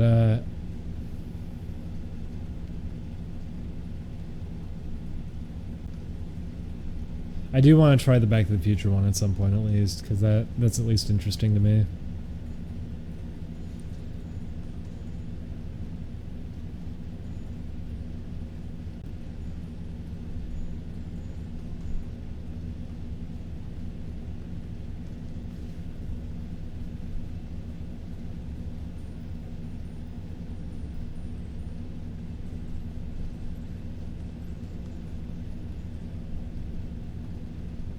Do people really like Until Dawn? I was kind of in the middle with it.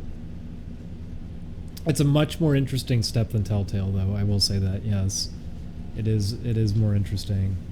But all the butterfly effect nonsense and everything, trying to make it give you the illusion that everything matters more. And it's always like one or two key decisions that actually influence something. Except with the one character, they really want him to die off. But your two main characters can only die at the very end of the game in kind of a deliberate act, things like that.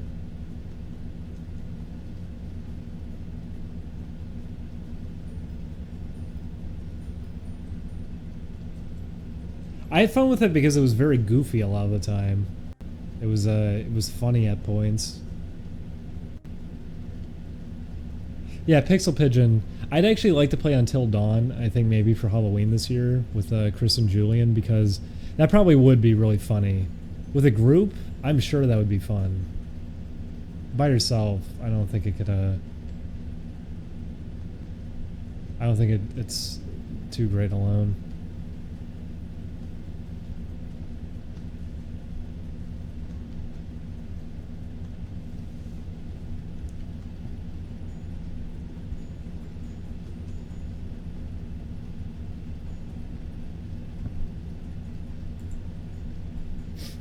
I remember I wanted to ironically play all of Minecraft story mode with Chris, and he was excited about it too. He's like, "Yeah, let's do it. Let's play Minecraft story mode." And he bought the entire thing. I remember I was at the Skype call. I said, "Chris, you didn't just buy the whole season, did you?" And he was really excited. He said, "Yeah, we're gonna do it. We're gonna play it." And we got through the first one. He streamed it. We were able to do the first one. And it was painful. He was trying his hardest to mess up and everything too, and the game just guided him through it. It was really hard to get through because it was nothing. It was absent of anything. It was just so uninteresting that I don't even know if a kid would necessarily care for it. And then he started up the second one. I think we got like 10 minutes into it, and he just dropped it. He didn't want to do it anymore. He was so bored of it. I don't blame him.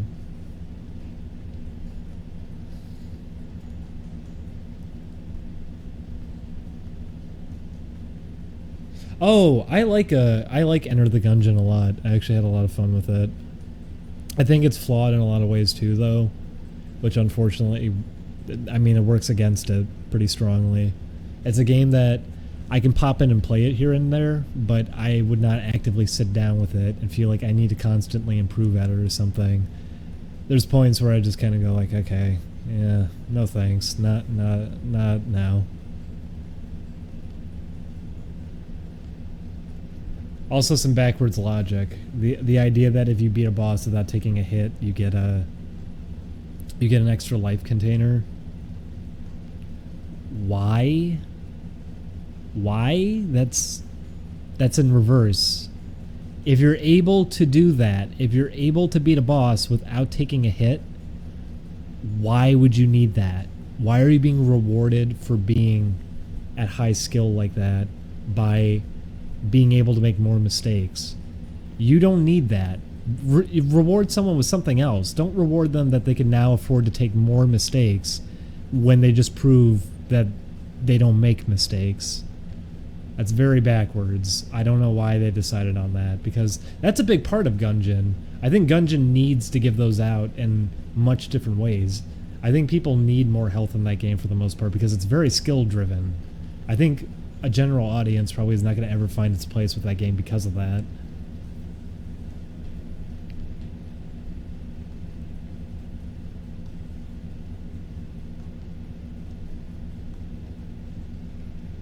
But Julian showed me he showed me that they patched it recently and actually fixed up a lot with it to make it even better. And it seems like a lot of the issues I had prior are being fixed up.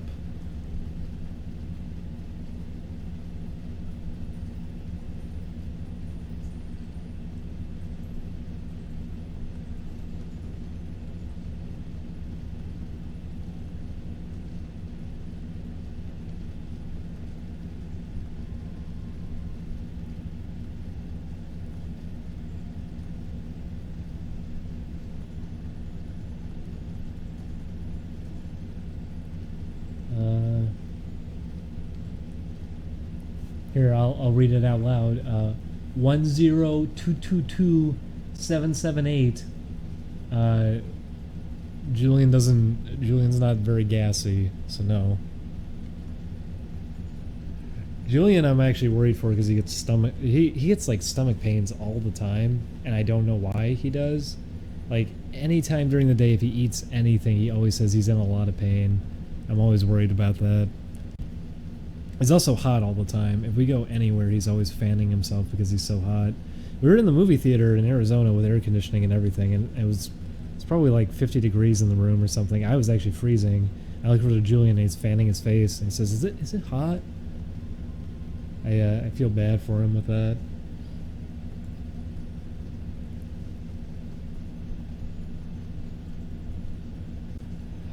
He thinks he's lactose intolerant.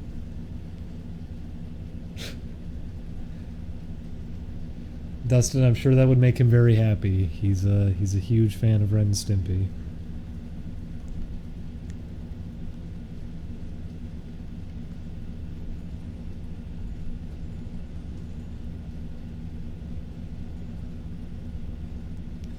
We've been watching it all the time because we have it loaded onto the TV. He's been reacquainting me with Adult Party cartoon, which I still, for the most part, don't really care for much. Although I think I've always said this, Fire Dogs 2 is actually a pretty okay episode. It has some pretty funny moments in it. Just because it's Ralph Bakshi, honestly, that's the biggest thing about it. Also, how they just decide to start it, that out of nowhere he morphs into Ralph Bakshi out of nowhere.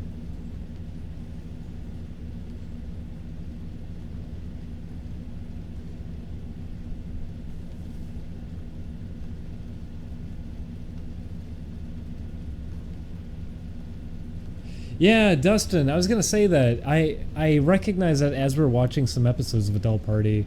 What's going on with it's not even how they're being drawn necessarily, but at points too, color choices. Stimpy's eyes were changing color in every other shot.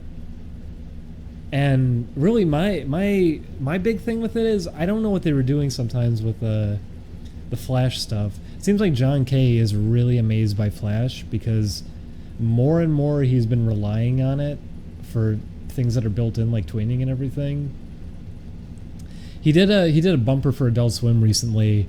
I remember we were talking to Zach about it because he was telling us about it. We were just imagining like talking about saying like it's fucking incredible what we can do with this technology. You just plug the shit in and the TV grows on its own.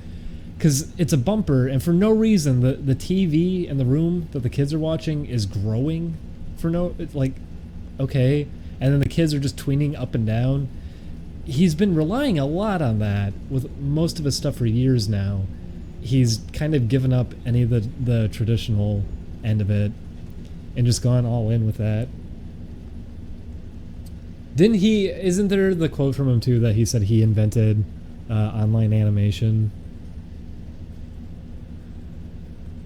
Oh, John K. But I remember Julian said naked. Boy, am I tired. Naked Beach Frenzy. He said the animation, that one's especially bad. We didn't watch that one. He also said that's probably the worst one. We haven't watched that one. I don't remember it well enough. Fire Dogs 2 I remember being the only one I actually thought was sort of funny. And like I said, I think part of that is because I know who Ralph Bakshi is. So that makes it funnier to me.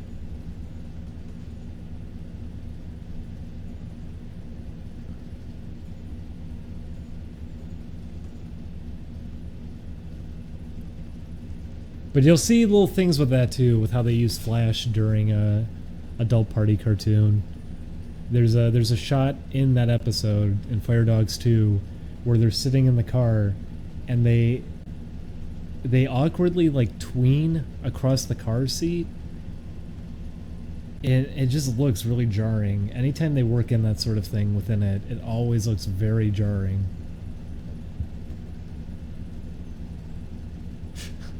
Yes, Dustin, I have. In fact, all the episodes on our TV for it have those openings, and John K goes on and on for like 15 minutes with them. And the ones where there's the girls in the room with him and he makes them feel very uncomfortable. You can tell he's having fun putting them in that spot.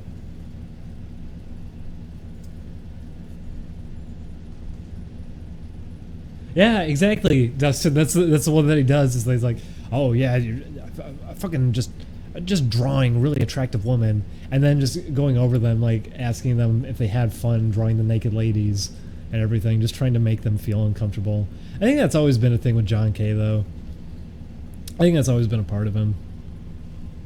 If you want to see him as most delusional, you should watch the Mighty Mouse making of, like the little short they've done on that, because you get to hear both Ralph Bakshi and John K just be completely mental about this show that's very, very hard to watch and visually hard to even interpret. Like you can't really make out what's even supposed to be happening in some shots, because they're sort of trying to do with what you would see in Ren and Stimpy, where everyone's constantly changing shape.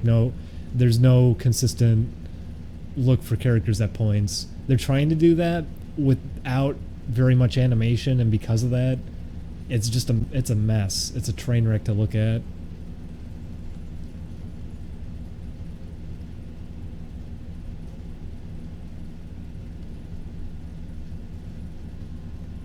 Ralph Bakshi's really, really funny. He seems pretty crazy, but he's really funny. A big part of it's his voice. He has a really goofy voice. So when he's saying really absurd things and you're hearing him say it of all people. Because people are talking about that too, just working with him and saying like, oh yeah, Ralph came in and yelled at everybody, talked about hot dames again and everything. And it's like, hearing that escaping the mouth of Ralph Bakshi, I don't think anyone could ever get mad at him working under him just because he's such a goofball.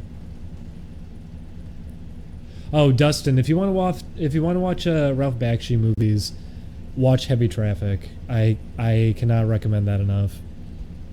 Because someone else was asking. I like Ralph Bakshi movies. At least when he was more in control of them. They fall apart pretty quick. After Coonskin, it's because of how that had a response from crowds and everything, how nervous everyone was with it, the subject material. People didn't really want to give him much trust anymore, and studios that he kept going under to started just dictating a lot more control with films. Cool World was completely changed from what it was supposed to be. Then there was one movie they did, Hey Good Lookin', which was supposed to be a mix. It was supposed to be half live action, half cartoon. And they just cut out all the live action sequences altogether. And I think it was just rushed out in the theaters is what ended up happening. They just chopped all these different things. There's scenes that were supposed to be in that just didn't end up in there. Some of the animation's off because they wanted to license some music for it. So here's characters singing the song, except we didn't get the license to the song. So now here's the characters mouthing absolutely nothing. Just all these different things with it. It's a mess because of that. But it's still an okay-ish movie. There's just not a point to it is the problem. There's no point to it because they cut so much out of it.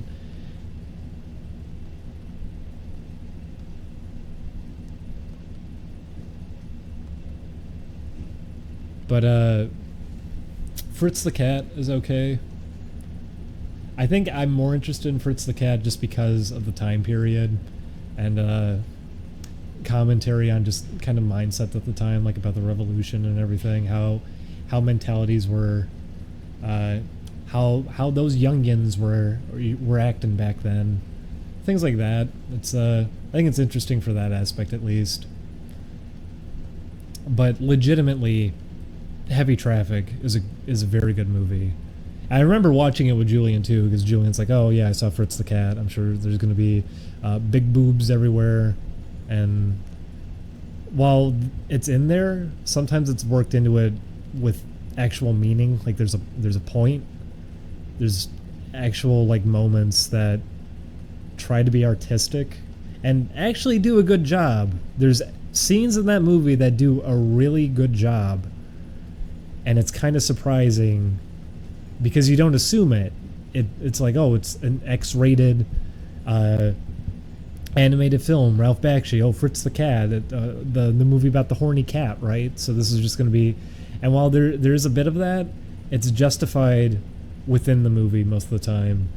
There is a little bit of it that's obviously just for the sake of getting a haha boner working on the film. But a lot of the time, it's actually tied in.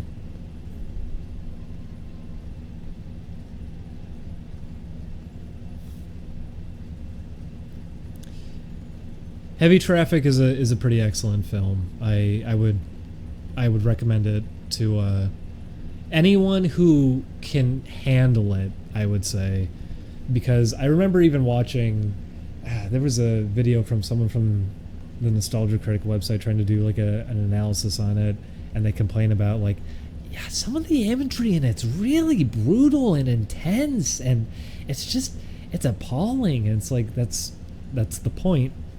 That's the point. It's also it's supposed to be through the perspective of a cartoonist, which is why there's points where really brutal things are happening, but then you have goofy sound effects and people laughing afterwards because that's the point. It's one of the few films there that really comes together pretty well.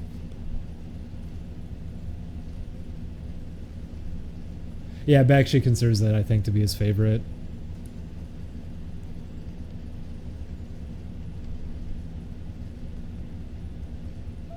Coonskin is what Bakshi considers to be his favorite. I think Heavy Traffic's my favorite.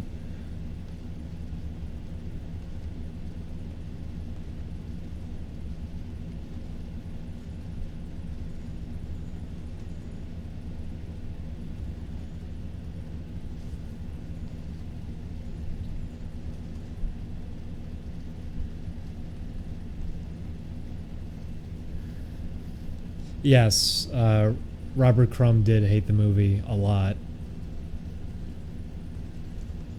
To be fair, Robert Crumb is also pretty nutty. And it's also kind of funny in a way because Ralph Bakshi, I think, sort of lines up with Robert Crumb in a lot of ways. They're both cartoonist horn dogs. That's something they absolutely have in common. But Robert Crumb, I think, is going to get bothered by everybody at all points. Oh my God! If you've seen like just videos about him and everything, how he would just go out and just observe people and be fascinated by everyone and like drawing like insulting drawings of everyone on the street. Like, what is wrong with all these people? And it's like he's very out of touch with the world, it seems, in many regards. He's capable of a lot too. Like he's a very good artist, but he's also pretty crazy. And when I say pretty, I mean very. He's pretty nutty. So it's no surprise that he did not enjoy that movie at all and got angry about it.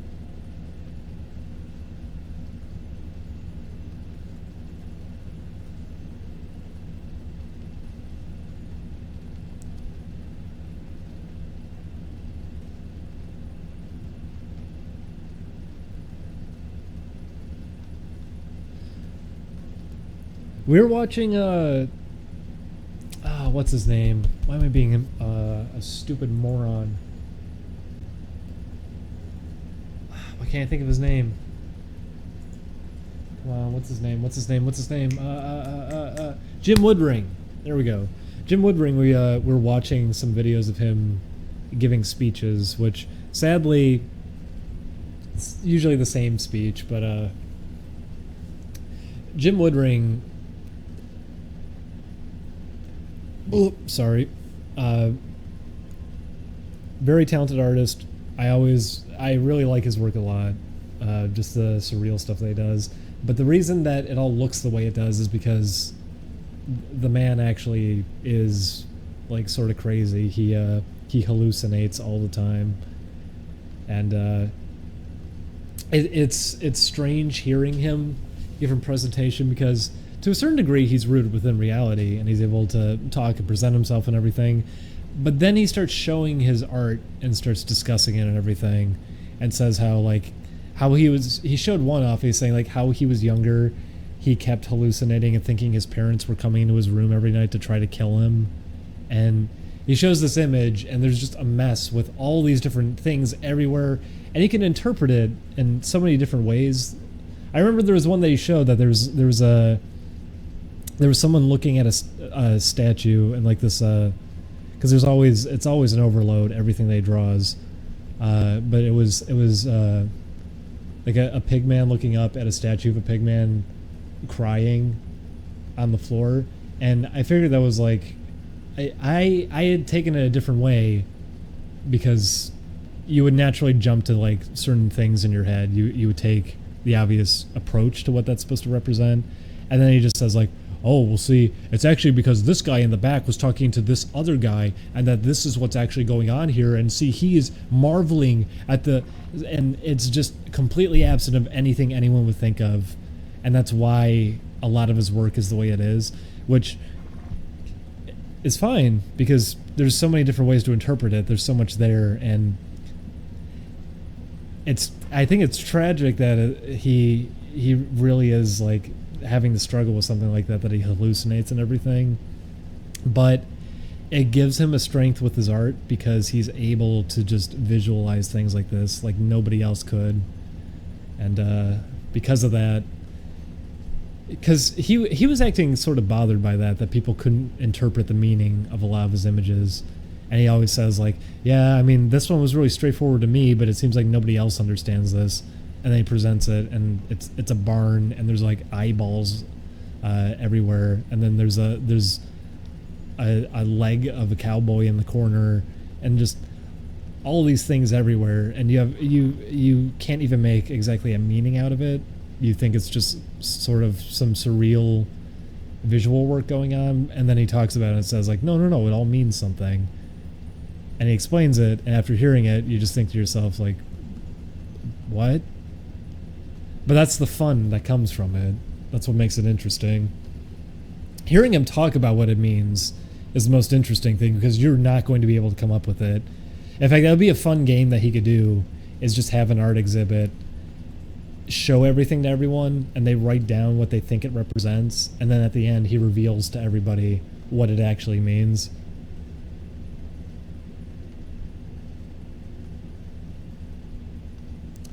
But I love Jim Woodring's work a lot.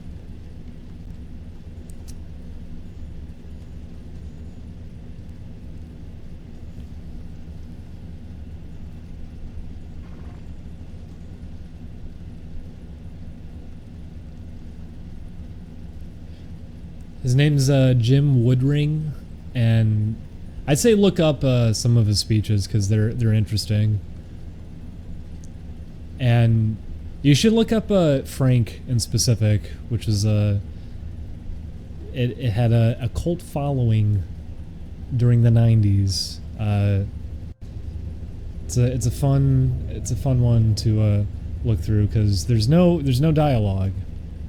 It's all just told through visuals and everything. It's oh my god. Also look up Visions of Frank. We watched Visions of Frank with Chris, and he seemed really bothered by it, sitting and watching it. But it was a lot of Japanese animators collaborating to make shorts based off of the Frank comic, and lots of experimental styles being done to convey the surreal visuals that are there. And some of them are really, really fantastic. Some are really well done.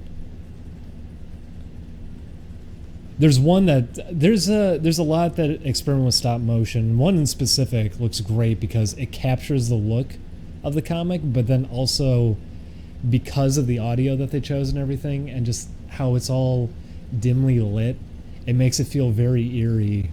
Just him even walking outside into what, if it was just drawn, would seem maybe slightly peaceful, but just feels unsettling within it. It's worth watching for sure. Visions of Frank, if you look it up. Just to J Good, my hand is in immense pain because I've been playing it for about 9 hours straight. I'm trying to just take a break right now before getting back to it.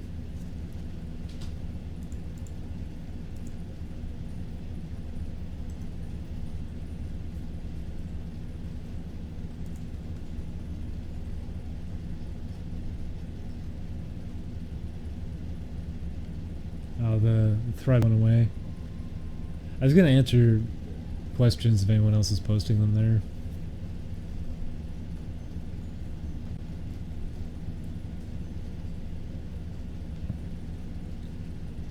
Because a lot of people seem to think that I'm bothered by the threads that pop up, but I typically am not.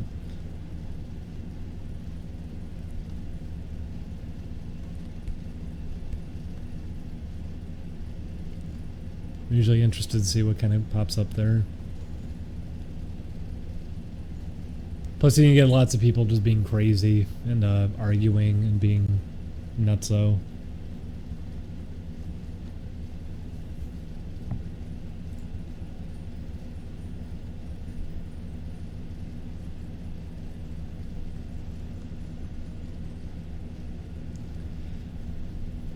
Kibblery.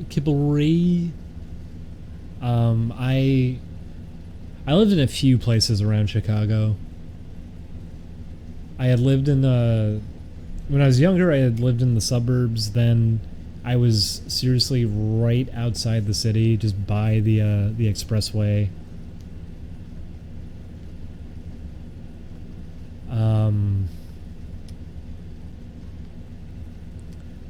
Then I had moved over. I've moved so many times. I wonder what that's like for people. Because I've forgotten now. The first time I moved when I was younger, I was really homesick. But then,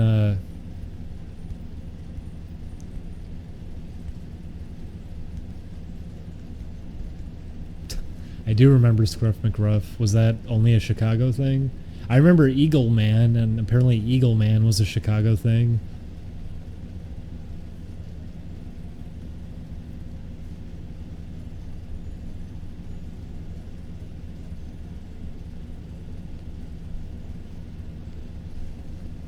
But I used to always get like really homesick when I was younger and I first moved out.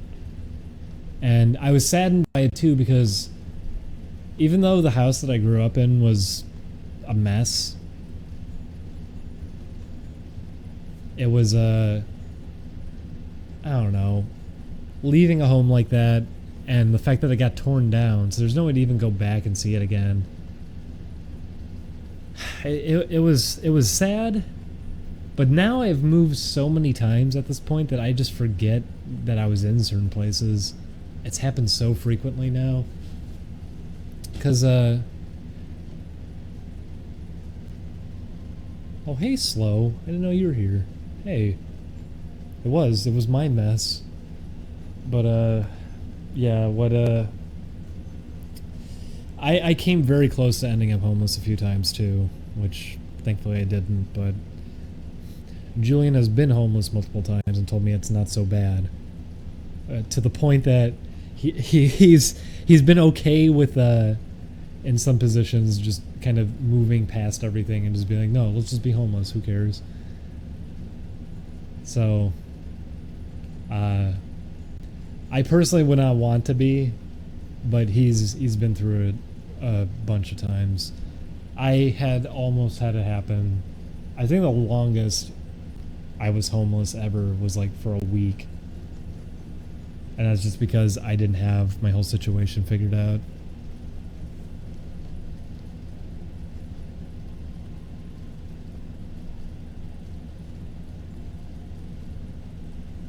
Well, yeah, Scudbutt. That was the thing with him, was that he was in a bad spot at one point.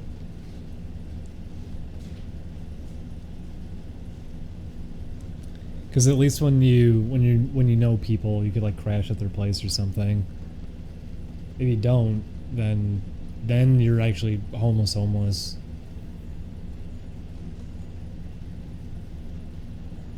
Well, Cloud Sheep, I can't move back to Chicago because we need to be out here for Oni plays. We can't just go. In a few years from now, though, I would like to come back to maybe not even Chicago, Wisconsin, something. I'd like to move somewhere else from here, be up in the north again, or be around like Chicago. I'd like to move over there. It'd be nice. Better weather, cheaper. Could probably get a house. That'd be the nicest thing. Oh my god.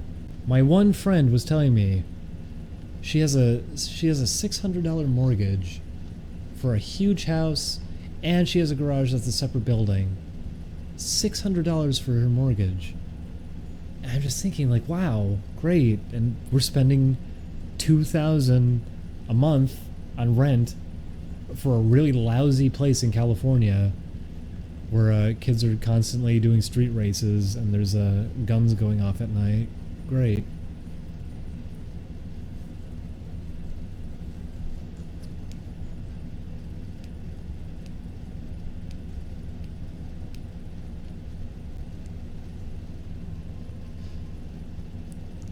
Yeah, that's what I mean, Chicago wasn't really cheap was the thing either.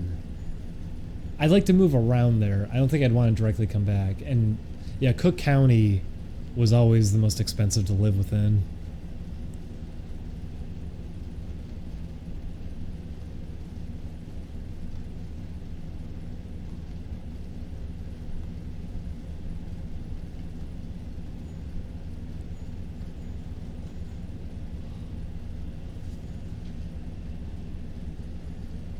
Oh.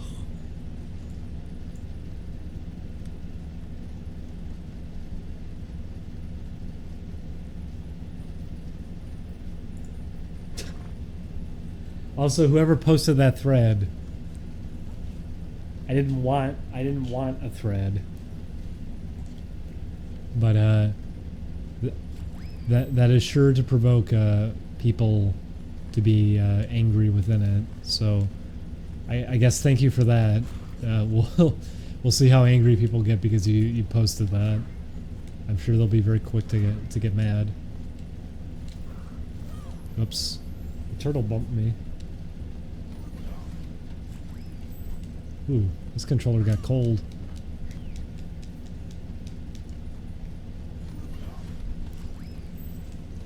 Up. Oh, hey. Whoa. Ah. E. Oh.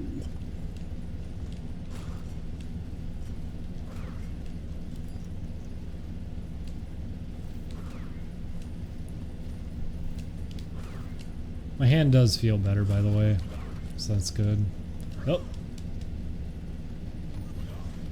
Yeah, I beat the dark level. I've gotten most of the platinum relics. There's less than 10 left. Oops. Imp trainer, that's pretty accurate. People come out here and then they're stuck.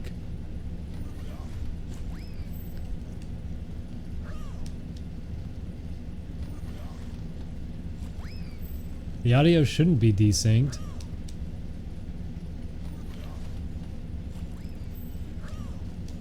Listen, people say that it's like, oh, well, there's opportunities. You're not gonna get those opportunities like off the street or something. You would have gotten the opportunity prior because you knew people out here. Most business is done online now anyways. The opportunities are not just a thing out here. It used to be that way. It used to be that it was more open for opportunity to be out here. It's not really the case anymore. Most things are done online. There's a point where there's opportunity. I don't think that's true at all anymore.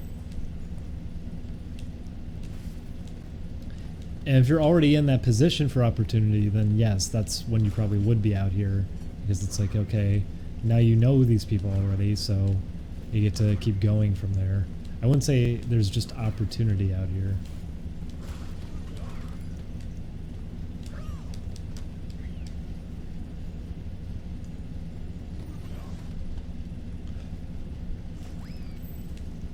Oops.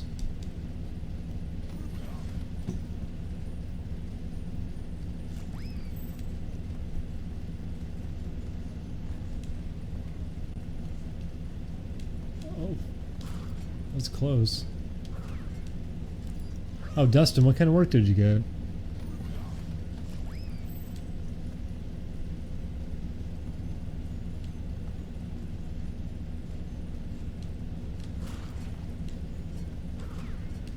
Oh!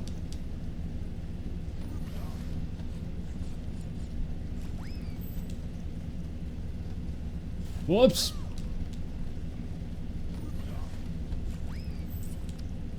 Whoop! Oh!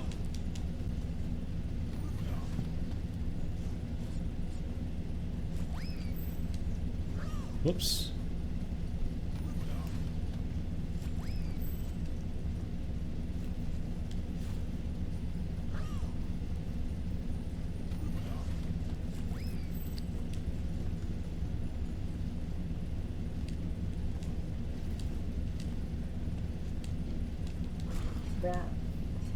Get out. Get out. Get out. Whoa. Okay. We can do it. Nah. Didn't make the jump. Oh, yes I did. Then I fell.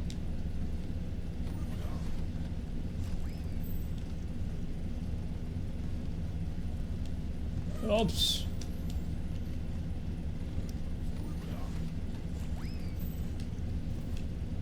Ah! Whoa!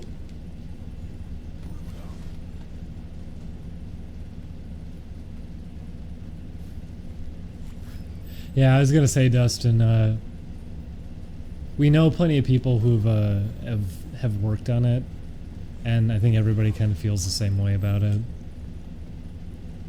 They're glad that they got to at least work on it. They got to work on something. But no one seems too wild about it.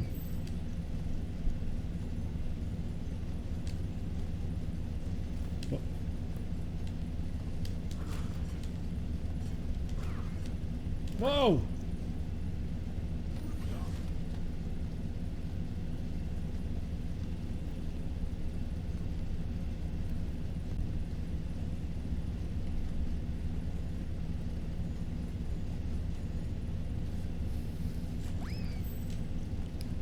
Whoever said on the thread, you're speaking for me right now. I never said those things. But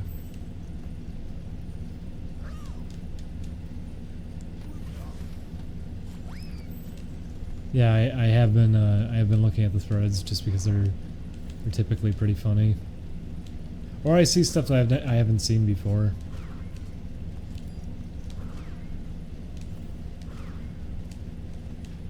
I mean, I posted I felt bad about it because there's already a shitty overabundance of threads like that on V.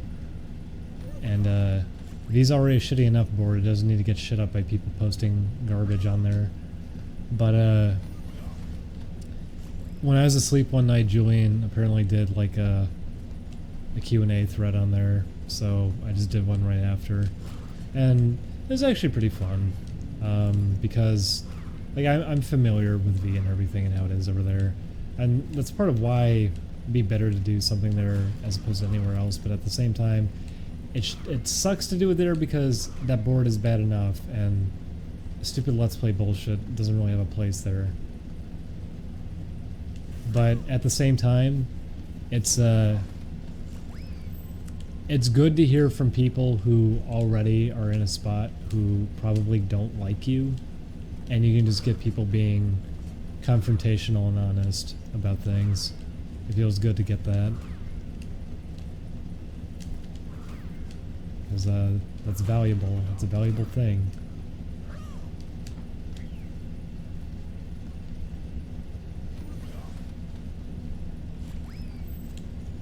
Well, V's always been bad.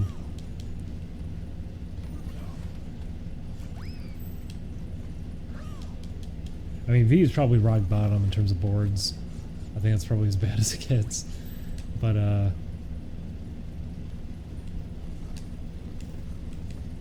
like, because people are saying that too, like, do one on Reddit. It's gonna mostly be brown nosing. It's not as fun, not as interesting. I appreciate more when it's from somewhere like that. It just sucks that, you know, it is what it is. It's V, so it doesn't really have a place there. It's the most valuable, I feel, from somewhere like that, but it doesn't really have a place there. Ah.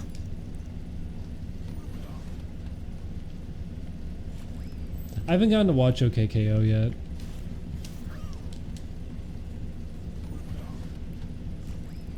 Oh, there's that meme word, degeneracy.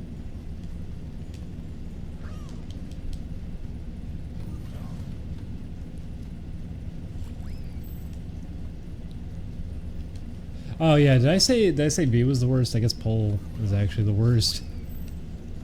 Pole's probably as bad as it gets.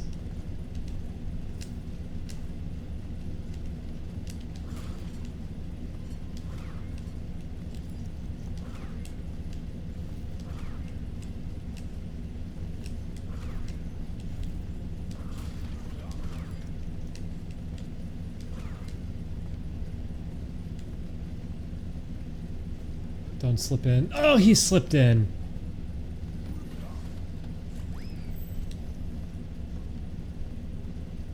Don't slip in. He's slipping. He's slipping. He's okay. Don't slip in. He didn't slip. Don't slip in.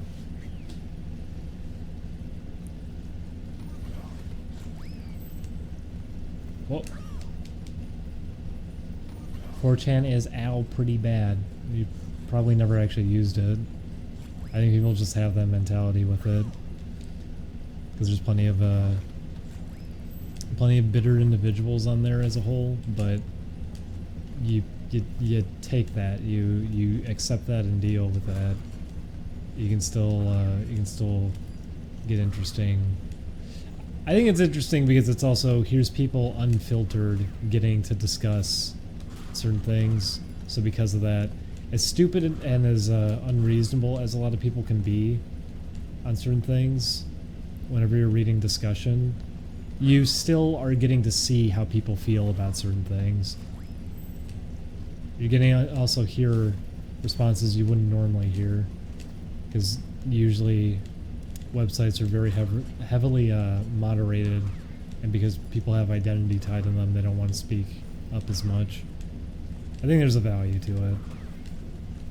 I think a lot of people who just say it's shit as a whole probably haven't really used it too much.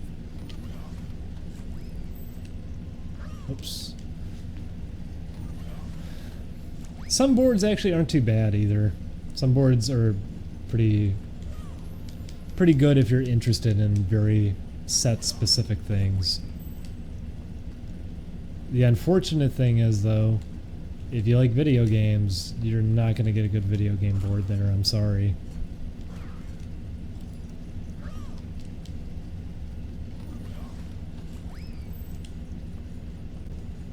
Oops.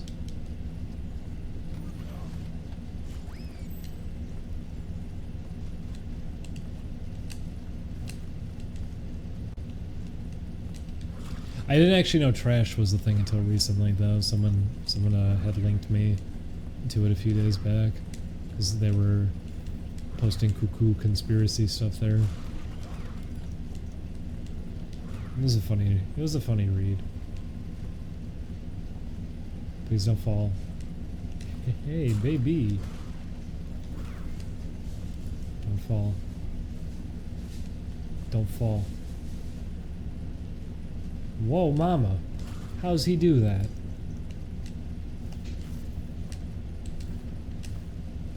I'm not going for that turtle, that's for sure. Okay.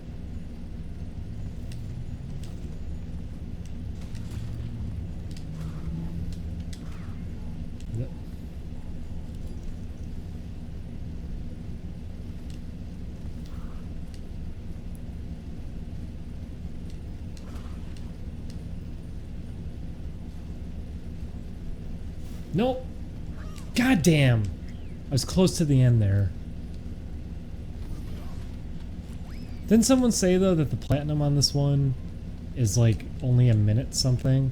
I might just have to run on the rope the whole time to get it.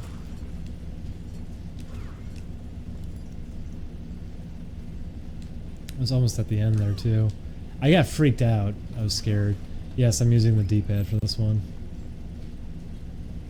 Can someone look up the actual platinum time for me so I know if I have it or not? 105. Yeah, they expect you to just run on the ropes then. That's bad.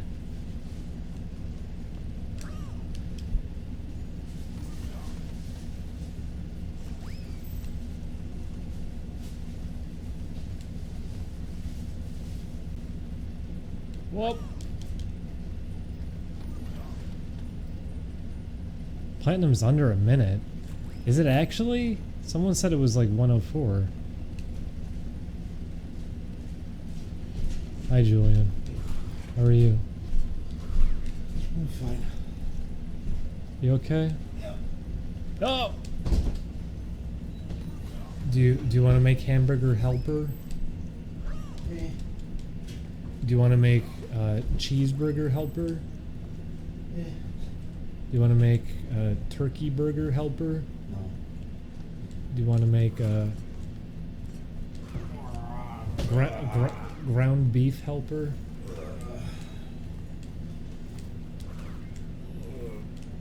There we go. You dying?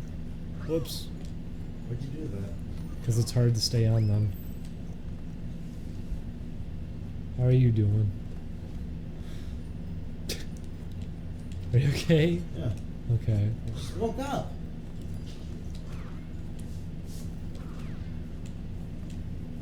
Did you hear the fighting outside? No. I heard a lady shouting at a man. Oh, really? Mm-hmm. What do you think of that juicy gossip? Sounds like a thing that would happen. She said, I got some juicy gossip.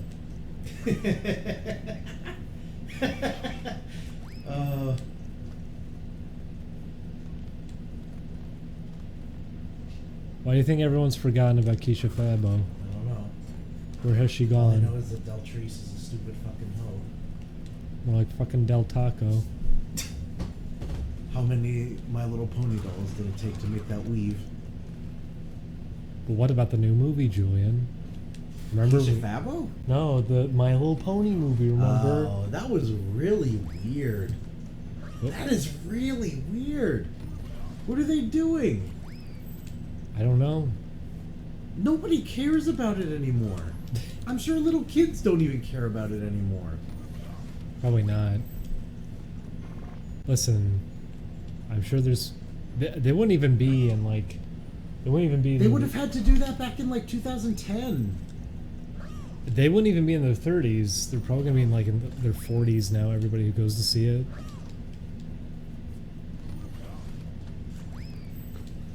Also, to anyone who's saying, like, the animation, it's still an improvement over the actual show. Nobody says that anymore. That was an excuse that No. used People are back saying then. it about the movie in the chat right now. No, they're not. Yes, they are. No, they're not. I can't read it, so I can't. Well, they're saying the animation in the movie is weird, but... Oh, well, I mean, I haven't seen the movie because they didn't fucking show any clips from it. That's true, they didn't.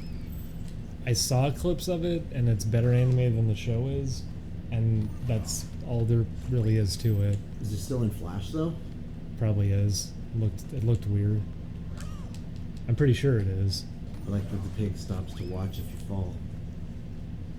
But yeah, the show itself was never like that impressive in terms of animation. This People. looks really stupid. What are you doing?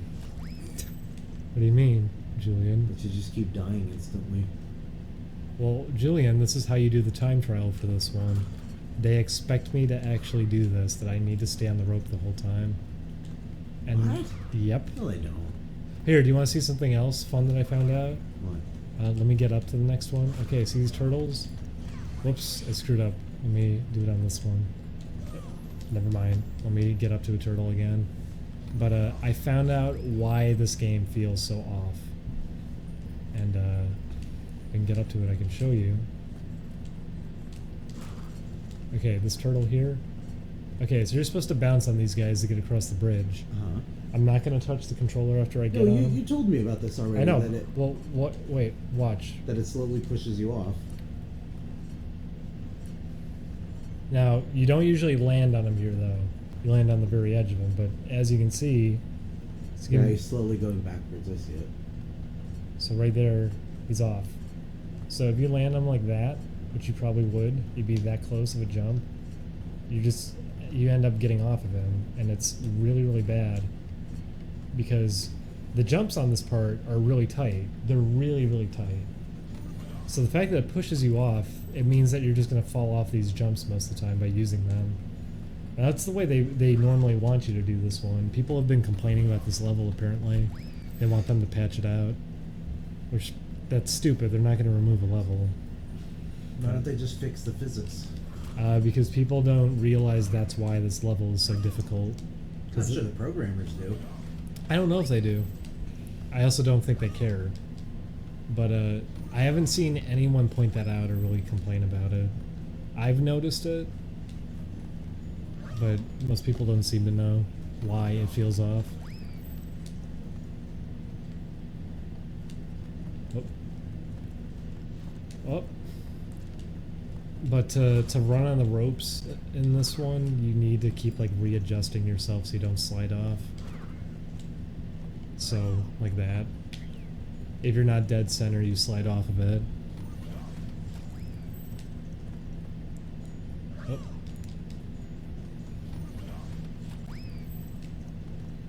But yes, Julian, it looks stupid for a reason. It's very stupid. It seems like a big fucking waste of time. It sure is. Julian, you should have seen some of the other levels I was doing. One of them took me probably like 4 hours to do.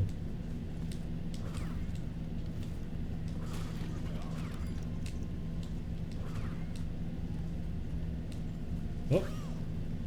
Got pushed in.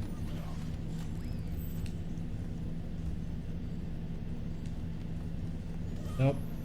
He slid down there. Oh. I was gonna hang out in here for a while, but watching this is gonna drive me nuts. Oh, I'm sorry, Julian. Ugh.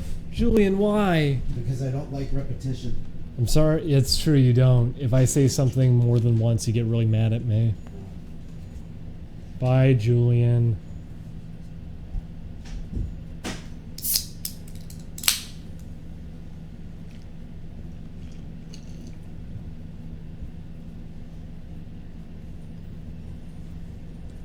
Alright, let's try.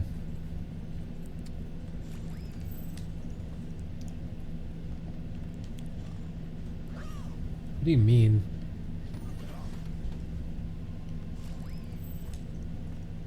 Listen, that's a big difference between me and Julian. Julian cannot tolerate things for very long. I can put up with things for... These streams should be showing that. I can put up with things for a very, very long amount of time without having any sort of reaction to it.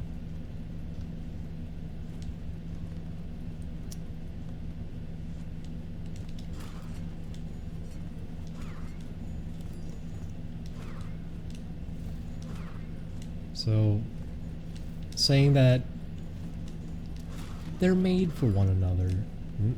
Not at all. Not when that happens. There's we can't even watch bad things together because Julian gets really angry usually.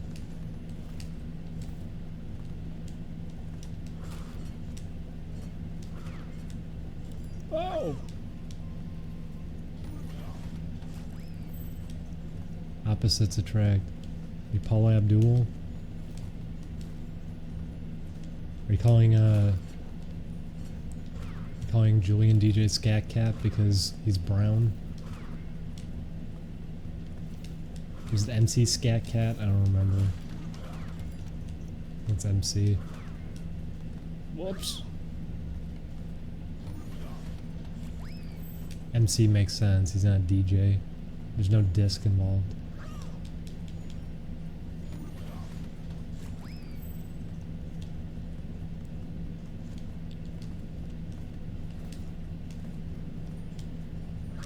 Just a natural fact that I'm fucking a cat.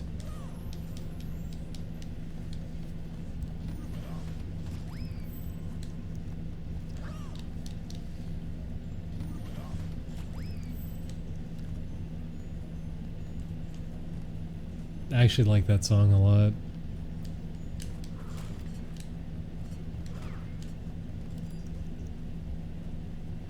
Whoop. Oh.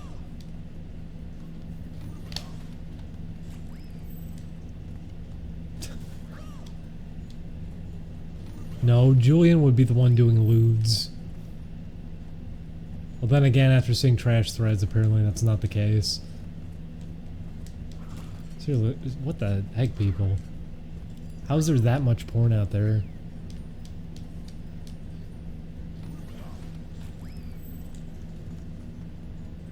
It's funny too, because people think I'm like blind to all of this. They think I'm a dummy, because most people on YouTube obviously wouldn't have aware of any of this because it's like internet culture and everything.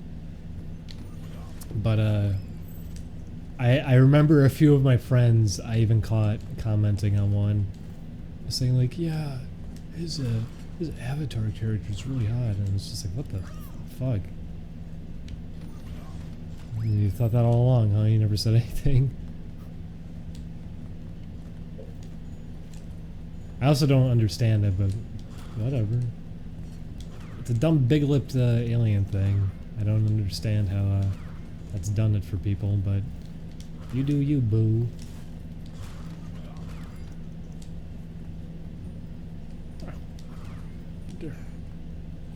Yes, crash. Do it. No!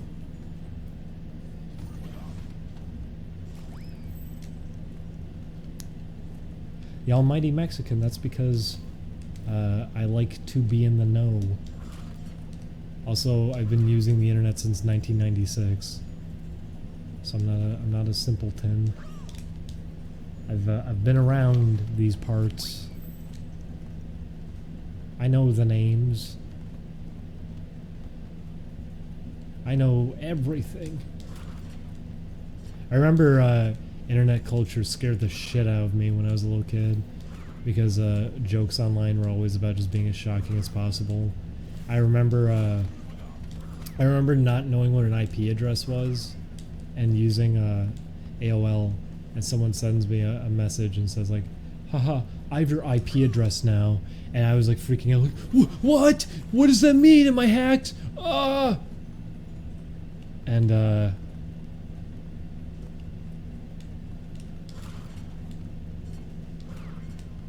I remember that they linked me a trainer to use for AOL to change your text to rainbow and to get people's IPs, and the art on it sure was real epic and cool, because it was a Klansman with other shocking material all over. There was a dead baby. Very cool. That sure was 90s internet.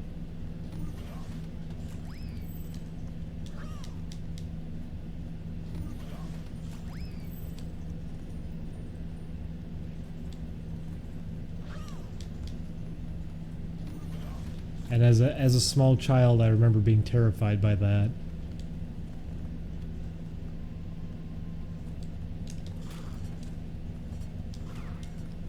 Oops.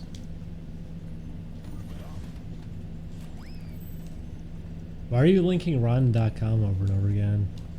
That's the oldest trick in the book.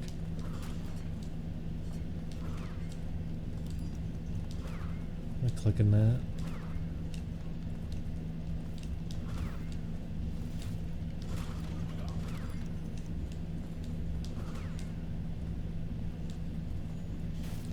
Even Julian referenced rotten.com.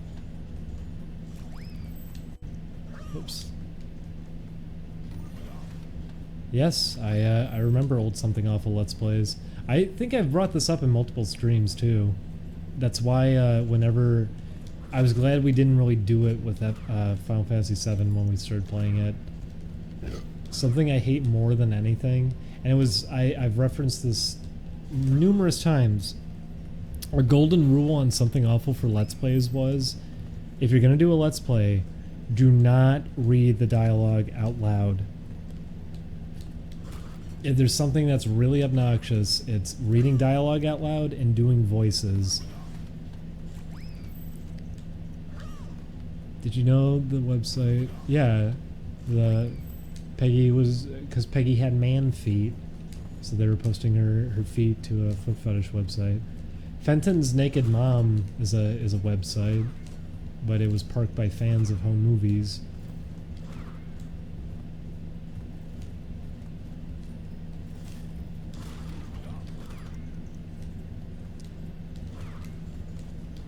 And like, if that's what you want, anyways, back to the talk of that though. There were a lot of rules that Something Awful had like established if you want to have a good Let's Play, which obviously in terms of getting views, that's not the case. But in terms of making something watchable and actually like interesting in some way, plenty of it was pretty good advice. And if you want to do that sort of thing with your material, I don't fault you. It's personally something I don't like doing at all, though. I hate it. And that's a big one I agree with. I do not like the idea of that. I do not like the idea of reading the dialogue out loud, because you're not going to make that fun in any way. You're just going to make that obnoxious to listen to, and your series is going to be overly extended in terms of length because you are taking your time out to read everything. People watching it can see the text, they can read it. When a series is just you reading something, I don't know if that's exactly interesting. So it's something I would never really want to be doing.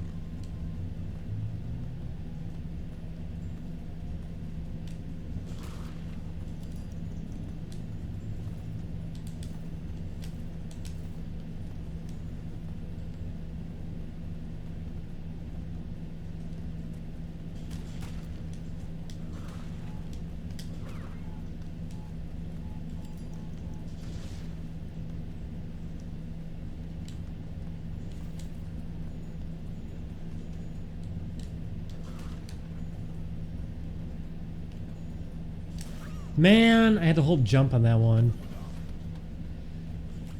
No, I don't keep up with Retsupure anymore. I think they really fell off years ago. I used to love them. I used to actually think that was a really fun channel. But, they kind of went the way of where Something Awful sort of ended up too. The thing that people watch them for is not what they do anymore. And, I mentioned this before. They did that was the point that I was already kind of turning and being like, all right, I don't think this is gonna be much fun anymore. Was they did I talked about this last stream, I think. They did I Have No Mouth and I Must Scream, and during one of the videos of it, it was so obvious what was being done. They have a little, like, scripted, staged moment where Diabetes pretends to get really, really mad at Slowbeef for 2 minutes. Like, you didn't tell me that someone was raped in this game's story, so I was here making jokes about someone being raped this whole time. That's awful. No, that's wrong, and it's a legitimate thing. Like, it goes on for 2 minutes, and it's just embarrassing to hear. It's like, oh my god, knock it off. Yes, great. You wrote this ahead of time to pretend to be outraged because jokes about this are bad to you. So you want to hammer that into your audience now.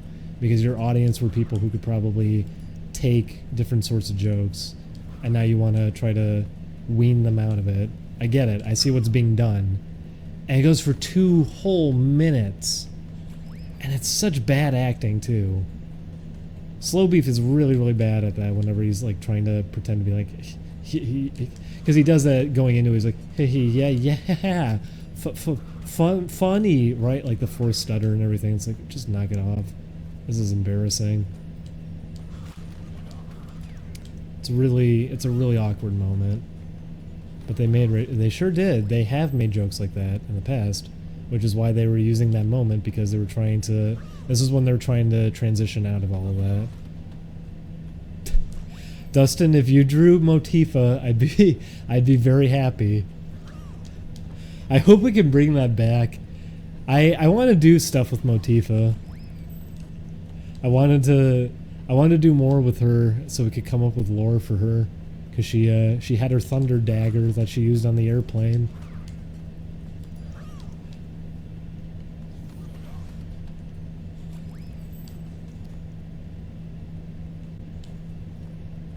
But yeah, I used to love Retsupure.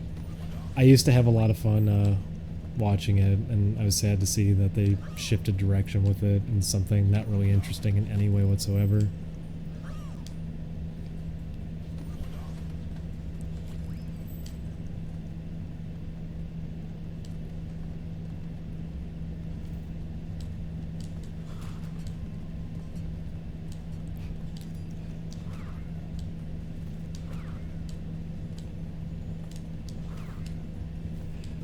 I also forgot how, because I hadn't watched any of that again until like a few days ago, but I forgot the fact that the blimp that came down didn't just come down.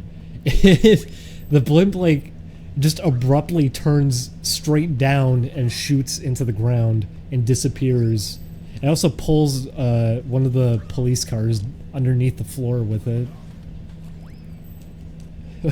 I forgot how good that was just watching the blimp go down from the distance. I wasn't expecting it. There was no reason for it to go down. It had like a million things tethered to it. I didn't think it was going to come down. I really want to do it again. Apparently mods are back. I'd like to go back and do GTA again. It was fun.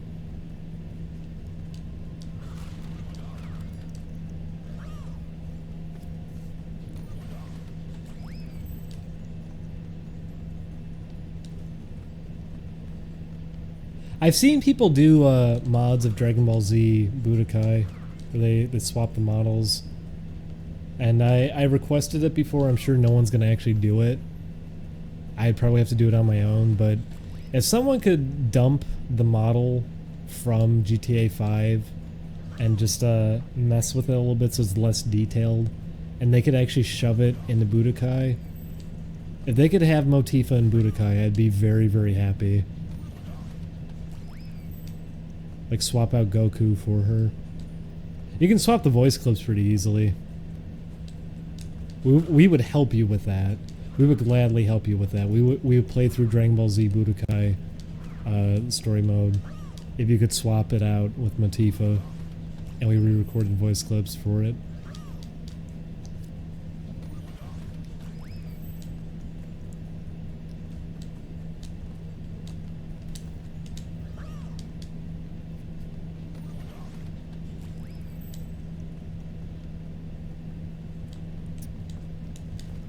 Whoop.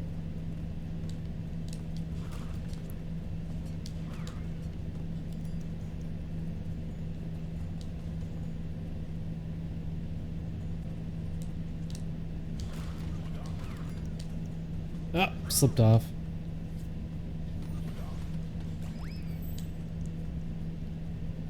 There's plenty of PlayStation hacking tools so you can do something like that. How are you so calm? This is pissing me off. Because I don't really get frustrated with games too often. I can usually put up with this kind of thing. Especially if I'm being challenged a good amount. I don't really get angry. I just feel satisfaction out of being able to get challenged.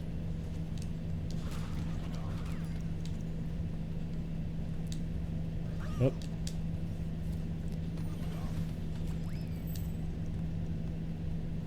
The slipping is annoying, but I'm getting better at it, so I'm fine with it.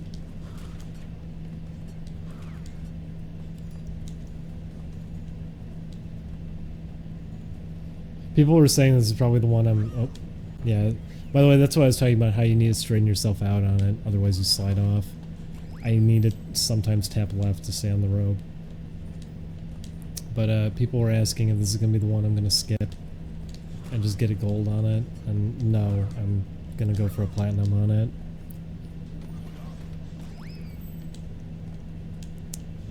Whoops.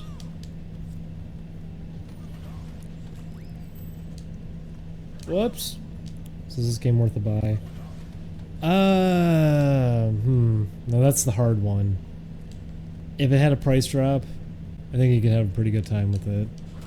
Where it's at right now, you know what, then again, there is a patch that got released. I have not downloaded the patch.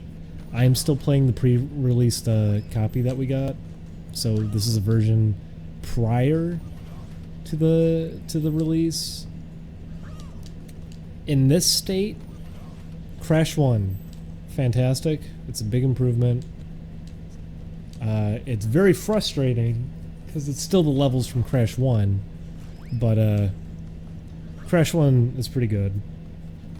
Crash 2 is a downgrade. It does have relics added on though, but in terms of its gameplay, and I'd say visually, audibly, almost everything about it, I'd say it's just kind of a downgrade. I don't think Crash 2 is worth it. I think it's the weakest out of the Insane Trilogy. I don't think there's any purpose behind it in the Insane Trilogy outside of the time trials being added, and even then, the movement is so off for Crash 2 compared to Crash 1 because certain things like ice physics, how certain animations are handled and everything. It's I would not prefer it to the original Crash 2 in any way.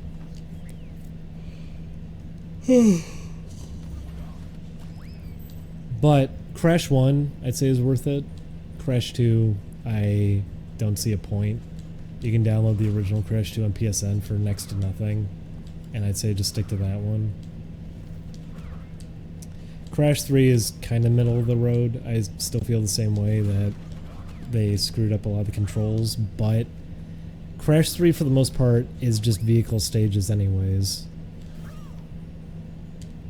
It's funny to me too that so many people still prefer Crash 3, because a lot of people were telling me that too. It was like, oh, you guys just have rose-tinted glasses for the original PS1 games. Not really. Crash 1 I'm not the biggest on because of how it controls. So this fixed that, so now it's actually a pretty good game. But Crash 3, I'm pretty in the middle with it. The platform stages are pretty fun for the most part, although they're very, very easy in terms of difficulty compared to Crash 1 and 2. But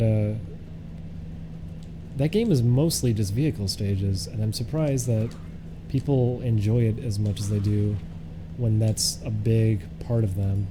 Like it's a big part of Crash 3's identity. Are just vehicle stages. I don't think most of them are fun either. I remember Some Call Me Johnny did a video on Crash 3 and said how it's easily the best, and was even just saying like, hey, you know, the vehicle stages all actually control pretty well, and they're pretty fun. I don't agree with that. I really don't. I think you tolerate them. I don't think any of them are exactly fun. I think you tolerate them. Well, the China stages aren't really vehicle stages. The China stages are like the Warthog stage and not Panda, Polar Bear stage in 2. That's a long-running thing. Most of the other stuff Some Call Me Johnny, by the way, is a fantastic channel. Most of the other stuff he usually says I typically will agree with.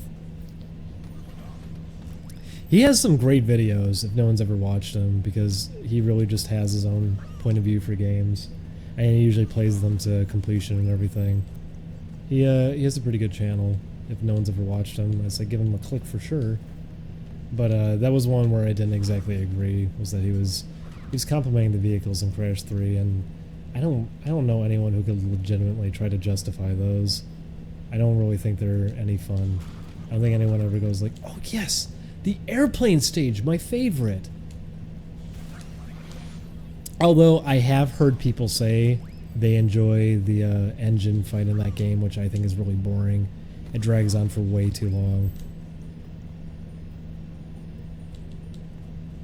It's not even really challenging. It's just a big time sink.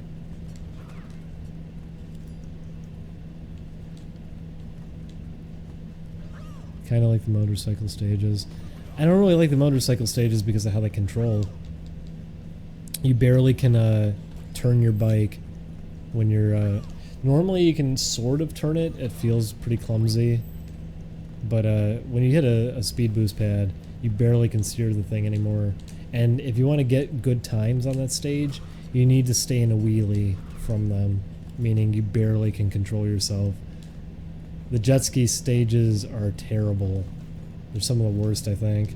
'Cause if you're trying to get a gem off of those, it's you just starting with the gas, stopping, and just nudging yourself out to hit everything carefully.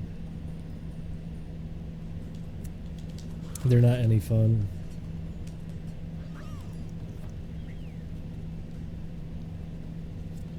The plane stages I always thought really stunk. I never thought they were any fun. The bike and plane are the... You know what? No, what am I saying? Jet ski. Jet ski and plane, I think, are the worst. Although the bike... You know what? I'd even lump the bike in. I'd say they're all three are just not very good. I've never enjoyed the vehicle stages. The underwater ones are okay. They're not great. It's an underwater stage anyways.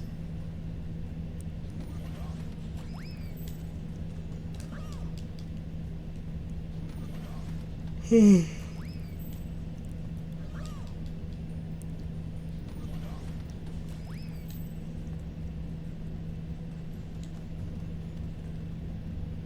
think people really enjoyed it for the time because it's like, oh cool, this game has a lot of variety, and it's the third game, so it's the last one that came out, and it's the most polished.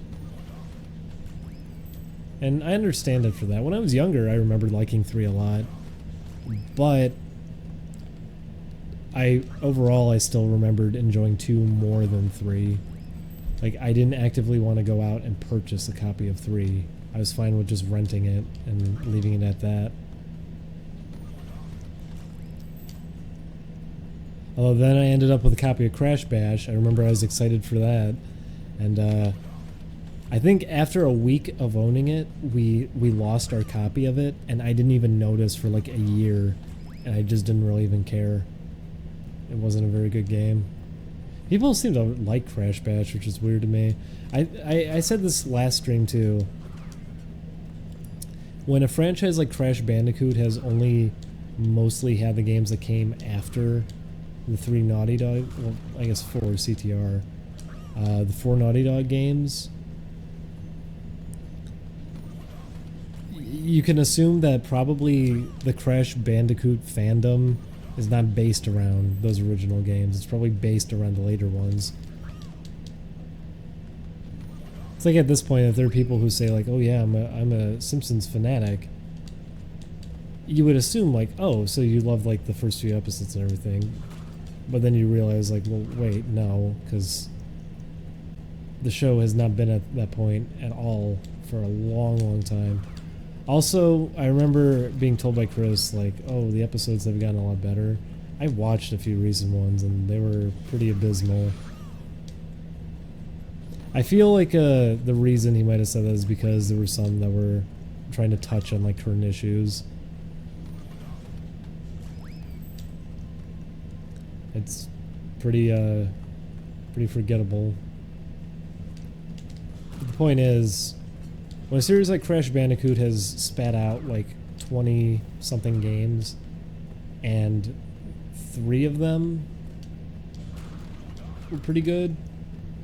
A lot are, I'd say like 3 or 4 of them are pretty middle of the road. There's things about them you can appreciate.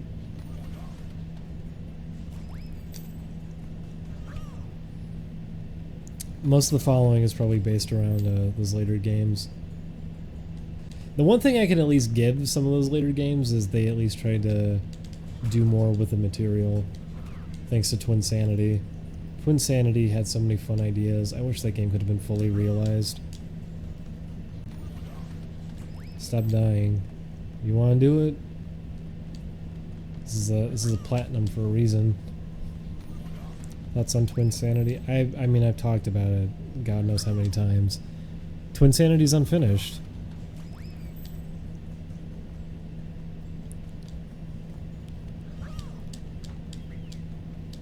Twinsanity's an unfinished game, and it shows. It's very rough around the edges.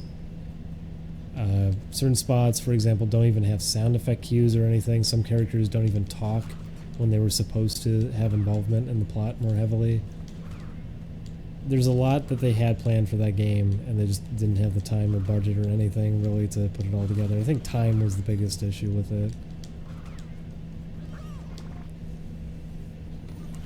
And it's a shame because what is there is a lot of fun. They came up with a lot of fun ideas for Twinsanity, and it's a shame that the game just didn't get to be fully realized.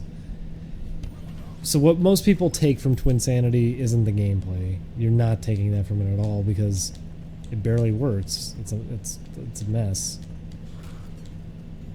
What you're taking from it are the ideas, the writing, the characterization they've given everybody. That's what you're getting out of it. You're getting the personality from it. And I don't really blame people for that because it is a lot of fun in that regard. There's a lot of really fun stuff in Twinsanity in that regard. It's just a shame that so much got cut back on it. Because even then, even with all of that there, it's still cut back. They had a lot of ideas they didn't even get to do. It didn't get to be fully realized.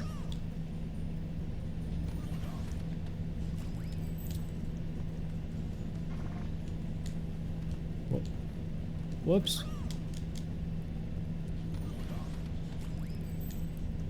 Imp, I remember you saying that you liked Nina best when she wasn't talking, but I didn't necessarily mind her voice in the later games.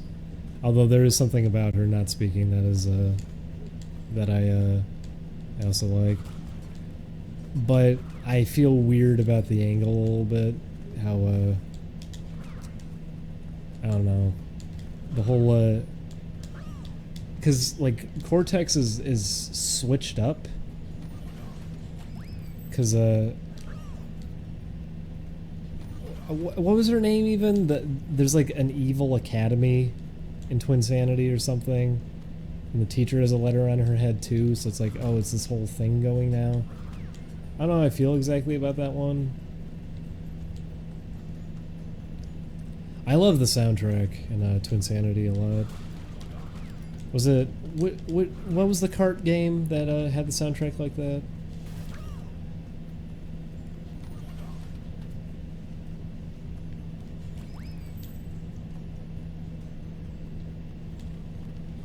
Was it Nitro? It wasn't Nitro Kart, was it? It was a something. Oops. Tag Team Racing, that's what it was called. Nitro Kart was the first one that Vicarious Visions did. It was very rough around the edges.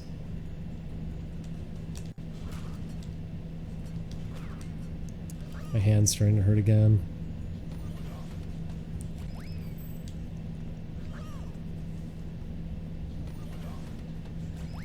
Yeah, I imagine the gold relic time for this one doesn't involve using the ropes at least. Platinum, I think, expects you fully to be using these ropes.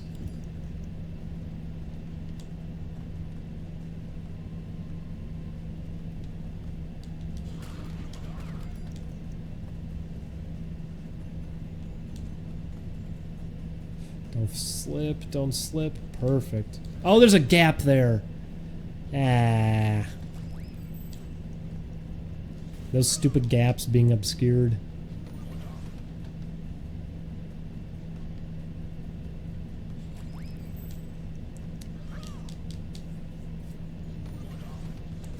I always forget that there's gaps sometimes at the end.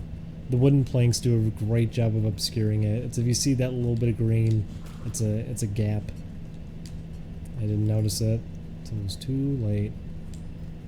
Oh!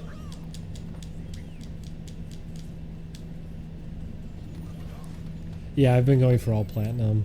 I'm getting close to the end. You die a lot. No kidding. It's almost like this is one of the hardest things in the game to do. I shouldn't even say one of the hardest. It is the hardest. It's going for platinums. And Crash 1 of all things.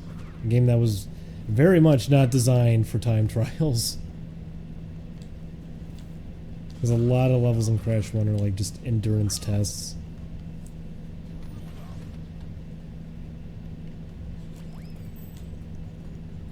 What?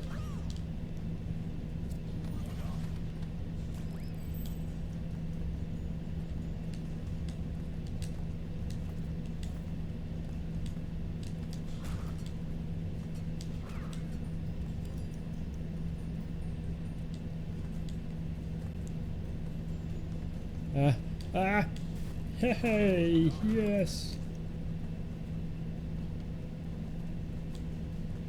Don't slip off. Whee.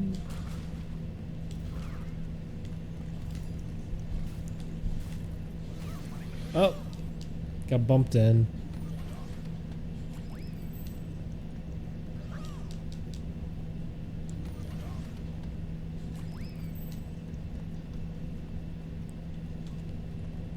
Oh.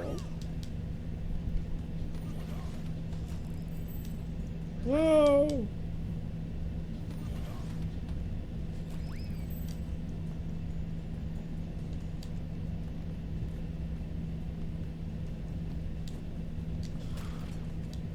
Are you gonna play Kingdom Hearts 3 on release? I don't think it's getting released. It's been in development for God knows how long. Also, Julian doesn't seem interested in it. Julian would be the one who'd be interested, and he doesn't even seem to care. Yeah.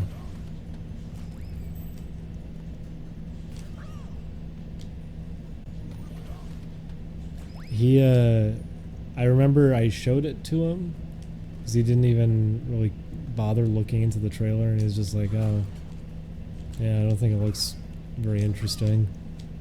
And that was it. Oops.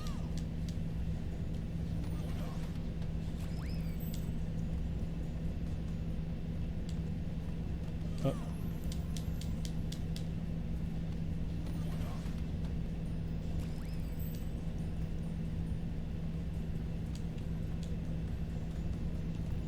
Whoops.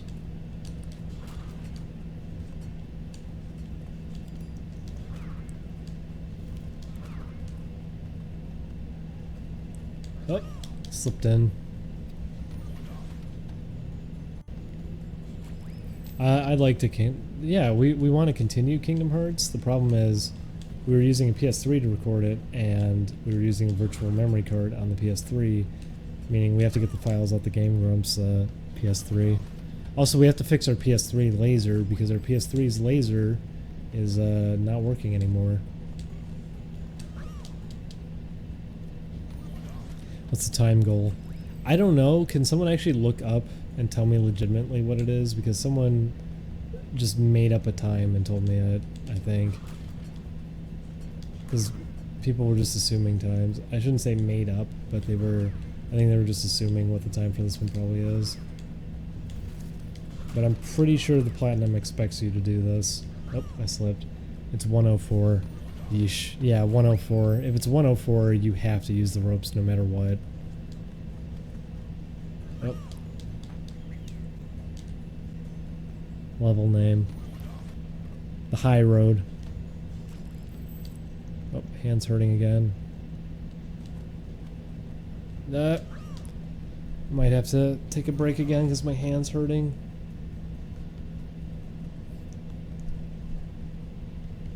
Thought someone said less than a minute. Well, they probably said that because they saw a video of someone doing it in less than a minute.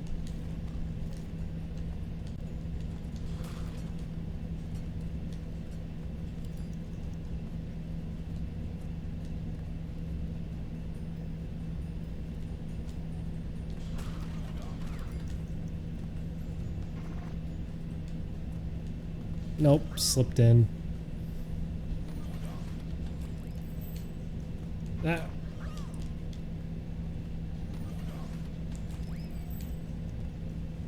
Everyone keeps saying that the PS4 controller is weird after a long amount of time. It's not the PS4, it's PlayStation controllers in general have always been like this. The PS4 is probably the most cozy of them that I've used.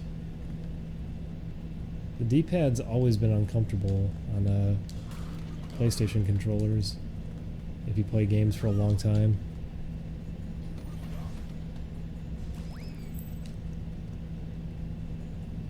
So does no one know the actual time for Platinum? Is everyone just watching videos of it?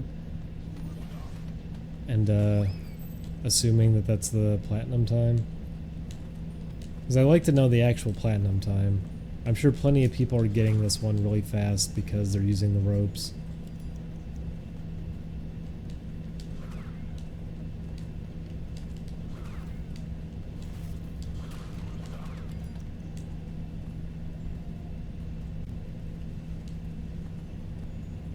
Oh.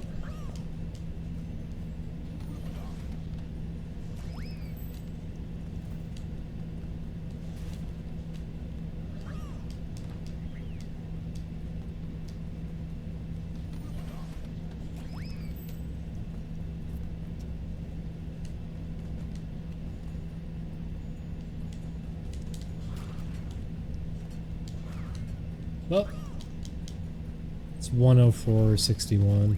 Okay, so almost 105.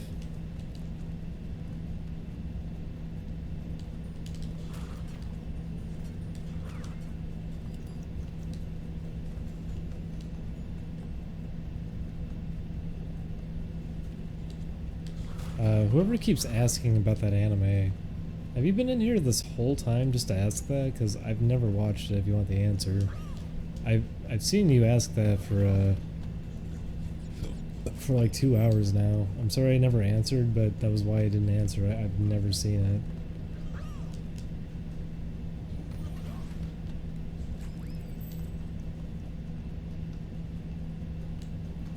Oh.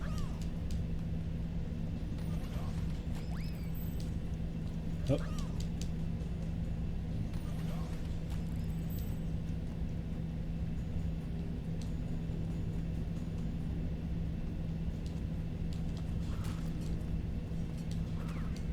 Oh.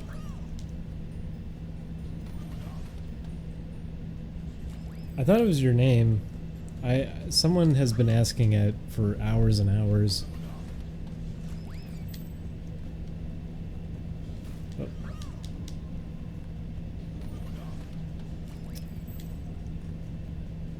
Wish these weren't so slippery. The rope seems way too unreliable. No, the turtles are unreliable too. The rope is unreliable because I'm bad at it, is the problem. The rope is more reliable than the turtles are.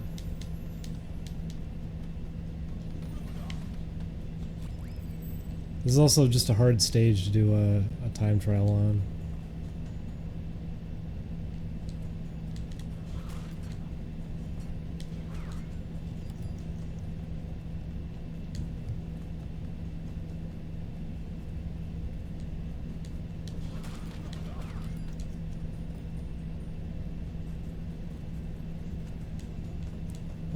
Ah!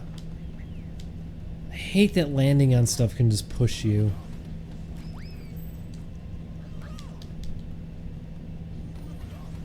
I wonder if patching this will make this level easier. Because, like I said, I'm using the pre-release version of this game.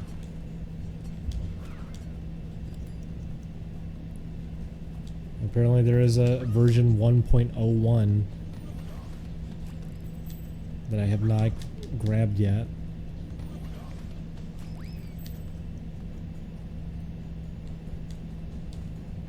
Oh, he slipped in.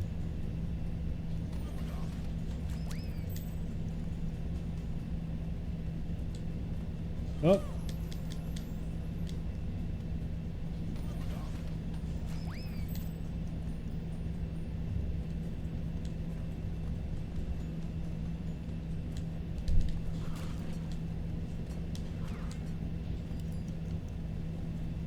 Nope, don't slip in. Nope.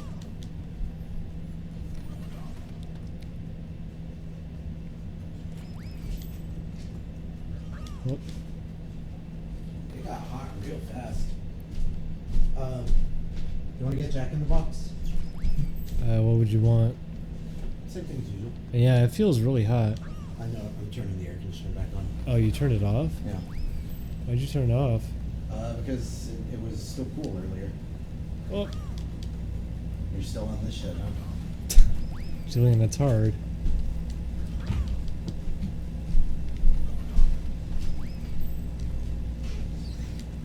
Oh, great. I got some food. What would you want?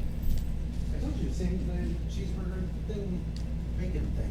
The cheeseburger bacon thing. Yeah. Whoops.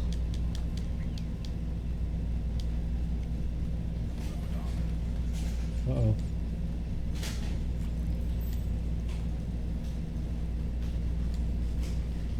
Whoa. Oh, you.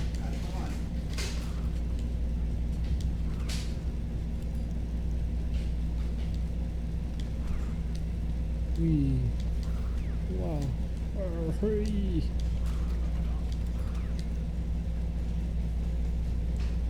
Nope. I slipped off.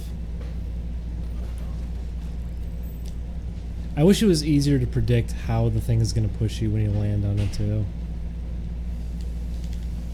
Because if you jump on it repeatedly, it pushes you each time you land back on the rope.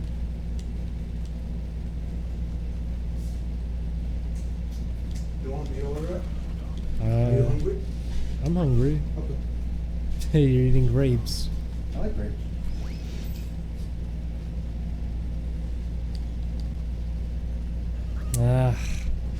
My hand is in too much pain.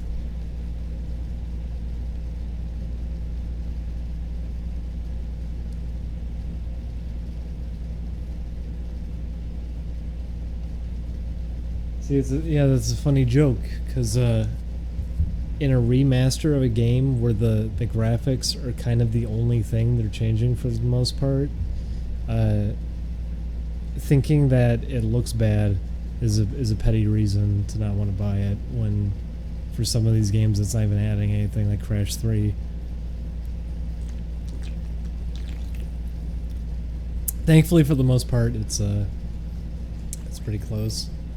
But I'm not gonna fault anyone for saying that. I'm not gonna fault anyone for saying, like, yeah, I just think it's kind of ugly, I'm not gonna buy it. I think that's completely reasonable. It's a remastered version of a game. It's a remaster. That's mostly what they're doing with it, is changing the graphics. If it looks worse, yeah, why would you?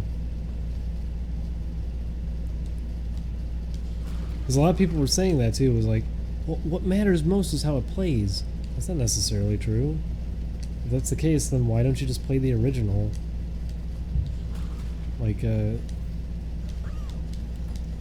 the gameplay is what matters most, you have that then.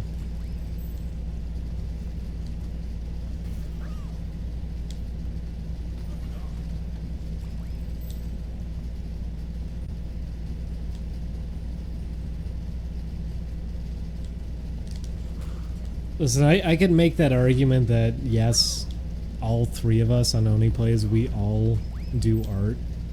I could try to make that argument, but it comes off as smarmy. Because it's like, oh, simpleton, you don't understand the artistic ways. We could easily fall back on that if we wanted to. I don't want to, though. I also tried to say little anyways during the videos, because as we recorded, I hadn't played it yet. I don't know how the game felt. All I could really talk about was the visual stuff, and even then, I didn't want to just dedicate the video to nitpicking or complaining.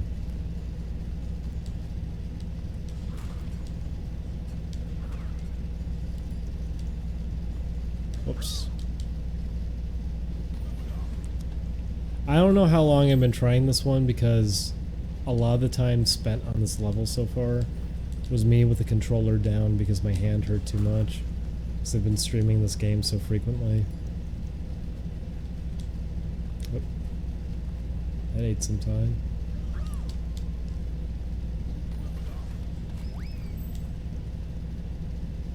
Whoop. I like when you guys discuss this stuff. Oh, I don't blame anyone for not liking it. It's a funny haha channel. People don't want to hear about game design. Also, people who watch Let's Plays are the kind of people that want videos of you crying every 2 days, pretending to cry because you got fan mail and it made you cry for the 700th time because it's obviously a very real video and not you just acting for a camera. Kids want overwhelming positivity. And the only reason that exists is because maybe it's fake. Maybe someone's acting. Maybe someone's getting paid. People also just tell me like I'm full of shit if I ever talk about game design stuff anyways. And it feels like a weird spot anyways, because sometimes I do want to talk about game design, but then at the same time it's like, oh, well... Because people, I was mentioning before, people want me to be like a dark side Phil. People want to, they want their Aaron Hansen they can get mad about on every channel. I've been compared to Aaron before. Aaron always gets compared to Dark Side Phil. Everyone wants a villain. So if I ever actually want to talk about that sort of thing, it's not worth it, because it's like, okay, this is just going to anger people if I do this. People want the funny noises.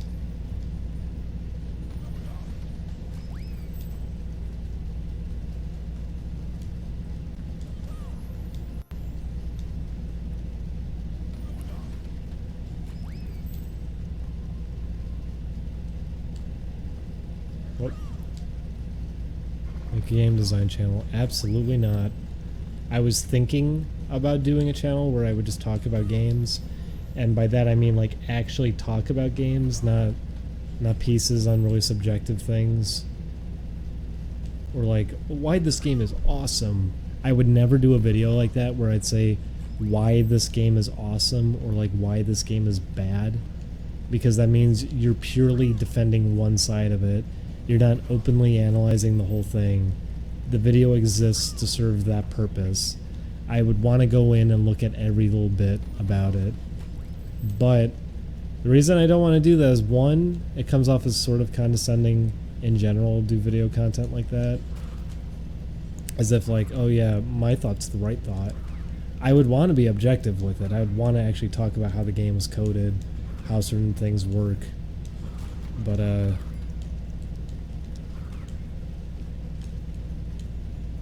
people get bothered enough when I talk about my thoughts on games. When I even if I go that deep into it, even if I talk about actual mechanics and everything. People didn't believe me about the shoving thing when I was first streaming this either. People weren't believing me that objects shove you off. And then usually the fallback is like, well, yeah, Crash 1 did it. Crash 1 doesn't do it the same way as this. This doesn't just much more drastically.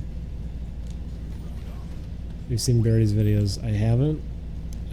I know he did one on immersion, which is, I think, one of the most subjective things you can talk about. Oh, I sound like a moron. I'm so tired. That's an area I really don't take too much interest in hearing. It's probably a good video though, because Barry is good at editing and putting video stuff together. I haven't watched it though, but I think for me personally, it's not something I'm gonna get much out of, just because that sort of thing is just too much of a thing I'm not interested in really hearing about. Like, well, here's immersion for me. Here's why this game was able to really pull me in. And it's like, okay, I'm glad that it did that for you. Maybe like this probably won't do this for me. It's different between everyone. That's one area that really could go either way for anybody.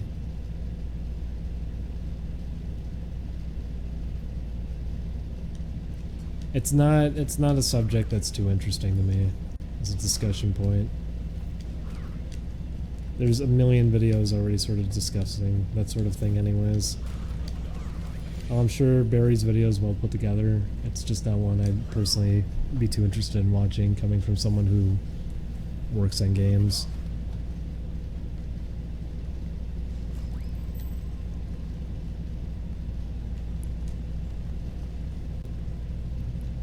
Immersion is subjective. It's not a thing that you can do too much for, and even if you try to do a lot to sort of engross the engross the player within the world and everything, as much as you can try to do that sort of thing, there's no guarantee it's going to work. And in some cases, for example, people will say like Undertale is very immersive, but then a big part of the game is the fact that you're the player playing a game, and then you get instances like, for example, the genocide route, where it's you tediously grinding, so you end up alt-tabbing the game to do the game maker movement trick to just hold right the whole time and everything. It takes you out of it. As much as it tries to get you into it in a lot of different ways and make you feel like, no, these are characters, even though we're also acknowledging it's a video game, it can take you out of it in a lot of ways. It goes against itself. By always trying to also spin conventions on their head, you come to expect it, because the way that it works is, okay, here's the convention, it's going to be the opposite, and then it happens.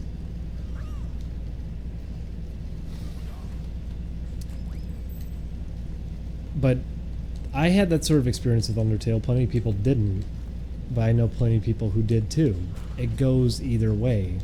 Immersion is not a thing that you can really plan for. You can make steps for it, you can try to set that up. It's also not necessarily a thing that's needed for some games, because when immersion's brought up too, Chris will always say immersion. Chris will always be like, it ruined my immersion. Some games are just games. They're not really meant to get you lost in them. They're just supposed to be something fun.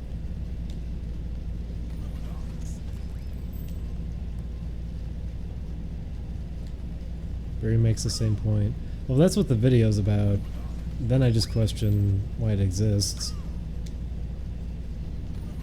I don't know. Maybe I should watch it at some point. I saw he did a few videos. And like I said, I'm sure they're well put together. I just haven't watched it.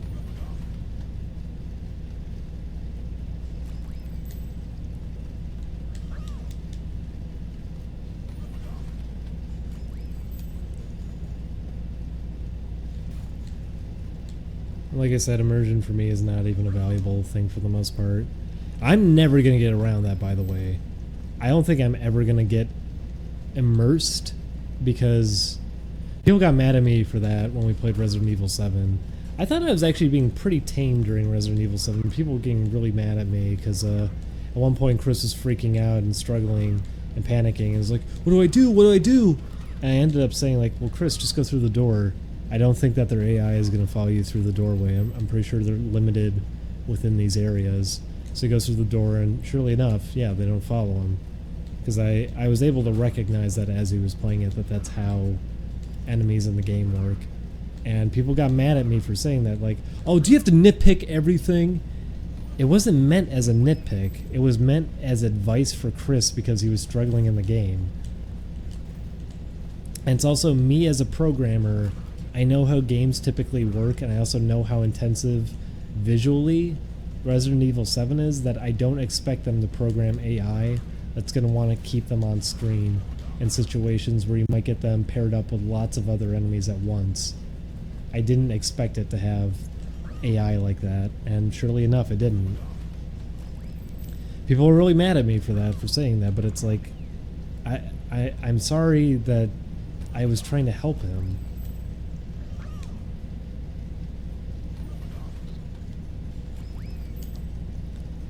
And when you're working on games a lot, when you're doing programming and everything, it's hard to get immersed, like I said, when you recognize these things. For me, whenever I look at a game, I'm usually thinking, how did they set this up? How did they structure it?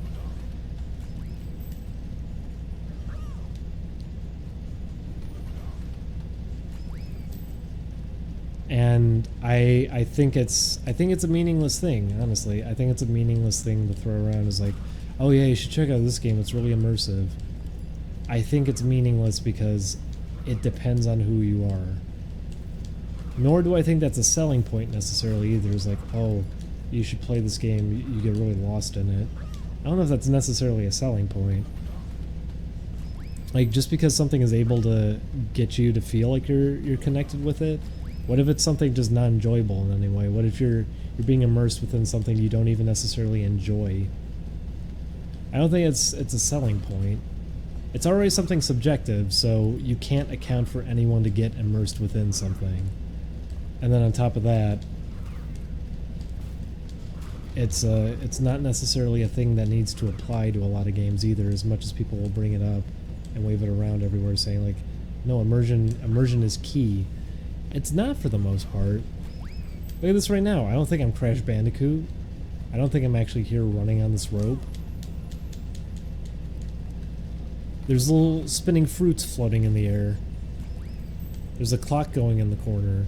And you know what? I don't care because it's a video game and I'm having fun playing a video game. That's why I picked this up right now to play it, because I want to play a video game. And while there's plenty of games that exist too, because they're not supposed to be that, playing artistic games and everything, I'm still going to feel that way when I play them. I'm still going to look at those games and think about how they're structured on top of what they're offering, because I look at games as a whole. I'm going to be thinking about it the whole time as I play it.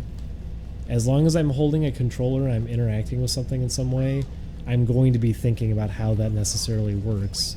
And to certain people, it's not to the same length. You're not going to be holding a controller and making the same thoughts because a lot of that can be unfamiliar, but to a certain extent, that happens with everybody. You interacting with a controller, to a certain degree, you're thinking about that. You're interacting with a controller. You're never going to get fully lost. Even with VR or something, you're not going to ever be fully lost within something. That's why I don't think you can rely on that too heavily. It's valuable when it's done, but I don't think it's something ever really worth discussing too greatly. outside of it just being opinion. Yes, meaty quag, I get it. I'm trying to make conversation after playing this level for an hour, I'm sorry.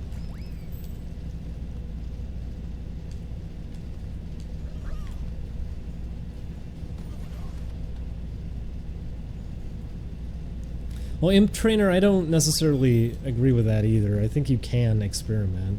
I'm okay with something like LSD, for example. I love LSD. I think it's a really fun game.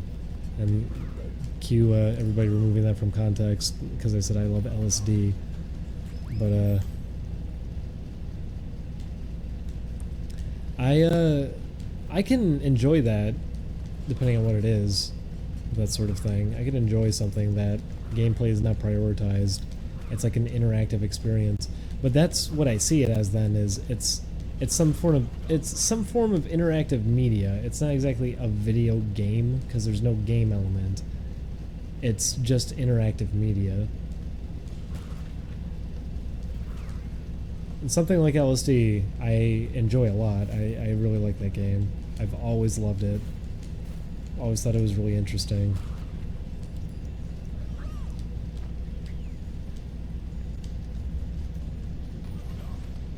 Because it's just surreal visuals. It's based off someone's dream diary, how it's randomized and everything, randomized music, all that sort of stuff. It's always different when you pick it up and play it and give it a go. It's always very interesting. It's a fun environment to get lost in. Yeah, a lot of people... I mean, at the same time, it's because a lot of people who want to explore new areas for video games, for storytelling, they don't establish rules or anything to necessarily make it a game. And I'd be fine if it was just considered like interactive media at that point. But no one wants to use that as like a phrase. If you're holding a controller, if you're doing something to interact with something, it's a video game.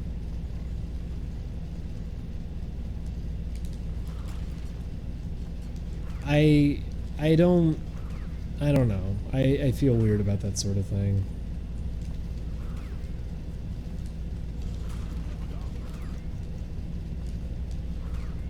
And even with something like LSD, I can feel a certain level of like being kind of captivated and lost within it.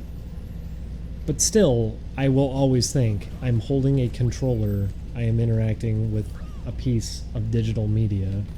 I don't think it's really possible to ever disconnect someone from that fully. And it is a cool thing that you can pull that off, but really for me, what I want to get the most out of a game isn't getting lost necessarily in its world. That's not something I exactly want out of it. I just want something that I value from it. Because like I said, I can get immersed in a game's world and still hate what the game's world is. I can have situations like that happen. What I want is an experience that felt valuable in some way. Whether it was entertaining, it was fun, it was captivating to some capacity. Capacity. I'm tired. I'm sorry. I want just an experience that I end up enjoying. That's really all there is to it. I think I mentioned this recently. Something like Super Monkey Ball was actually the most invested and lost in a game I got recently, just because I felt so on edge playing it, and I forgot what that felt like. I forgot what that rush felt like.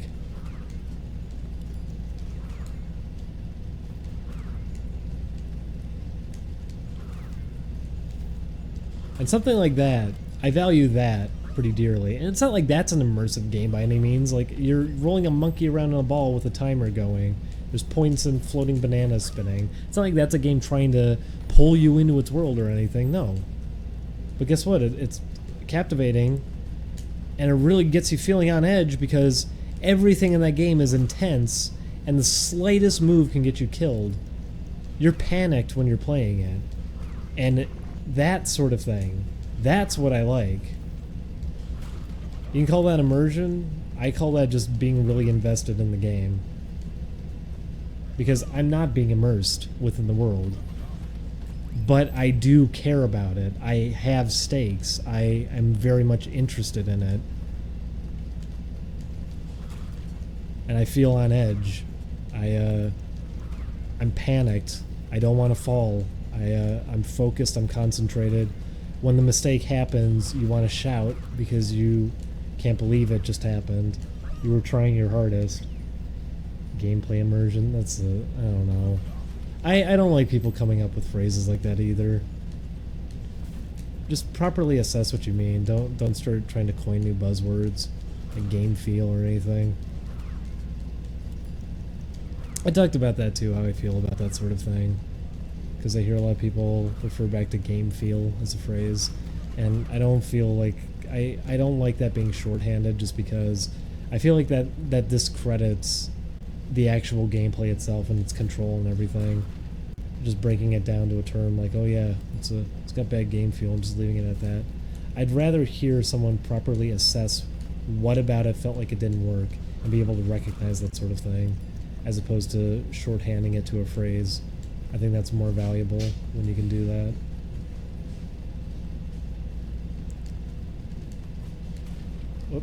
Because like I can assess here what I... Oh boy. Julian, don't walk in front of the TV. Oh, you were gonna die anyway. Julian! Wow.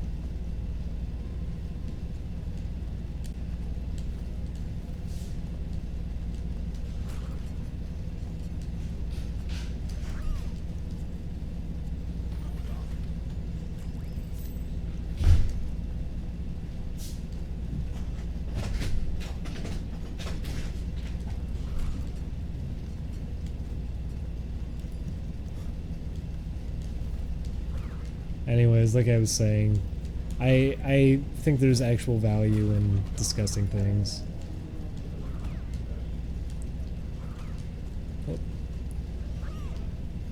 Because a lot of people don't seem to understand. A lot of people don't seem to understand why certain games feel so good to play and others don't. So shorthanding it to a phrase like game feel, I think is doesn't do it much justice. Hi, Julian. Hey. You hate repetition, right? Why? Well, right when you walked in front of the screen, I was actually at the last sequence of this level. Were you? Yeah, and now I gotta do it again because I fell right when you walked in front. Oh, they gave you two. I only asked for one. They gave you two. Oh, egg roll. Did you give me a teriyaki bowl? Yeah. Oh. That's what you like, isn't it? Yeah, they I think they do good teriyaki bowls. I know you didn't like it. I think they're good. I've had better, that's all. That Yaki's place, I think that's mine. we should try getting food from again. You got diet. Yeah, it says diet. Okay. There you go. There's your soda pop. Was it Cullen or Lars that got mad at us saying soda pop? Probably Cullen, because he gets mad about everything.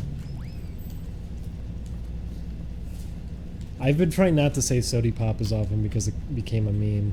No. Yeah, I know. Oh man. I know. I don't like phasing out fun terminology because of things That's like not that. fair. I know. Anyway, there's your. I'm gonna put your drink right here so that you can see it when you go. Like how pineapple pizza is a funny meme now. Pineapple pizza. Everyone likes to. Well, that's where I draw the line. I'm not stopping with pineapples on my pizza. People like making funny memes about getting mad about pizza. Whoops.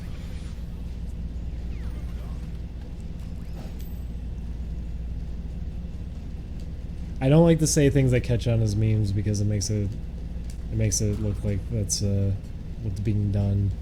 It stinks, but at the same time, it's how people are. If I say, because you already said in the chat, you recognized it already. You said, what, you can't say it because of H3? There you go, you already made the connection. The fact that you just made that connection is why I'm not saying it. Because people naturally jump to that immediately. If I say sody pop, someone will think of H3. If I say clods, if I call someone a clod, they think of Steven Universe, which is a shame because that was an insult I liked a lot, and now that's been hammered into the ground and ruined. If you say these things, people will draw the natural connection to it because that's what it is. It hit meme territory, so if you say it, that's what people will think about it. Whatever. Oh.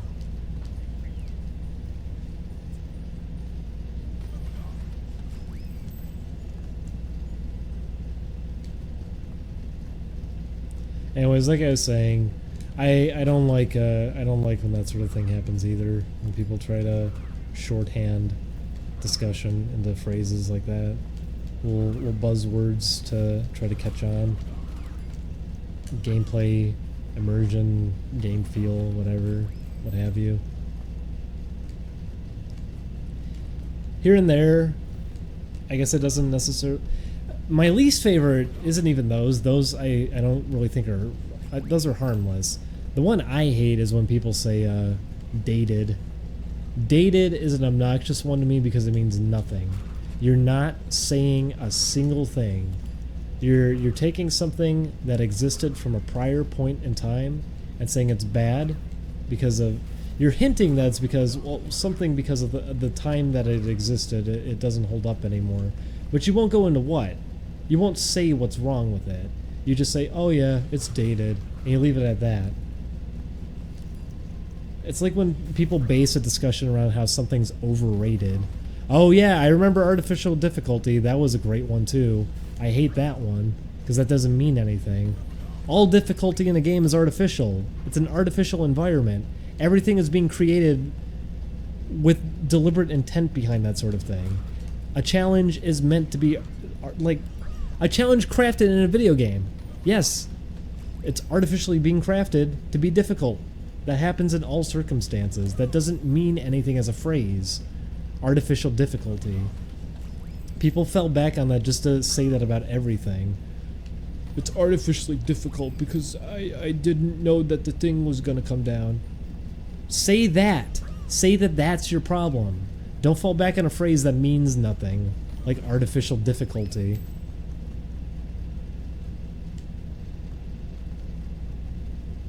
Say what you took issue with.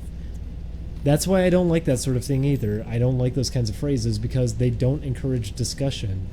We come up with a bunch of phrases so we don't have to think anymore. We shorthand everything in the little buzzwords so we don't have to think.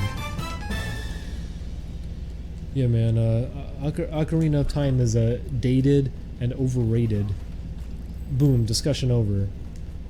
Tell me why. Give me a discussion. Don't leave it at that.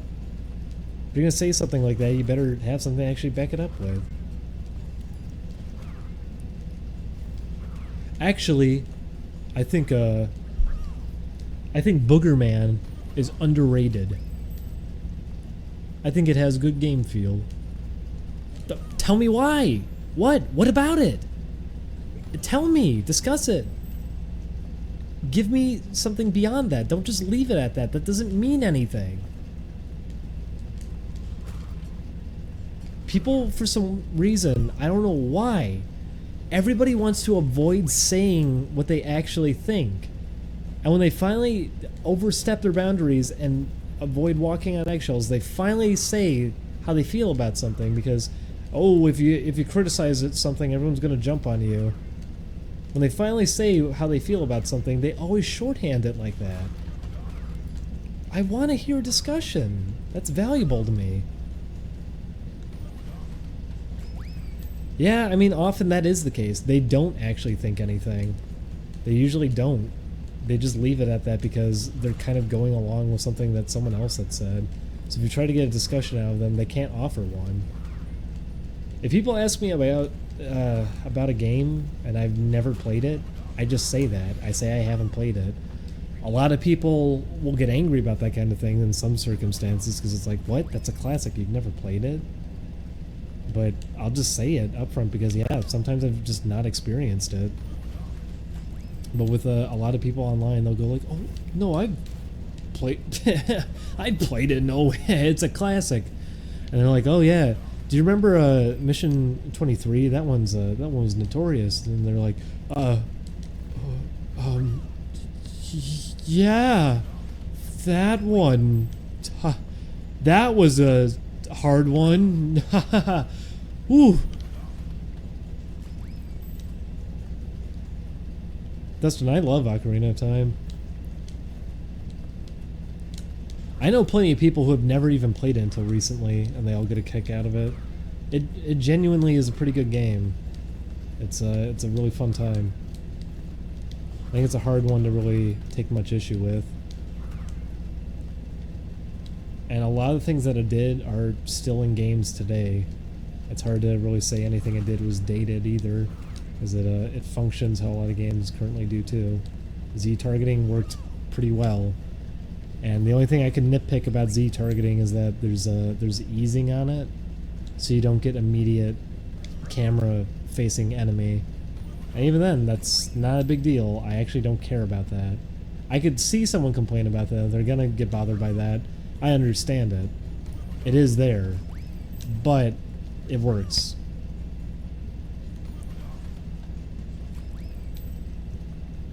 I love Ocarina of Time, though. Majora's Mask I like a lot too. Majora, I really like the setting of it and everything. Oh, it's a fun one.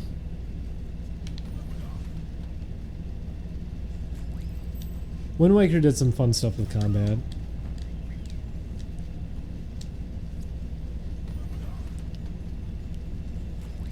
And I've said that a million times over too. Like Nintendo was just Nintendo was on their A game with the N64. They were trying their hardest to just bring the most out of 3D games at the time.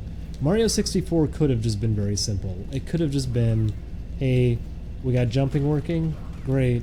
Okay, 3D game where you can jump.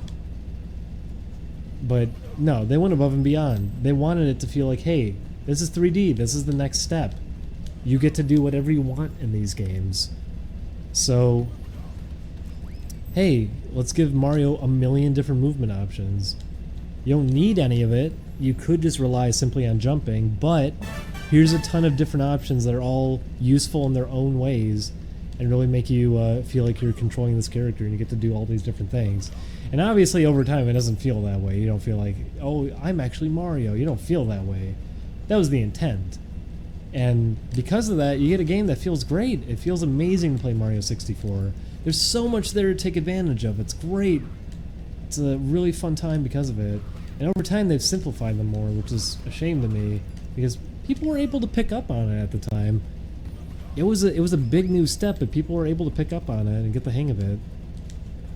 You don't need to simplify. But, they could have just done a basic 3D Zelda. It could have just been a 2D Zelda game with 3D graphics. It could have been like what they did with the 3DS. Was it Link? Is it Link Between Worlds? Is that what it was called? They could have just done that. That could have been the N64 Zelda game. That could have been it. Just something really basic like that. But no, they decided not to. They kept rethinking, retooling it, and trying to figure out how to do a 3D Zelda. And they did something really non-conventional with those games and how they play. You can move in a 3D space, and there is jumping for moments like that and everything too. But guess what? Jumping is not a thing that you press on the button. Like you don't hit the jump button to jump. No, it's when you walk over a gap to jump. The original Zelda, you had 2 item slots in NES Zelda. Okay, well, we have the C buttons. We can use those for multiple item slots. And then have a natural sword button. We could just do basic sword slashes, or we can have something like targeting so we can have more complex dynamic fights going on. And how about integrating items with all that too? Being able to throw Deku nuts, seeds, whatever. You can throw them at enemies to stun them. having just different item interactions with certain enemy types to get the most out of fighting them. Things like that. They came up with a lot of great ideas for it, and it was a ballsy move, but it I'm tired, by the way. This is a very stupid discussion because I'm so sleepy. I'm not even saying the words right.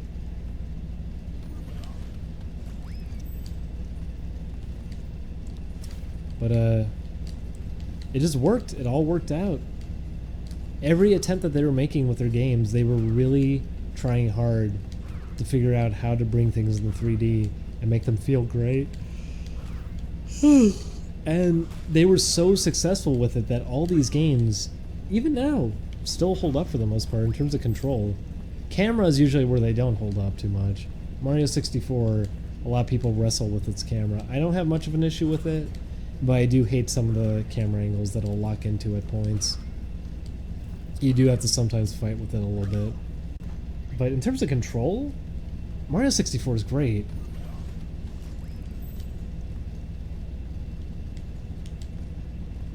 Ocarina of Time, I can't even really think of many issues. I really can't. I struggle to think of too many things I could really complain about. Anything would be a nitpick or something completely subjective and just on my end. I can't fault the actual game's design for much. It just does everything really well. And it's why even now people can still go back to it and have a really good time with it. It's not just because of its reputation or anything. It's because it really is just a really fun game. And it's why, like I said, new people can come in playing it and still get something out of it. People complain Hyrule Field's empty. I mean, it's a personal thing. I don't really care about that because it's also a really sparse area anyways. It's just to get you around to different spots. It's to take you between the more complex areas.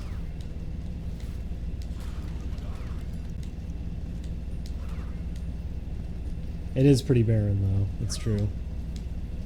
I'm terrified of straying off the trail of it when I was a kid. Because the pea-hats scared the shit out of me as a kid. Not just because they're fucking enormous in Ocarina of Time, but how loud they are. They chase you for a good amount of time. And they slow the frame rate down when they chase you too. Seeing the frame rate drop... God, I'm tired. Maybe it's time to stop the stream. Seeing the frame rate drop when this huge thing is chasing you, and you can fucking hear it because of its propellers spinning and everything. Just everything coming to a crawl as this enormous thing is chasing after you. It scared the shit out of me as a kid. Because a lot of people bring up moments from those games like freaking them out. That was the one for me. It wasn't anything else. It was that.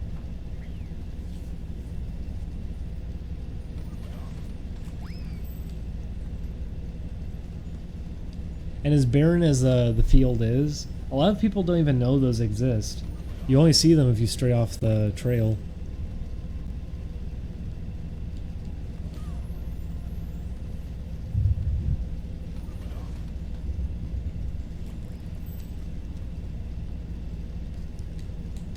I think with a lot of old Nintendo 64 games that Nintendo directly did, really the complaining point you could usually always make is just the camera.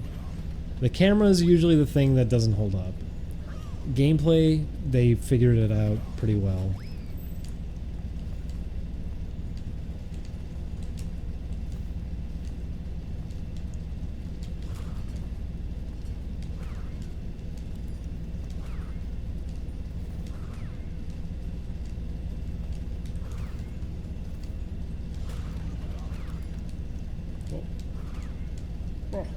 Fell off.